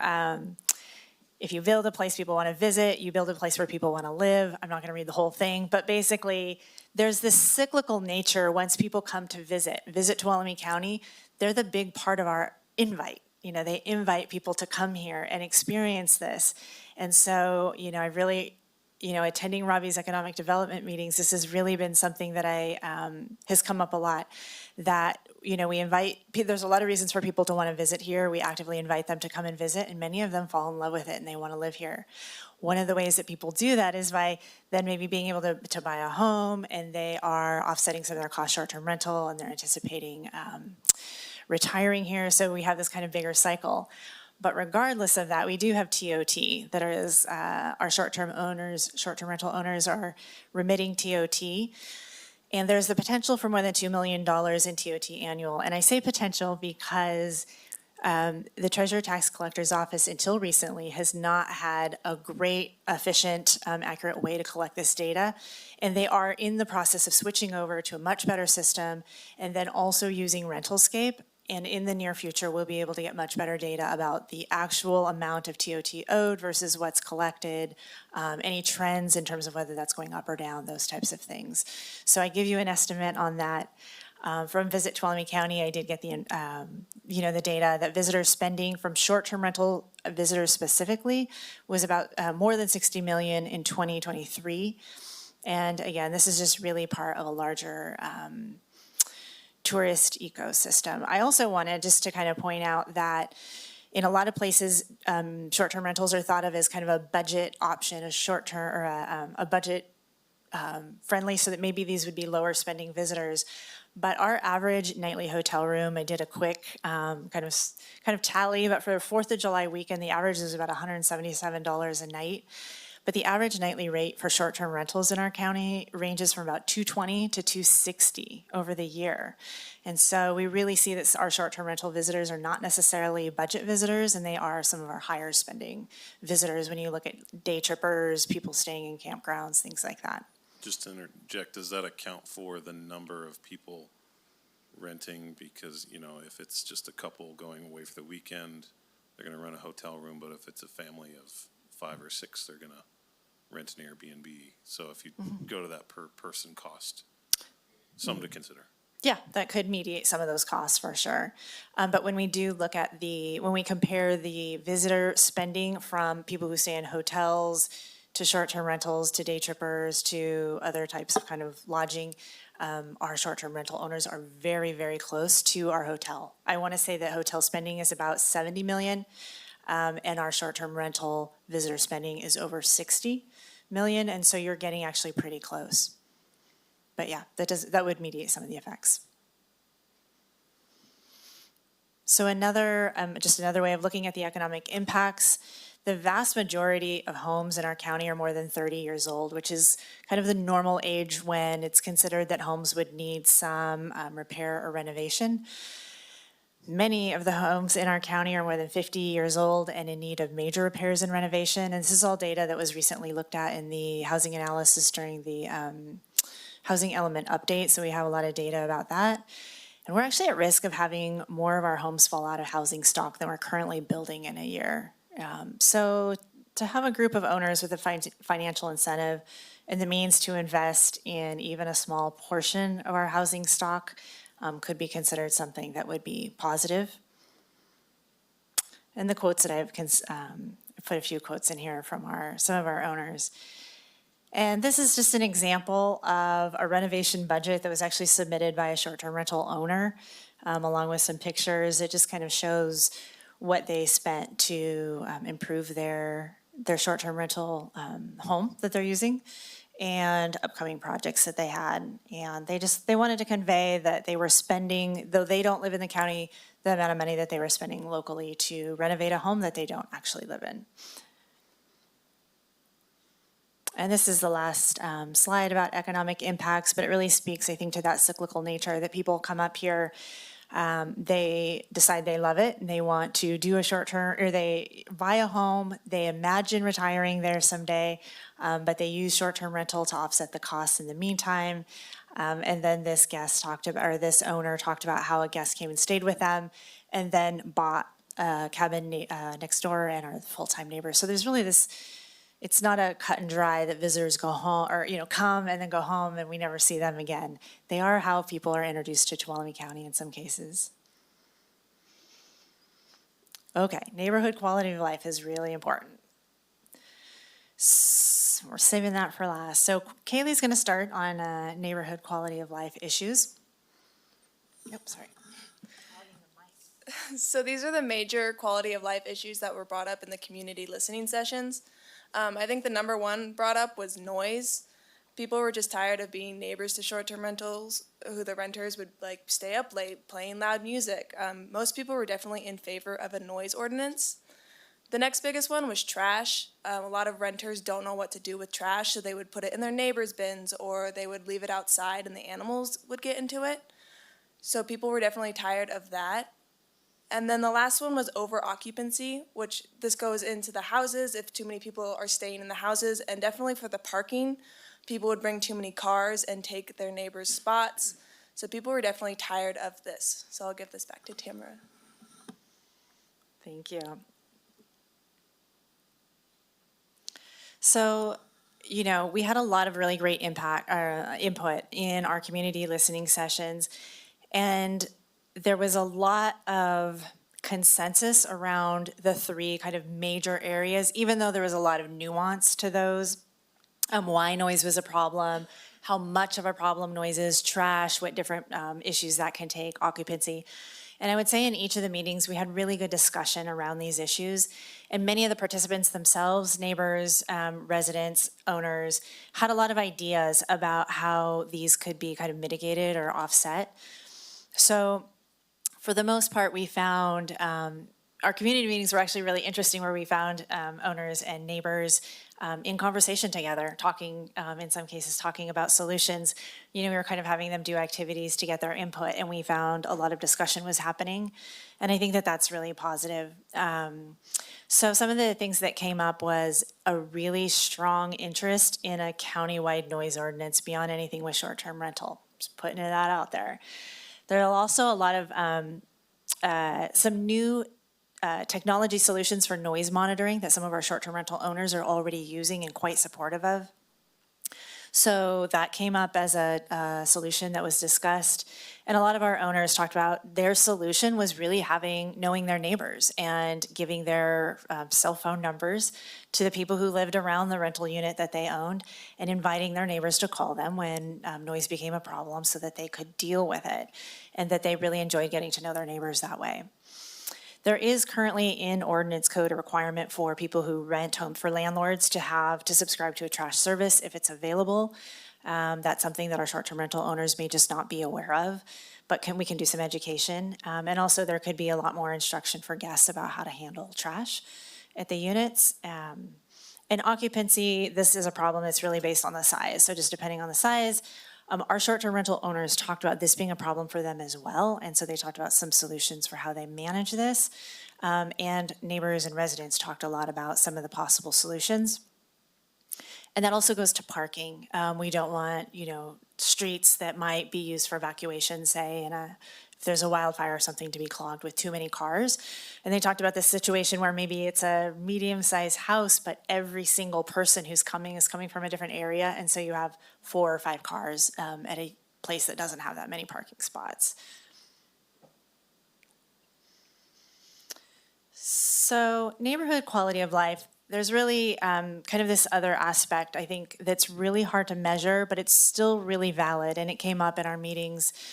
And that some of our residents expressed a feeling that just the fact that there are this many short-term rentals in their neighborhood has changed the feel of their neighborhood. That it makes their neighborhood feel less familiar, and they feel like it's really changed how they interact with their neighbors. And, these are impacts that are really, I think, important to consider, and they're really valid. It changes the way a neighborhood feels, but they're harder to mitigate than things like noise and trash and overcrowding. So I say, noise, trash, overcrowding, these are problems, and these are all the solutions people talked about.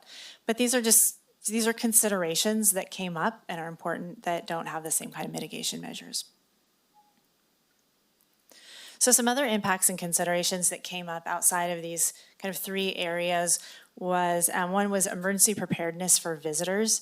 And so this isn't, while it came up specific to short-term rentals, it isn't specific to short-term rentals, but visitors that come to the area, especially during wildfire season when we have the most visitors, don't necessarily know how to evacuate. They don't know how to get notifications. This came up specific to Pine Mountain Lake. They mentioned there's 100 and something turns or intersections in that community, and that it's really hard for visitors to know the way to go. So they talked about signage. Impacts on local districts and utilities, and so, GCSD talked about they're really tasked with reducing water consumption, but their baseline rates were taken from 2000 to 2010, when we didn't have a lot of short-term rental activity. Now there's a lot of activity, and they're having a harder time meeting their reduction requirements. And they say we have enough to provide service, but there are just these other things to think about and consider. The sound just went out again.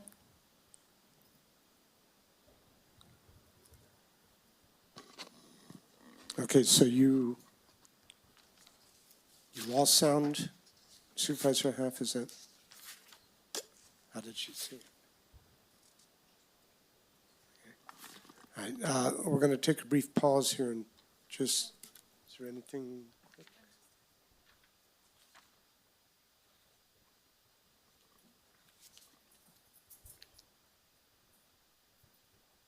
Thanks, everybody. We haven't had to do the Zoom for a while, so we're figuring it out.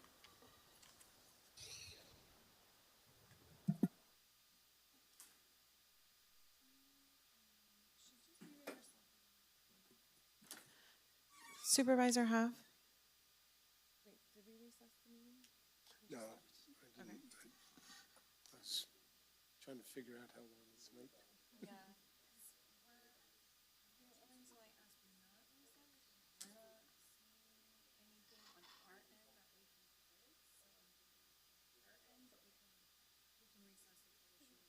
Once you text her that we're going to resume the meeting. We're going to resume? Yeah. Keep the meeting going.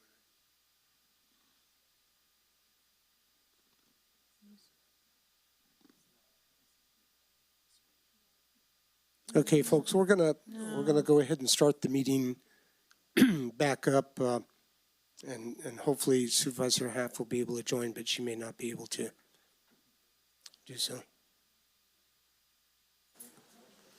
Okay, should I continue? Yes, please. I don't. Where Supervisor Brandon went to. Okay. Okay. I want to talk, just one more area here is the impacts within homeowners associations. So many, I believe most of our short-term rental units are located within homeowners associations. And homeowners associations have the ability to regulate short-term rentals outside of what the county is doing. Pine Mountain Lake Their association is very involved with studying the impacts and considering how to respond. I've heard this about Twain Harte, Sugar Pine. And generally, HOAs have a lot of concerns about short-term rentals, and they also have a process for regulating them, capping them, putting limits on them. And so where they have concerns about, like overusing amenities like the lake, they're able to respond with rules or regulations that are really specific to what they're experiencing in that neighborhood. And so that is just a way of addressing those impacts. It's more specific than what maybe the county would do overall. So I just want to mention there are market conditions and external factors that without any action by this board really shape what we see with short-term rental activity and and I would predict that the number of short-term rentals in the area will decrease over the next few years without any action by the board. And some of the reasons for that I mentioned: decreased profits and increased costs, increased tenant protections, and we continue to see these. And these, it's really great to have tenant protections. These are really important laws, but they also do have an impact of changing some people's minds about how they want to use their property and whether or not they want to be landlords for long-term rentals. Sorry, I'm getting tongue-tied at this point. There's also a lot of uncertainty. So we have a lot of hotel rooms that are coming into the county through new development. They're increasing costs, things like fire insurance, that people just don't know kind of what the top or what's the cap on that going to be. We don't know what's happening with the housing market. I am seeing reports that there's just a decreased demand for purchasing second homes right now in California. And so just by the fact of those numbers going down, it's unlikely we're going to see an increase in homes purchased for the sole use of short-term rental, just based on some of these kind of market factors. And also, there is potential legislation. I don't think it's imminent, but California is kind of looking at this idea of adding a 15% tax to short-term rentals on top of any TOT that would be collected. And so that's something that generally short-term rental owners say they would be out of it if that were to happen. They just wouldn't be able to cover their costs. Okay. So now I'm going to get into kind of a range of responses to consider. And after looking at, all of the data, also I looked at a lot of other jurisdictions. Actually, Kaylee looked at a lot of other jurisdictions and did a lot of that research and pulling that together. All the data we kind of looked at, it made sense to me to kind of group them in this way. One would be a status quo, meaning we kind of go where we are right now. We kind of move up a little bit and get a little bit more involved, and maybe there is kind of an educate and encourage, more of a voluntary program that's really around helping owners and visitors be good neighbors. We can get more into permitting and enforcing, and that's an option. And then on the other side, you have cap and constrain. And I really just group them in terms of how much of a difference it is from where we are currently, kind of what the increased costs would look like to implement the program, and what the increased impacts could be, both positive and negative. And so I'll get into those a little more specifically, but I just want to point out too that there were other suggestions that came up during the short-term rental study that spoke to some of these things, but were really kind of outside of the short-term rental study. And the two most common were support for a countywide noise ordinance, and also for having business licenses for all businesses that would include short-term rentals. So I want to just kind of run through these really quickly. Status quo, fire prevention has started their life and safety inspections. They've completed, up to May 1st, they completed 132 inspections, and they are on track to do approximately 50 a month moving forward. And they really report that short-term owners have been agreeable to this and have been compliant. They also report that so far, 100% of the inspections they've done, they've also been compliant with the defensible space requirement. So they're finding that the owners that are reaching out and scheduling getting their inspections done have been cooperative, is the word I'm looking for. So if we move to an educate and encourage category, this would be something that would be voluntary. We could have more efforts to work with owners and provide them with materials for posting and educating visitors, especially in those summer months when fire danger is highest. We could also work to encourage midterm rentals that might provide some housing options for seasonal rentals in these homes that are otherwise vacant. And this is something that I've spoken with people from Dodge Ridge about, that they're interested in doing a program that would maybe offer incentives to people who have vacant homes but might be willing to do a midterm option with, Dodge Ridge being part of that kind of contract. It would give them a little bit of that comfort that they may not have with long-term rental and still allow them use of their home. So I think that that's maybe an unexplored kind of win-win solution we haven't looked at yet. And also Visit Tuolumne County has a program currently, and many short-term rental owners partner with them. We could encourage more of that. And we could also get more materials to short-term rental owners that are participating in that program to educate their guests. So I think there's a lot of kind of options there. But just to be clear, this would be voluntary, it would be opt-in. I think this is a viable first step that could have some positive impacts with a lot of the short-term rental owners. But really, for any that might be creating a nuisance that are having kind of the worst negative impacts, you're not really going to touch those. We don't know what the extent of that is, but I do want to make sure we're pointing that out. So permitting permitting could be on a range itself, from something very, very basic. It could be, just build on what's happening with the fire and life safety inspections currently. And it could be something similar to the home occupation permit that was recently added in the Title 17 update. So it could be something very simple. And then that could kind of build over time, depending on the data that we're collecting. That would allow much better data collection. It would allow us to, see trends.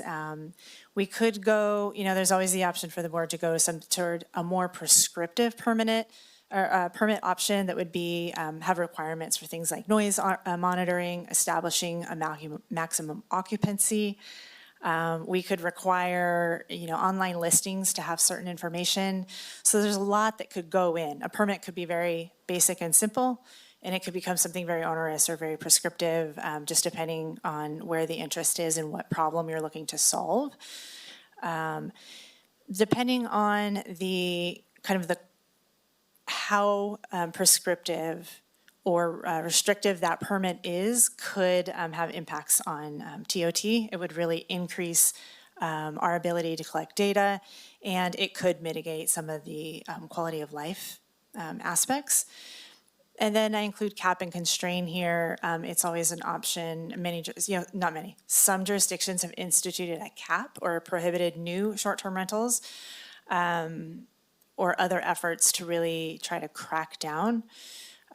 This would reduce, short-term rental revenue. It would reduce or eliminate likely the quality of life impacts from short-term rentals. It could have a negative impact on housing. And permitting and cap and constrain would really require a commitment of resources to design that program, to implement it, and to enforce it.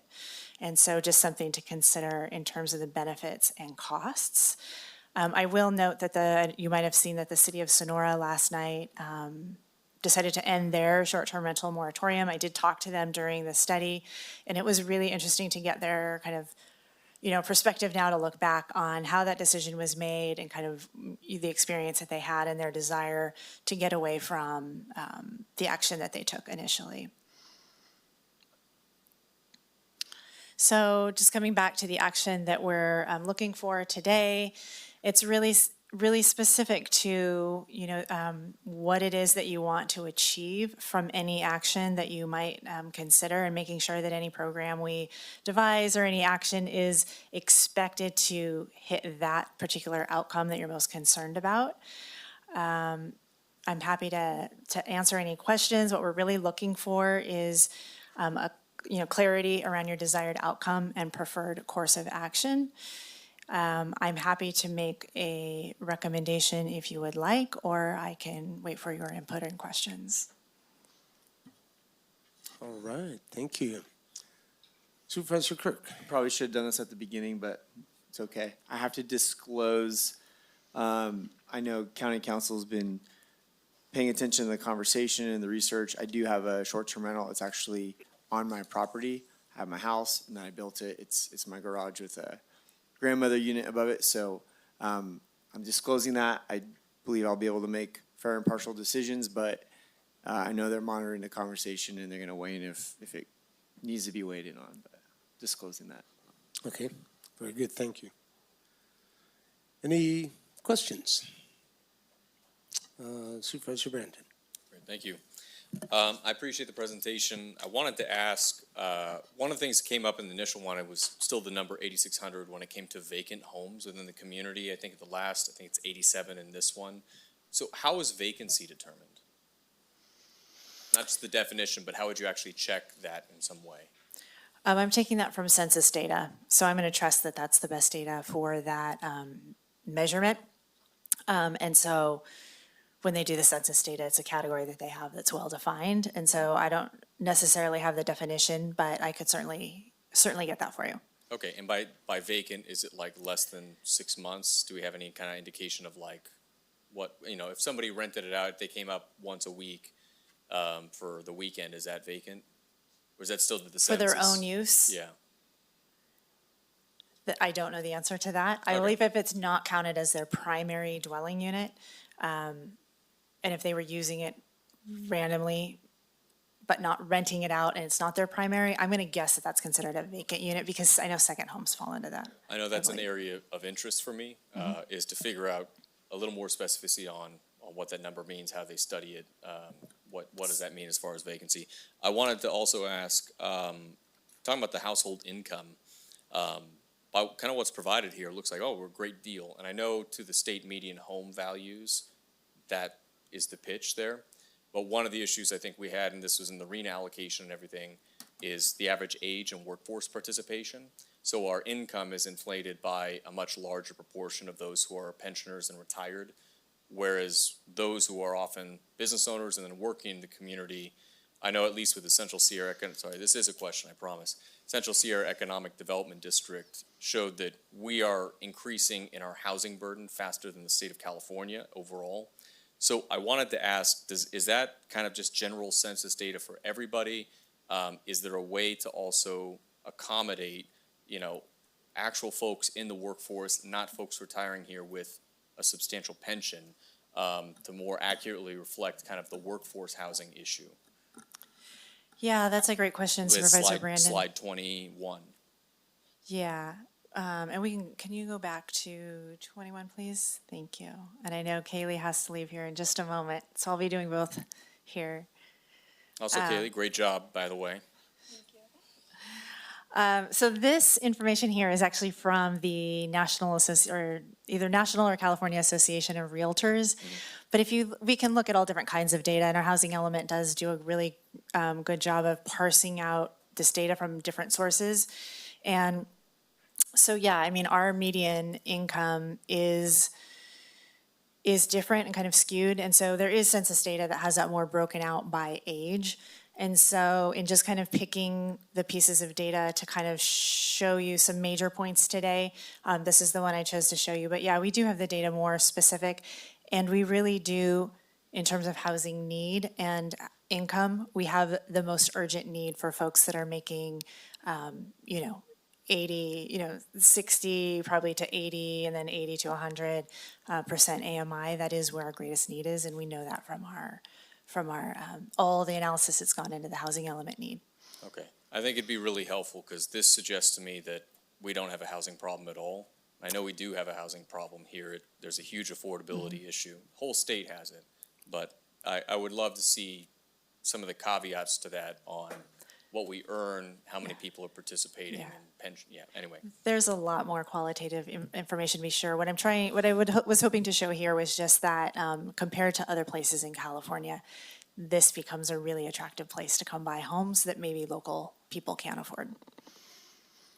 Thank you. Supervisor Heft, do you have a question? If we're just doing questions, I don't have any. Okay. Supervisor Campbell. Kaylee and Ms. Blankenship, thank you very much for a great report. I was actually really excited because a lot of times we'll have discussions on the board and talk about information that we'd like, and you know, it's maybe a year later that we actually get the information. But here we said, hey, bring it to us by June, and here we are at June and got it. So got it in on time. That's great. So looking at, so not your presentation, but the board memo. So you talk about the jurisdictions you surveyed to pull some of the data about market conditions and the other impacts. What other jurisdictions did you look at?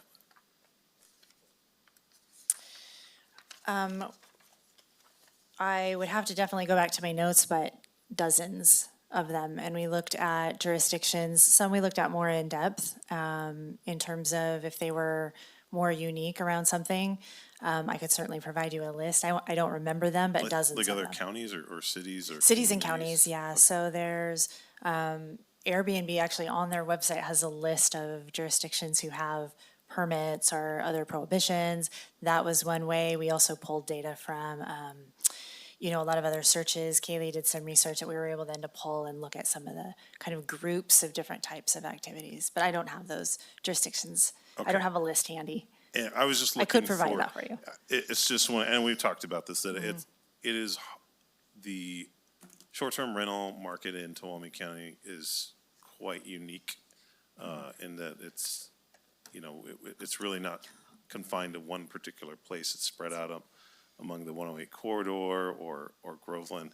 And so finding those areas where we could draw comparisons, you know, if you look at like Solvang, completely different scenario to what we have in Groveland, you know. The other thing I wanted to ask about was the I'm always curious about TOT revenue. Does that, so the $2 million annually through transient occupancy tax from short-term rental visitors, is that, where'd you get that figure from? Is that from the assessor's office or the auditor controller? Yeah, so it's a combination, and I believe Mr. Birtwistle is here. I do see him here. He may be able to answer that. Rentalscape provides a projection of what we should be collecting. And so kind of parsing that from Mr. Birtwistle's information, as well as, and he might want to speak to this more specifically, but that's the best estimate we have at this point. Okay. That was actually what I was getting to is how sure are we of that? Because I know we've got the contract with Airbnb, but everybody else, it's kind of the county's job to go and chase them down. So. Is this on? Yes. Yeah. So we went out looking for a new company to do our short-term rental search recently. Hey, can I press timeout real quick? Just real quick. I think Kaylee, are we going to see you again after this meeting? Or are you like going off to college or something? I leave for college in August, so you'll probably see me again. We might see you again? Yeah. Okay, well, if not, thank you for your work. Seriously, you hung in there. Thanks Really for appreciate having you. me. Absolutely. Thank you. All right, sorry. Didn't want to say thank you without leaving. Go ahead. And so when we were interviewing these firms, they all came back with about $2 million that we should be, that's out there. And we have not had an opportunity to go back and designate which of our receipts are from short-term rentals versus which are from hotels or otherwise, because it's a huge project for what we have, the data that we have. We'd have to figure out what is that residential. I started on it recently to try and do that for this, and it ended up our internet here is so slow. I got to click on each property, look at the picture. Is that in a residential neighborhood or not? So soon we should, with our new megabyte TOT software, we're adding that on here soon. We should have a lot better data. It can pull from the tax roll, the property tax roll, and for zoning or the exemptions, the homeowners exemptions, and we can have that better. Yeah. Soon we'll know a lot better numbers. Can you define soon a little bit more than? So we've been working on this for a really long time. Yes. And we had a original company that was helping us with this called Host Compliance, they got bought by a company called Granicus. I'm sure you've heard of Granicus. And there became major issues. They pretty much just dumped Host Compliance away. So now we've got Rentalscape, which is up and running as of January. We're sending out letters again as of March 1st. And so now if we get Megabyte in place, which is soon, the contract is in review in County Council right now. And so I would imagine within a couple of months. We'll be awaiting your update when you have more. Certainly. Yeah. Yep. Thank you. No, that's great. Yep. I'm glad to see that we're moving forward with something else. That's good. It's definitely needed. Supervisor Kirk. A quick question. You talked about it briefly, but do we have numbers as far as how many short-term renters live in Tuolumne County? They own the residents versus those who live outside. Do we have any numbers on that? Yeah, thank you. That's a great question, Supervisor Kirk. So it's approximately my best, using the data we have, my best estimation is about 30% of the short-term rental owners live in county and the remainder live out of the county. Okay. That's it for my questions. Okay. We can do comments. Public comment.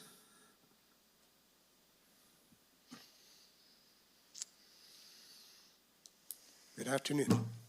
Good afternoon, Board. Len Otley, President, Tuolumne County Lodging Association, and for disclosure, own 2 short-term rentals, manage 3 rentals, and we have another one in Sonora here. So I had this big slew of things I was going to say, but I don't have to say anything. You did an excellent job. Thank you. I think the only thing that we really need to address is how to mitigate the quality of life issues for the neighbors. Myself, both my neighbors at both rentals have my phone number, so if there's a problem, they can give me a call. Just silly little things like that. PML mandates that we have trash pickup every week. So things like that can help. The noise ordinance can be solved with new technology. You can have something on your patio that will alert you once the noise decibel levels get above a certain amount. So there are things we can do, but overall, it's great. I'm glad you dispelled the myth of short-term rentals creating the housing problem here, which we've been fighting for a while. Even PML actually put a cap on the number of short-term rentals at 25%. There's still another 400 to go, so I think we're fine. But things like this really help with having the proper information at hand so we can make good decisions. Thank you. Thank you. Additional public comment. Good afternoon, sir. Dennis Anderson. My wife and I have a family cabin up in Cold Springs, and we do the short-term rental. But mainly it's for our family use. We are in that group that does a short-term rental to help offset costs while we're not using it. It was a great presentation. I think the areas that the board should concentrate on is the quality of life. The noise, parking, and trash. We don't have issues with parking and trash at our place. Okay, we've got 5 spots for parking on the property. We have waste management. But there is always the potential for noise. We've been doing it for 4 years now. We've had 1 complaint. What I did is I called all my neighbors. I said, hey, we bought a cabin because we want to live up here. I've been coming up here since, 8 years old.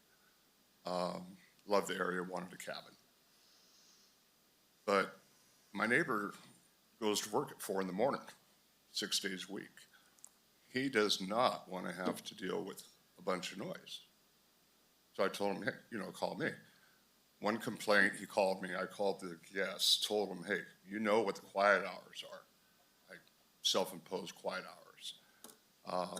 Even though I told them the county had an ordinance, which they don't. I told them the quiet hours was from 10 to 6 in the morning. I told them they would have to leave if, they didn't keep it down. So, you have a lot of options up there. I haven't seen any indication that this board wants to go to the extreme and eliminate or cap short-term rentals. But I would encourage you to consider a noise ordinance and pass a noise ordinance that would help the owners actually too, that have cabins up here. And it'll help everybody in the community. So I'm not suggesting a noise ordinance just for STRs, but for the entire community. You have long-term rental agreements, people make noise, and you've got year-long rental properties, people make noise. So I think that's what should be looked at. Thank you. Additional?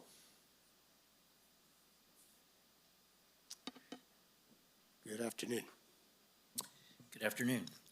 Yes, it was a very good presentation. I think it did answer a lot of questions. When I've talked to a lot of the other government affairs directors and things with other areas of how they've dealt with short-term rentals and issues with that, the one thing they mentioned is that it is good to have some provisions, some programs that help people monitor it, but what they recommended over and over again is that it's easier to start small and figure out how to put those programs in place and then build off of that rather than go over, because once you put in too many restrictions, being able to carve those back is very difficult and it has some adverse effects. So having some provisions like a noise ordinance that can make things that you can enforce and go forward, I think that would make a lot of sense with it. Some minor program where you have some way to track it and permit it to go forward, and then have some way to work with the people. But most of them do want to be, or almost all of them want to be really good neighbors. That helps their overall program and going forward. So I think you've got a lot of good information to start going forward, and let's just work forward and go on a basis that makes sense so that we can track it and go forward from there. So thank you. Okay, thank you. Good afternoon, sir. Good afternoon. Thank you for initiating Been this a study. long day, and I apologize. I'm Tip Warner from Twainhart. I'm a owner, non-renter, and that was an interesting report. Thank you, Tamara. Is it okay, Mr. Chair, if I can ask her some questions about her? Okay. Address the board, and she'll be listening, and we can field it. Okay, sounds good. So I was trying to get a few clarifications. One was with regard to the 63 million, and this sort of piggybacks on what Mr. Birtwessel was speaking to.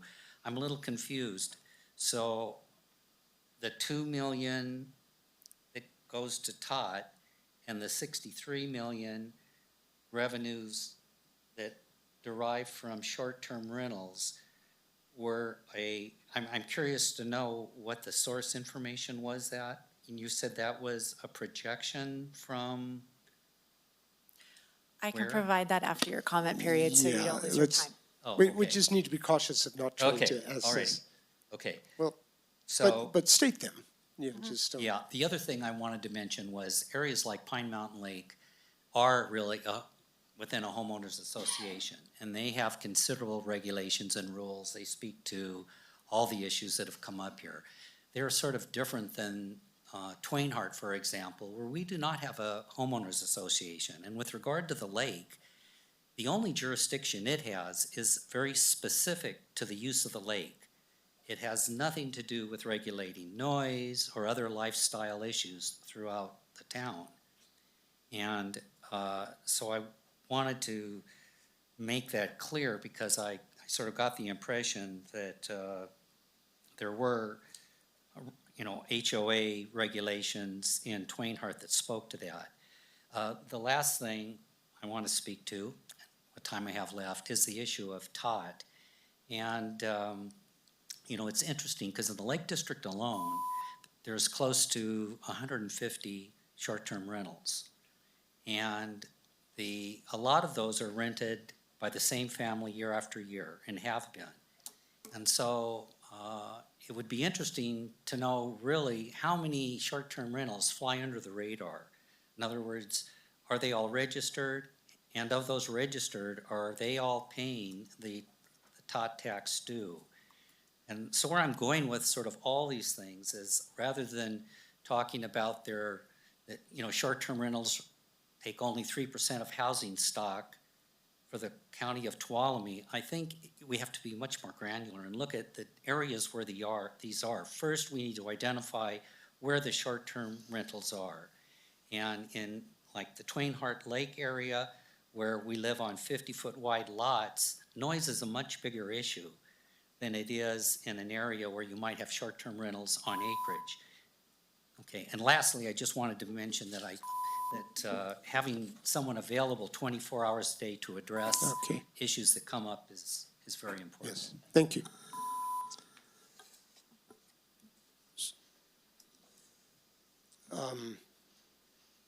There was one specific question that came out that Yes, I'd be happy to answer that. So the 2 million is potential TOT that we would be expected to collect based on the number of nights and the nightly rate. And that's coming from Rentalscape. And we just kind of had a conversation about that being approximate, an estimate, and how that's going to be improved.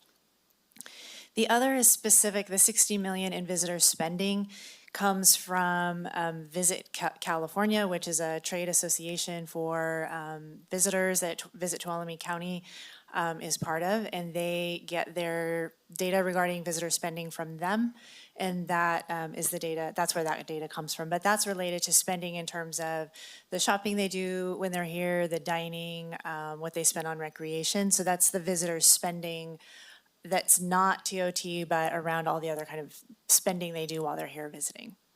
Okay, good. And you heard that, the county is just in the process of having changed software.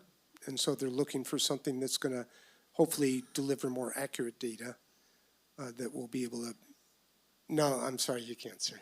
But, all right. Other public comments? Okay, seeing none, I'll bring it. Oh, I'm sorry, online, anybody? Okay, thank you. So I'll bring it back to the board for general comments. Supervisor Kirk, why don't you start? First of all, Tamara, thank you, and I wish I say it right? I wish Kaylee was still here. I gave her thanks, but whatever our board seems to put you on, you always deliver and deliver on time, so thank you. Thank you. I think the comments I want to, one question and then I'll go into comments. The gentleman brought up Twain Harte. Is there maybe whatever we decide moving forward and if this comes back, could we just get clarity? Because I do want to know how PML versus Twain Harte, if those associations are in fact able to regulate. I'm hearing maybe they are, but maybe they aren't. So could we just get? Yes, and can I make a quick comment? Yeah.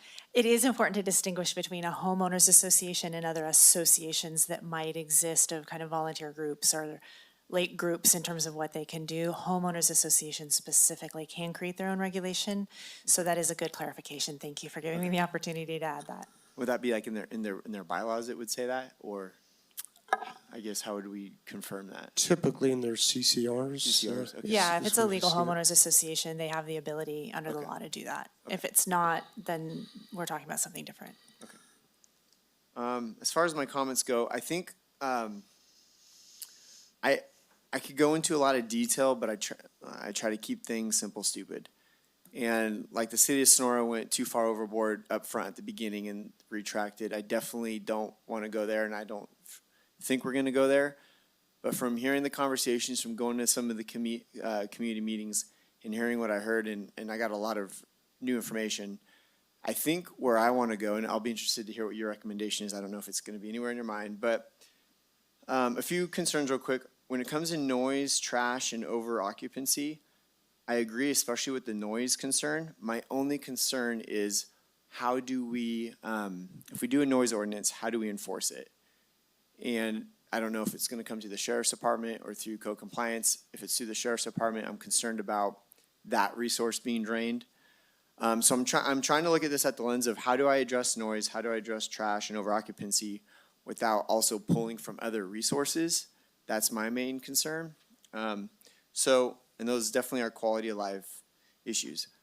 What I have learned throughout this process, and I wanted to confirm the number with you today, was 30% of short-term rental owners live in Tuolumne County and 70% live outside of county. And what I saw at some of these meetings were the 30% who lived were attending the meetings. They were the ones who didn't have complaints. They were the ones who didn't have issues because they live in the community, they work in the community, they know their neighbors, they take the time to get to know them, they take the time to hand out their phone numbers and receive calls, like the gentleman said. I know for me, even though I own a short-term rental, it's on my property, so I am the neighbor. I'm the one who's kicking their butt out if they're being stupid, and I've done it twice. So I completely get that. So I think moving forward, I have a suggestion. First off, we got to get Justin's, I've been hearing about this in the tax collector's office for a few years. We got to get that system up and running because I think a lot of people are upset that some people are playing by the rules, some people aren't. So I'd like to see an audit eventually take place where we do capture all of the owners and we're making sure that they're paying their TOTs. And if they're not, we'll have a conversation about that. But for me to address noise, trash, and over occupancy, I think the simplest way for me that I like to start, and maybe the board may agree, may not, this is just my pitch. I think that if you own and operate an Airbnb or short-term rental and you live outside our community, then you need to go through a property management. Because that property manager will be the one getting the phone call, will be the one who, if they mess up, they're gonna be getting the calls at night, they're gonna be the one potentially losing business. And I think that's just the simplest way for me to start. You live in the community. I didn't see anybody who had issues who owned and operated living here. The issues are from people who I believe are outside the community. So my request to start this whole thing off would be Justin's office, get that tool up and running, do a review of who's paying and who's not, and then I would suggest that if you are not a resident of Tuolumne County, you need to go through a short-term rental property management provider to alleviate those noise, trash, and over occupancy issues. So, and I'm sure we could go into more details about maybe well, no, I'll just leave it at that. I think that would be a good start for me, and I would like to initiate that as soon as possible, and then maybe have a 6-month or year or follow up in a year to see how that's going, and maybe dive back into those communities, specifically Tweenheart, Pine Mountain Lake, see if that helps alleviate any of these concerns. So, Thank you. May I ask for some clarification? Sure. Just if we were to do something that would require something of our owners, it would, one, require data that we don't necessarily have good access to yet, and I would, in my mind, that would require some sort of permitting or something to be able to collect that information, to know so I just want to be really clear on what that would entail. I'll be interested in kind of seeing where the consensus lies, and then if you want a recommendation, I'd be happy to make one, or I'd be happy just to continue to listen to of course, I want to listen to all the things that you are offering, but I just want to be clear that that there would be kind of more to that if there was strategy. consensus for the big idea, then I'd say tell us how to get there. Yeah. Great. Thank you so much. Thank you for clarifying. Supervisor Brandon. Great, thank you. I'm gonna say I agree with that. I think the non-owner occupied property management company or someone reachable within 30 minutes to address it, that's a very reasonable requirement. Thinking, what do we need as an enforcement tool?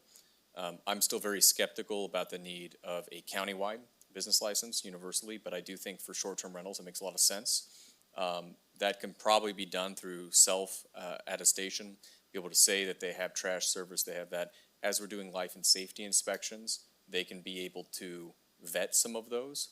And also being able to, where we have a bad actor, be able to pull that. Because at the end of the day, if they're not following it, we also need a tool to say, all right, you can't do that. And that's either a license or a permit or something like that.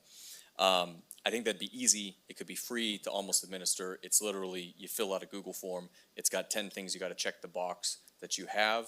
And that is more education, encouragement, but it's got the level of permit and enforcement where it's not high resources into it, but we do expect you to do this. And if we find that you're not, your potential license is in jeopardy. And I think people take that seriously.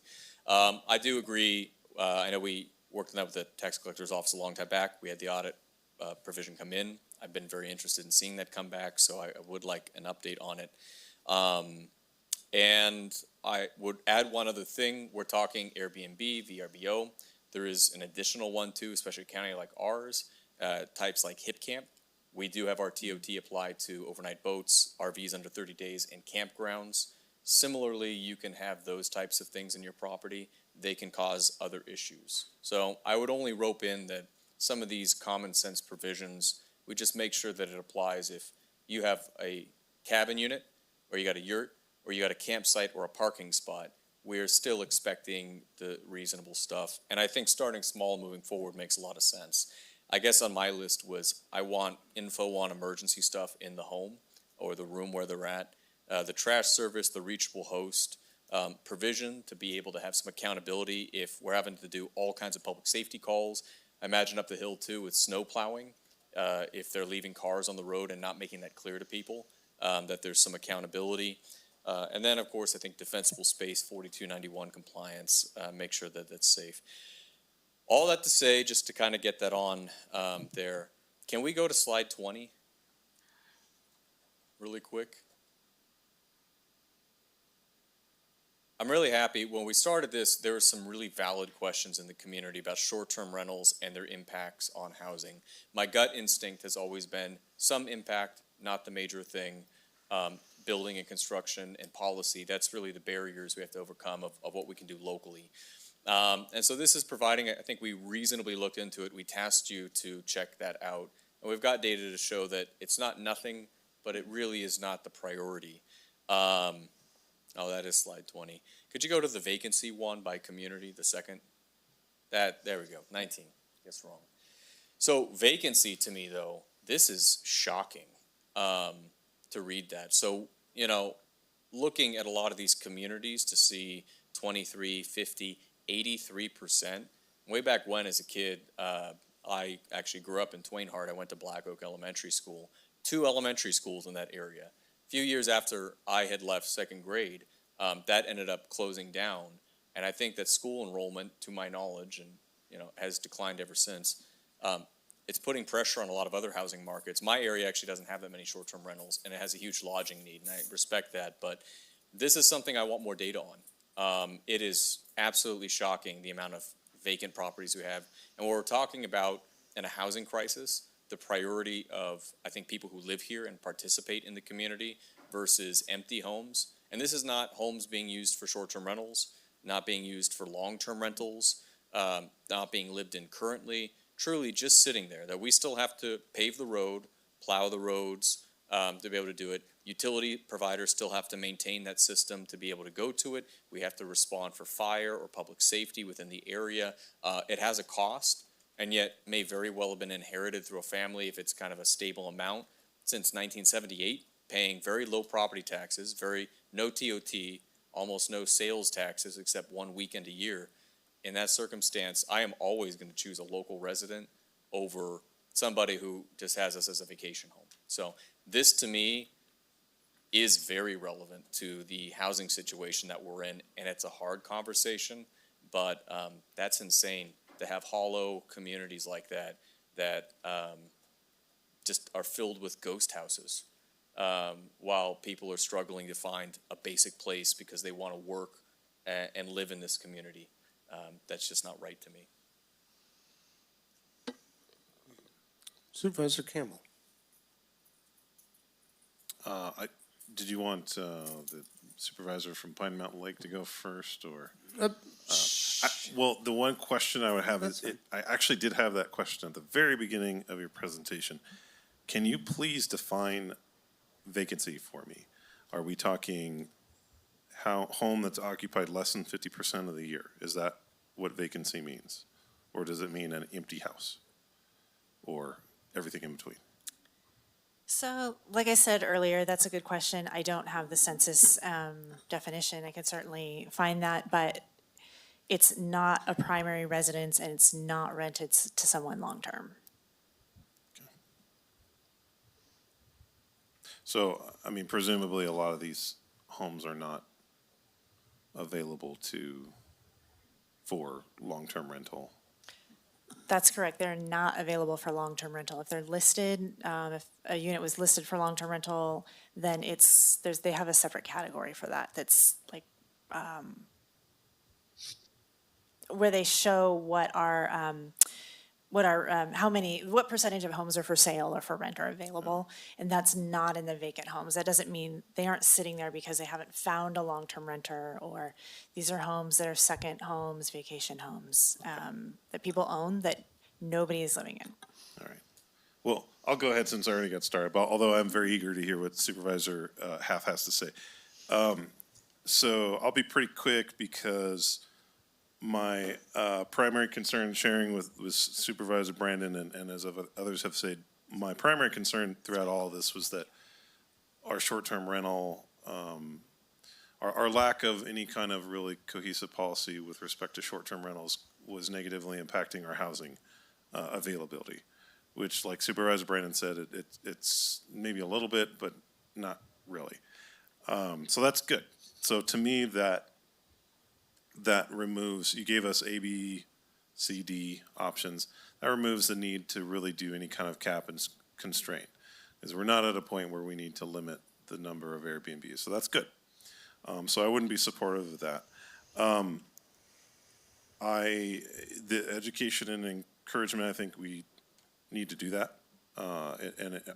Hopefully that a lot of the Airbnb short-term rental owners will take that upon themselves. Some of them don't. So what do we do in that instance? I've long thought that we need a countywide business license plan. We got pretty close to instituting one, kind of paused it for a while, and then it hasn't really gotten restarted. So maybe this would be a good reason to do that. I don't know that I would really want to see a permitting for just Airbnbs. Just target those as one business. I would kind of want to see it all business. It's kind of an all or nothing thing to me. But if that's what we can get, that's what we get, because we need more information about this. We need to have a clear way to contact property owners that operate these types of businesses. And it's too cumbersome to go to the tax assessor, to hire a contractor to track people down who all have the same business and share the same types of risks to the community and potential economic benefits. Going to the TOT element, that we have to have a way to make sure that everyone is playing by the rules, because if some people are and some people aren't, the ones that play by the rules are the ones that get hurt. And those are the ones that we really should be propping up, is the ones that want to be good citizens and want to be good local business owners. We could probably do a better job with that, and I think the key to that is having licensing. So people that are doing what they need to do, it's not going to matter much, but the ones who don't. Going to things like quality of life issues, I would be supportive of requiring Airbnb's short-term rentals to have trash pickup. I think that's kind of a no-brainer to me, because if they don't have trash pickup, and we have contracts through the county, through waste management, depends on where you live. There are trash carriers in almost the entire county. If they're not contracting with one of those trash pickups, where is the trash going?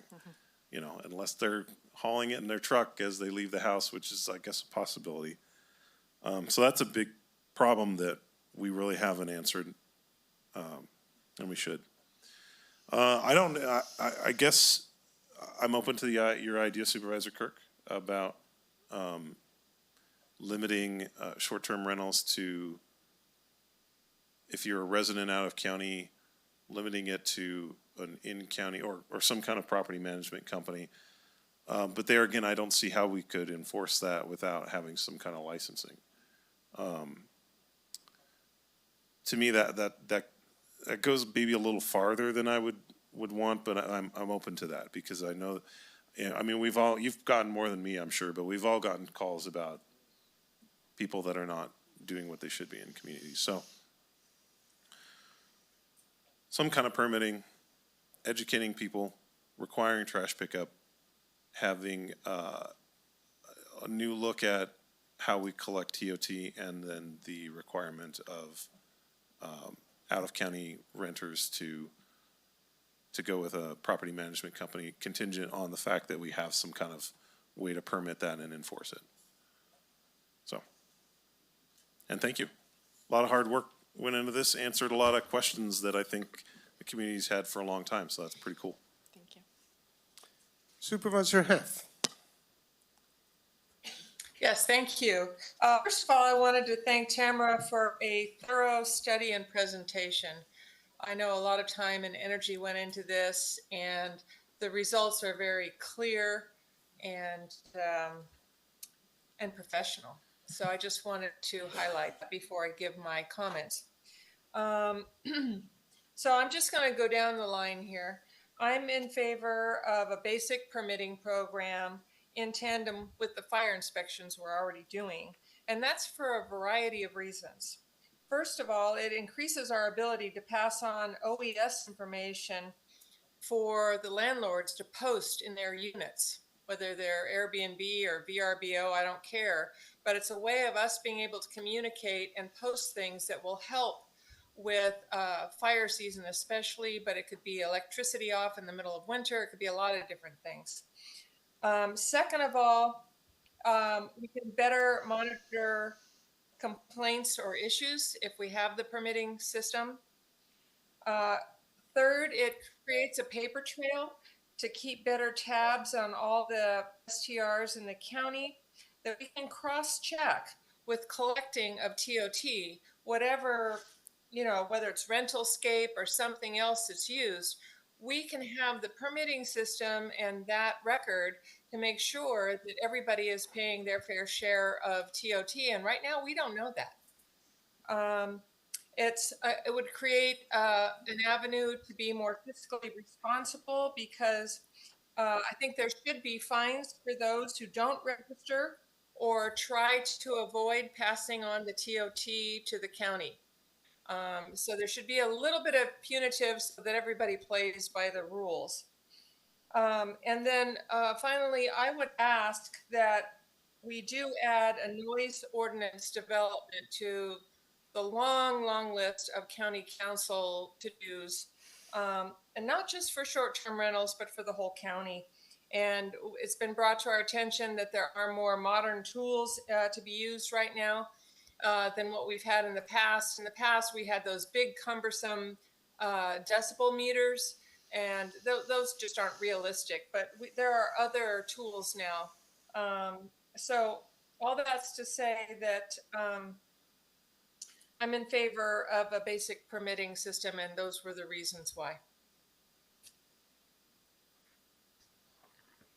Okay, thank you. So, well, I've got a few here. Yeah, definitely quality of life. Right? That's huge, and I think what we're seeing is, from what I've heard at some of your meetings, there's a few bad actors out there, maybe in some areas more than a few.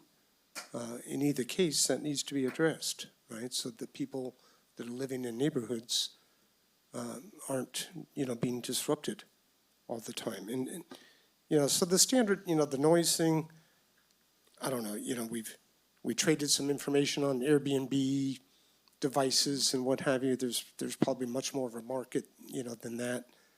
A little more research would be in order to, understand it better, because not as easy as it sounds at times, because they have to be, the ones that I looked at had to be connected to Wi-Fi to, be able to operate well. So that we all know how that, those can be a problem. Parking is really huge, you know, for the folks that are upcountry, you know, Cold Springs, and going up through there, they've had tremendous problems. You know, Supervisor Kirk's well aware. Snowplows, you know, can't do their jobs, and it, you know, just messes it up for everybody. You know, the residents in the neighborhood, and the same thing, you know, when we're looking at our streets with the, you know, wildland fire and evacuation planning, which we're doing a lot of that whole realm. Many things, you know, come back to play there. Yeah, the standard stuff of putting the materials in, yeah, absolutely. We've been doing that on the Fire Safety Advisory Committee already with a lot of, you know, the lodging associations, and but we were headed in that same direction, you know, to do that. But that, again, you're coming down to requiring having accurate data. I am in favor of a licensing program, and quite honestly, I'm in favor of it globally in the county for all businesses. Airbnb is another business of many that we have in the county, and if we have in the neighborhood of 1,000 of them, that's a lot of businesses. So, anyways, that's my thought there. I'm intrigued a little bit. Don't know if we can require what Supervisor Kirk mentioned about requiring somebody, if they live outside the county, to use the local property management. Maybe that's a legal question that county council might need to weigh in on. I'm not sure. But it's something we should probably check off before we, you know, run that direction.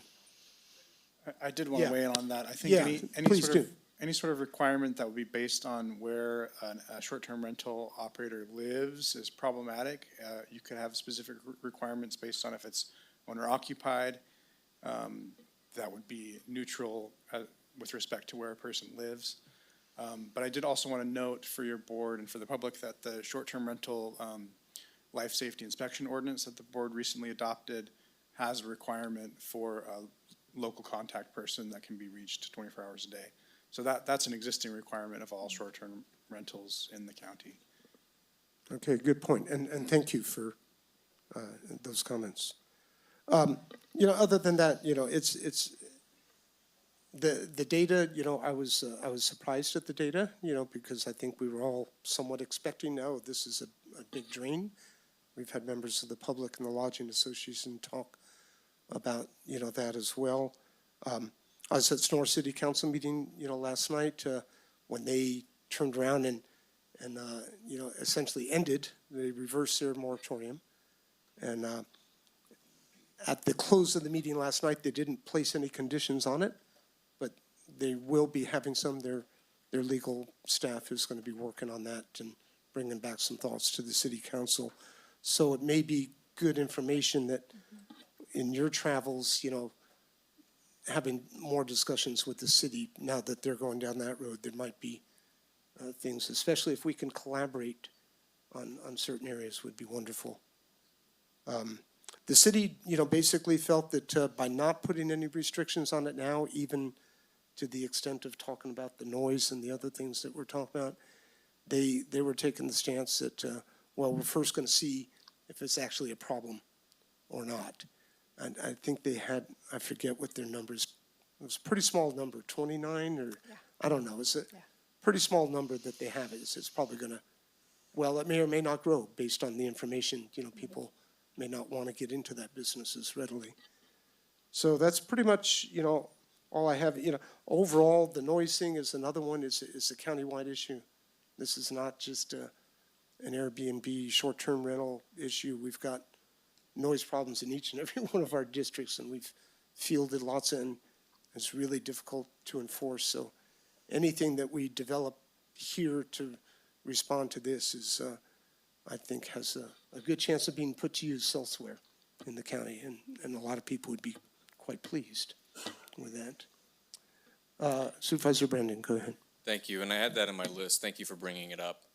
So we brought up the support from this outreach for a countywide noise ordinance. We've talked about it before.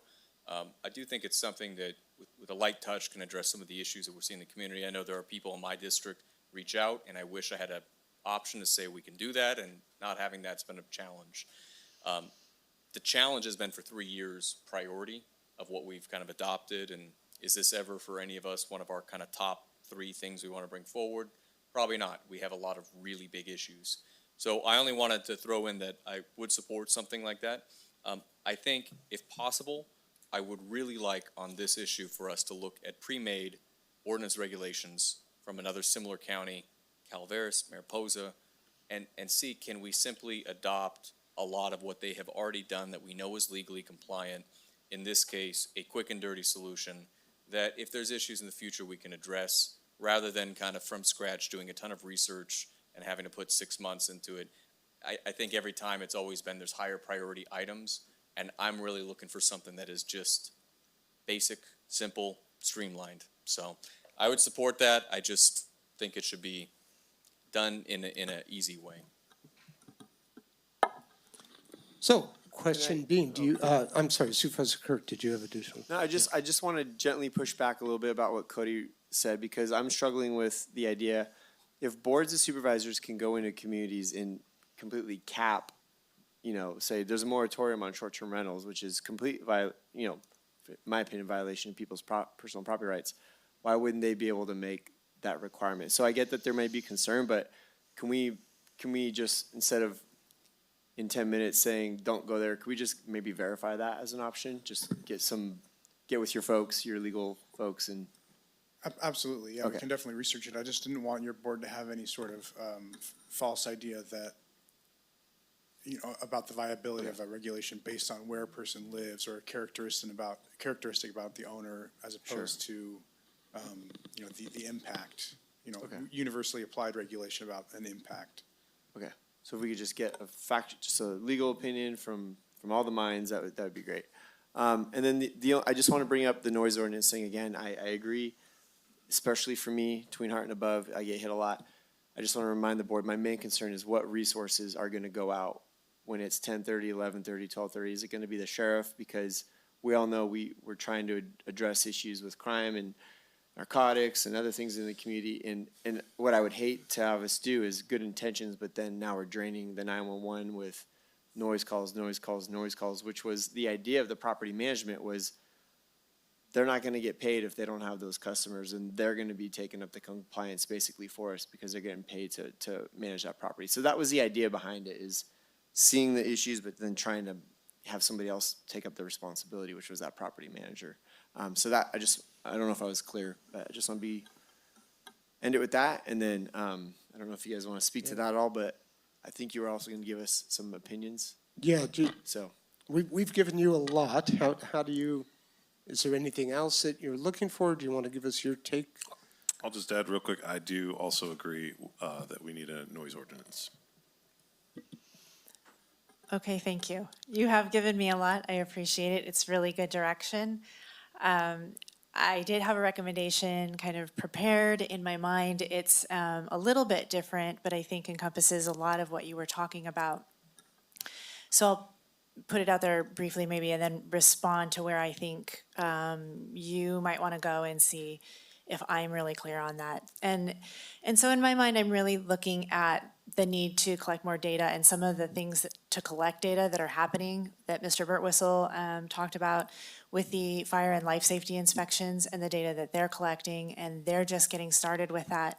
And so I do feel like there are some opportunities in this kind of educate and encourage option to deal with some of the quality of life impacts, to provide information for posting. I do believe that our short-term rental owners want that information, that if we provide them with information for posting, they would be happy to do that. I think there's a lot of avenues there. And do some of these activities while we work on what a basic permit program would look like, so that we get a little bit of time to collect some data while we're putting together what I'm hearing support for starting with a basic permit program. And so we can kind of get started on some of these actions that are kind of easy. I think a lot of our short-term rental owners would be really interested in being compliant. I think they want more information on what's available to them for things like noise ordinance. And so helping educate them and then helping them educate their visitors around what to do with trash. There is an ordinance already that says that landlords are required to provide trash service, so that's something that requirement already exists. So really educating them around what exists, and then really working toward that basic permit program, which I heard, with the exception of, I believe, two said that you'd want a permit that was a business permit, not specific to short-term rentals. I would maybe offer kind of in the middle there is that in Title 17, we did adopt a home occupation permit. And so something either kind of within that or very similar to that may be something that could become a basic permit option. I don't necessarily know that it would be realistic to do kind of like a Google form, kind of a free program. Anything we do is going to be resources that we're going to have to commit to doing this correctly to make sure that but I do think that we could go toward an option like that that would incorporate what's already happening, what fire prevention is already doing really well and getting started with, and this kind of new home occupation permit that we've given ourselves this option for in Title 17, and coming up with something that would be this, maybe meet some of those basic permitting things that you're interested in hitting. So I'll leave that there and see if that kind of hits on what you're looking for the most part. It would also give us time to do some of the other research that you're looking for. All righty. Supervisor Brandon, one last. Yeah, I had a question on that. So you're saying that we couldn't do, and it doesn't have to be a Google Doc, but it'd probably be through OpenGov, a self-attestation that they would fill out, checking the boxes, the requirements that we have. We've mentioned the resource challenges. Supervisor Kirk mentioned, of course, the enforcement of this, who actually goes out and does it. I don't see why we couldn't do that. I don't see why we couldn't have an OpenGov form with the requirements we've talked about, we agree on, that they would check the box, that they are doing all of those things, that they're aware of it, and as part of that permit or license or whatever is chosen, then as we're doing these life and safety inspections, or on a complaint-driven basis, be able to pull that to show that a paper trail, I think Supervisor Half mentioned, they agreed that they had trash service. They actually didn't have trash service. Therefore, they lied in the attestation, and it's a reason to show that they are not being a responsible owner. So I don't see why that wouldn't be practical. I'm not saying it's not practical, and OpenGov gives us a really great solution for that, Supervisor Brandon. It would either be a completely voluntary opt-in, I'm going to offer this though, or it would be a requirement, and having a requirement program would then require just resources to run that program, to make sure that people are aware of it. It would be an ordinance. I mean, it would have to be somewhere that would be required for them to do that. Or it's strictly an opt-in, I'm offering to tell you my information. But I do think that basic information that you're talking about is being collected through the fire and life safety inspection process. So I think that would really take a permit process to require owners to essentially register. Okay, I see. To clarify, I guess, on that, what I was mentioning is between putting in an ordinance and a permit process, the difference between one that is needing staff to actually go vet each individual one, kind of like business license has been proposed in the past. There's a fee, it's intensive, versus one that is a requirement but is soft touch. So I would prefer in that case, where we are doing the work for the regulation, we're making it very easy to attest to and go through. All right. Well, I think I'm sorry, Brian, did you have something additional? No, what you had outlined, I thought was a good summary of the discussion, and I really agree with a lot of the things my colleagues have said. So I think we're in a good spot. Yeah. Great. Thank you so much for the discussion and your direction today. I appreciate it. And your time. Okay. Yeah. Thank you. All right. Can do reports. If we can take just a real short 5-minute break, and we'll do reports right after. About 4 of us, Supervisor Half's right there. How about we go with you first, Supervisor Half? Are you ready? Do you want to report, or? Yeah, I don't have a whole lot to report. On Thursday, May 16th, I went to Monterey County for the RCRC 2-day meeting of the chair. This year, the chair is from Monterey County. And we had a wonderful tour all day on Thursday. Unfortunately, that's where I ran into trouble on the last place that we went and had the accident. And then I've been in either the hospital or the acute rehab unit since, just getting home finally this last Friday. So this week I am resuming meetings, committee meetings, board meetings, but they'll have to be done remotely because I can't bear any weight on my left leg. So this will be actually quite a few week deal, maybe up to 12 weeks. So I feel badly because I'm missing out on a lot of events that I've worked hard over either a year or sometimes longer to help succeed, and I won't be able to go to, but that's just the way it is. And hopefully I'll have a little bit better news to report the next time we do this. Thanks. Well, glad you're back home. I'm sure that you're happy to be back home in your home environment as well. So, okay, Supervisor Kirk. You know on your calendar how when you have too many appointments, it just shows numbers. So I don't have much to report out. I will say at the national level, what's interesting is in the natural resources world, we've had conversation about old growth and the way our forest, some of our forest conversations, and there's been some Senate hearings, and there's starting to be a lot of pushback from some of the other states, specifically Montana and a lot of the western interstate states, just really kind of fed up with the federal government not really giving cooperation agency to the local communities and not letting them have buy-in or say. And the old growth conversation is really kicking that off again. So it's interesting to see that unfold. And I told Jason Kuiken how appreciative I am of him and his unit and the relationships we have here, because we're not experiencing that on so many levels that other states are. So something interesting happening in the NRC world, and I'll just leave it at that. So thank you. All right. Supervisor Campbell. No reports. All right, Supervisor Brandon. Great. Only two things. Very happy to say that the coordinated effort between code compliance, sheriffs, environmental health, admin staff, and what we've directed as a board has cleaned up the Rawhide Bridge encampment site, which has been a huge benefit to the community of Jamestown. So I'm looking forward to seeing now that we've done a first one, this be able to apply to other areas, and that we now have a humane and safer alternative that's being developed that's going to be a lot better for a lot of communities.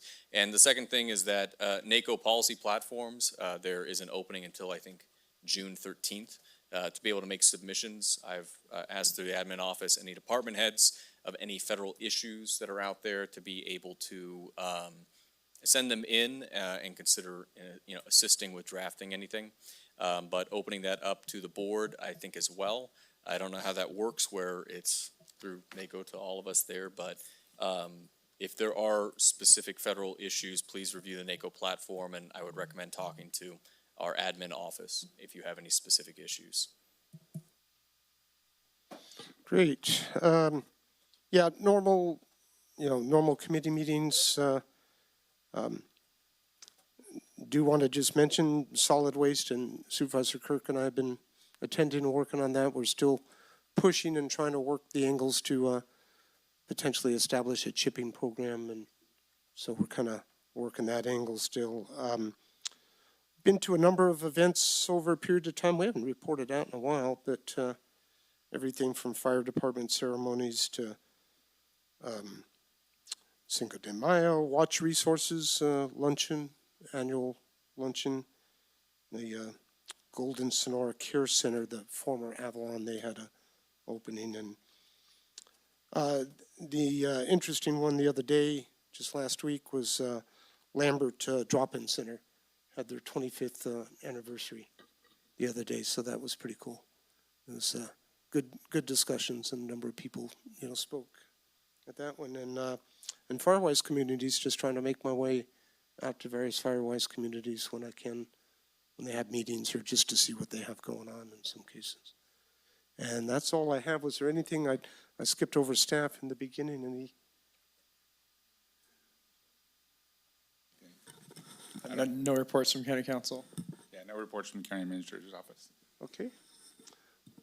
All right. Well, in that case, I think we can adjourn this meeting at 5:04 p.m.